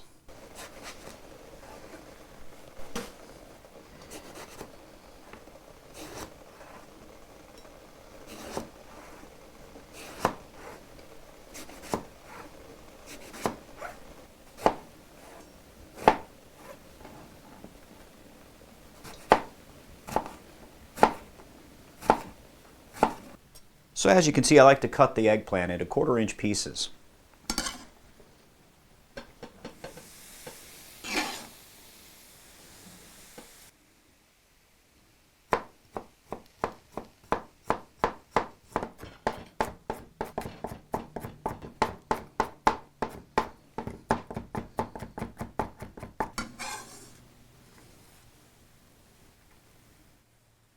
Okay, I've got a little bit of vegetable broth. I'll go ahead and put that in there.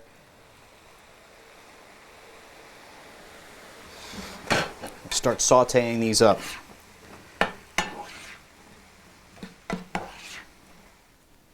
Okay, I like to put a little bit of salt and pepper in there. Now let's check on this water. Okay, looks like it's boiling. I'll go ahead and put my noodles in. Also going to cut up my basil a little bit.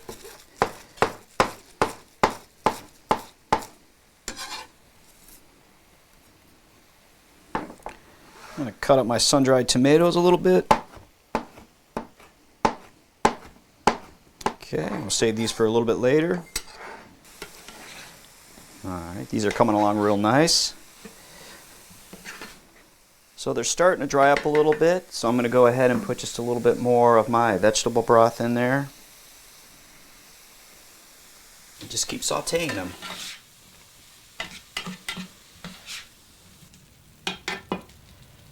Okay, so my eggplant and garlic is sauteing up real nice. I'm going to go ahead and make my coating mix.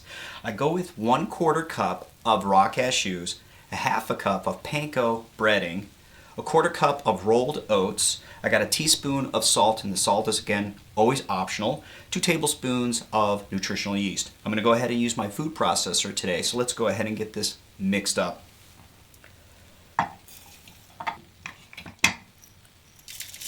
My rolled oats, my panko, my raw cashews, and some salt.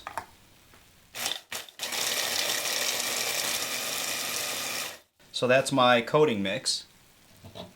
Okay, so I just preheated my oven at 375. It's time to make the meatball mix. I've got my 1 can of drained and rinsed chickpeas. I've got my sun-dried tomatoes. These are not the ones that you get in the jar with the olive oil. These are in the package, the plastic package that you find in your produce department. So I've got some sun-dried tomatoes. I don't know, it's probably about 3 tablespoons. Then I've got my basil. And we're going to go ahead and pulse this up a bit. Go ahead and get it off the sides. And now I've got a 1/2 cup of vegetable broth. We'll go ahead and put that in there. Mix this up. All right, that's looking pretty good. So I've got a teaspoon of oregano. I'll put that in there. 1 teaspoon oregano. 1 teaspoon of parsley. We'll go ahead and mix this up.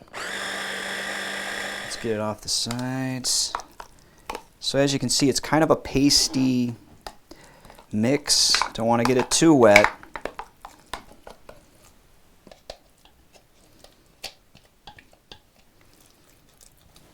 And I'll put my nutritional yeast in there. You know, this is optional, but I like to put just a little bit of salt in there. A little bit of pepper. Just kind of mix this up a little bit. Now it's time to add the eggplant that's been sauteing with the garlic. Alright, start mixing this all together.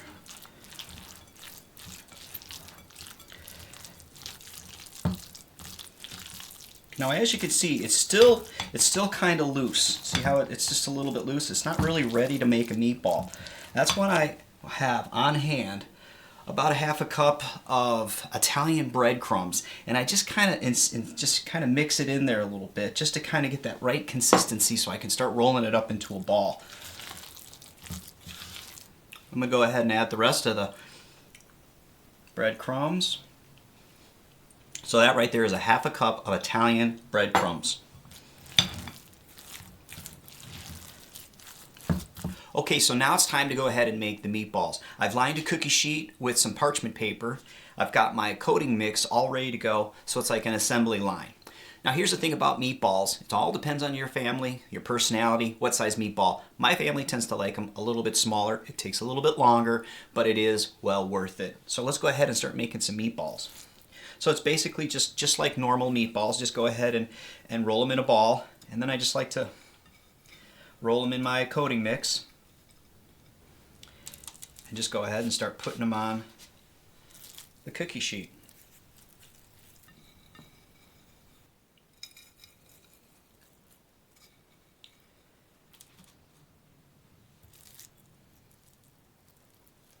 Okay, so my meatballs are all done. I'm going to go ahead and put them in the oven at 375 for about 30 minutes.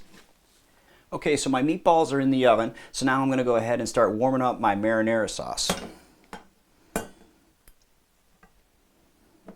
Oh, these meatballs turned out fantastic. I just can't wait to taste them. So let's go ahead and get ourselves a little bit of pasta.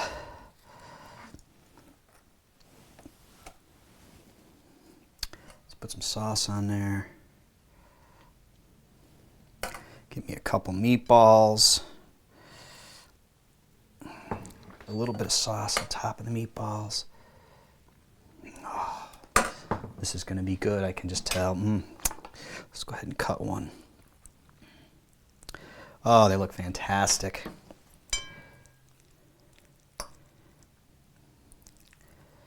Let's go ahead and get a little bit of the spaghetti in there.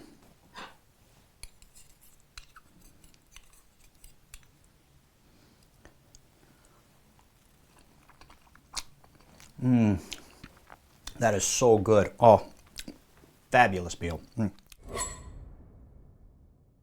Today I'm going to be making an Asian-inspired dish. It's Mandarin orange cauliflower over a bed of rice. It's a little bit like sweet and sour chicken, except it's whole plant-based. I'll be using a head of cauliflower, an onion of course, some green onions, some garlic, 2 cups of tomato sauce, and a can of Mandarin oranges. I usually use the 11 ounce, which is the smaller can, not the real tall one. But before I begin, I usually get started on my rice because it always takes so much time to do. So today I'm going to be doing a long grain brown. 1 cup of rice to 2 cups of water.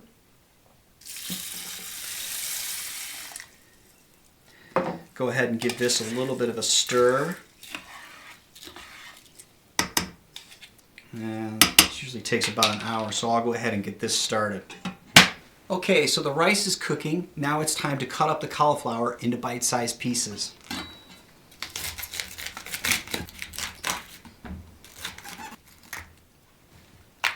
I'm going to go ahead and coat these with unsweetened almond milk and then coat them again in some breadcrumbs and some spices. And just go ahead and put the cauliflower in the bag. Okay, so I've got the cauliflower in the reclosable bag. I'm going to go ahead and put some unsweetened almond milk in the bag. And all this is going to do is just to coat all the cauliflower so it just has a little bit of moisture for the breadcrumbs to coat to. Just got to make sure it's nice and closed. Just keep working in that unsweetened almond milk so the cauliflower is now coated. Okay, that's good and coated. So now I'm going to go ahead and get my second reclosable bag and put my breadcrumbs in. But first, let's put a little bit of pepper and some salt. Again, that's optional. Give this a shake around. There we go. So now I got some spices in the breadcrumbs. Go ahead and put that into the closable bag. And then I'm going to take my cauliflower and start coating it. Now as you can see, there's really not much unsweetened almond milk left. I think I used maybe, I think these are a half a cup. So I'll just go ahead and transfer that in. Okay. Get rid of that bag.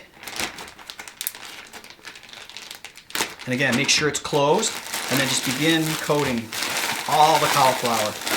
And the breadcrumbs are going to go ahead and stick now to the unsweetened almond milk.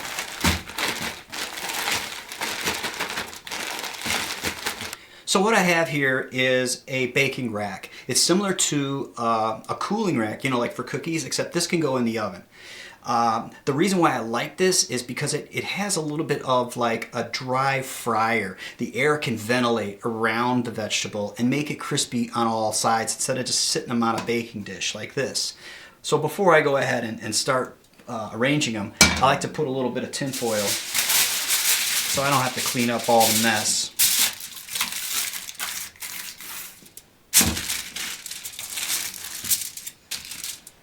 Okay. So now the air can circulate around all the vegetables. So now I'm just going to go ahead and arrange all the vegetables on this baking rack.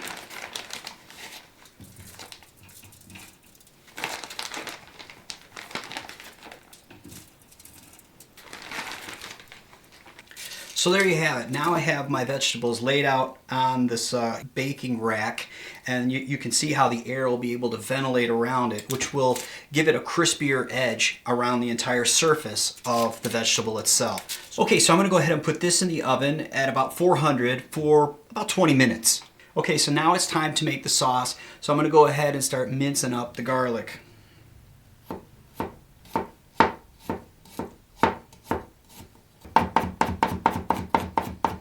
We'll go ahead and put these in the pan. Okay, so now I'm going to go ahead and add just a little bit of water to the garlic.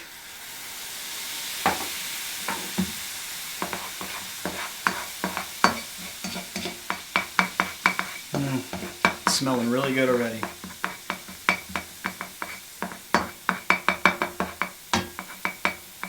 can always add a little bit more water.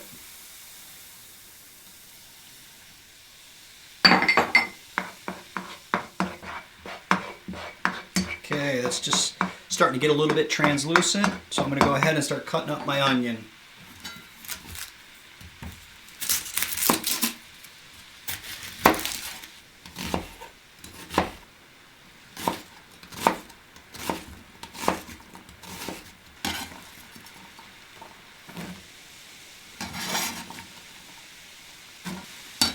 Now I like to put just a little bit of pepper in there. and a little bit of salt. Again, that's optional. The garlic is just starting to caramelize a little bit. Don't forget, you can always add a little more water.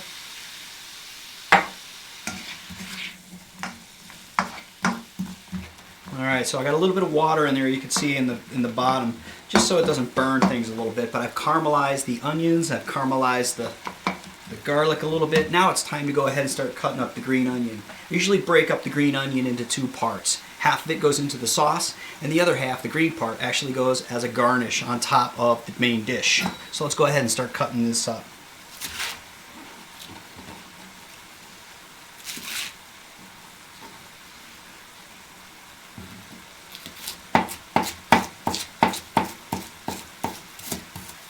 There. Now we'll save that for the garnish on top. Let's go ahead and check on the onions and make sure the water's not disappearing. And as you can see, it's just starting to disappear a little bit. So again, I just add a little bit more water as I go. And continue to stir them up. They're getting nice and yellow, so that means they're caramelizing up pretty good. So now it's time to go ahead and cut up the rest of the green onions.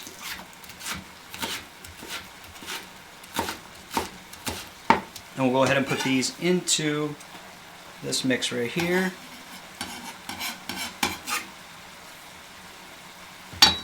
We'll go ahead and give this a stir in. So I keep checking the water to see if it's still there. It's got a little bit of moisture in there, so I'm good to go, but I can always add a little bit more as I go. There, that's looking really good. So now I go ahead and just start throwing in the rest of the stuff. I usually like to go with a couple tablespoons of brown sugar. Just put a little bit more water in there. Then a quarter cup of white sugar. I got a tablespoon of tamari sauce. And a little bit of sriracha or sriracha. You know, like a tablespoon, maybe that's all up to you. Get this going. And then I go ahead and add my 2 cups of tomato sauce. And we'll let that start to stew up a bit.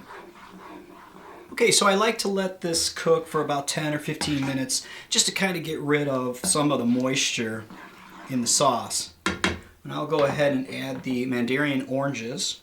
Again, that's about 11 ounces, I think it was. And then go ahead and put in my green onions.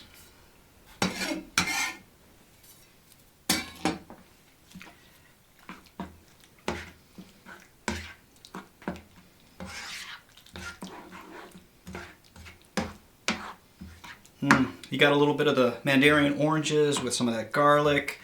It's going to be really good. Now I'm going to go grab the cauliflower that's been baking in the oven.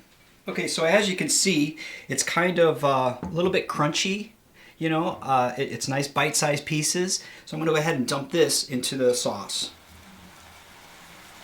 Now the thing is, you want to do this just before you're about ready to serve it because it does keep some of the moisture.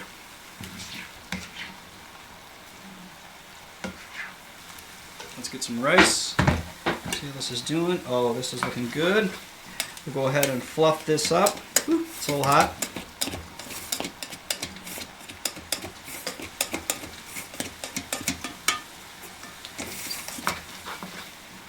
Put some rice on a plate.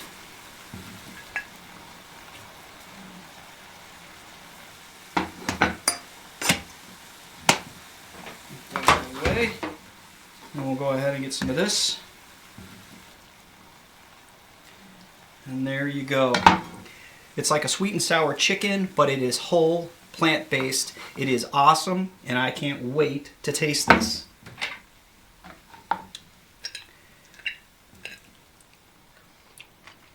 The cauliflower's got a little bit of that breaded crunch. I love the garlic. You know, I just can't believe this is whole, plant-based. This is awesome. The family's going to dig this one. How did we get to this point of ignoring or even buying into this Western diet? Is that what you're saying? Yeah. How did we get into the Western diet? Why did we go there? And furthermore, at this point in time, why is that being defined as the best diet? Yeah. Because that's where I started. We heard they had the study, the data from China.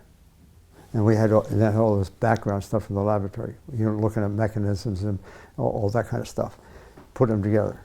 Yeah. When you see that kind of information all of a sudden come together like this. Making the change from a Western diet to a whole plant-based lifestyle is not easy. I was able to lower my cholesterol levels to when I was in my 20s. I'm also no longer pre-diabetic.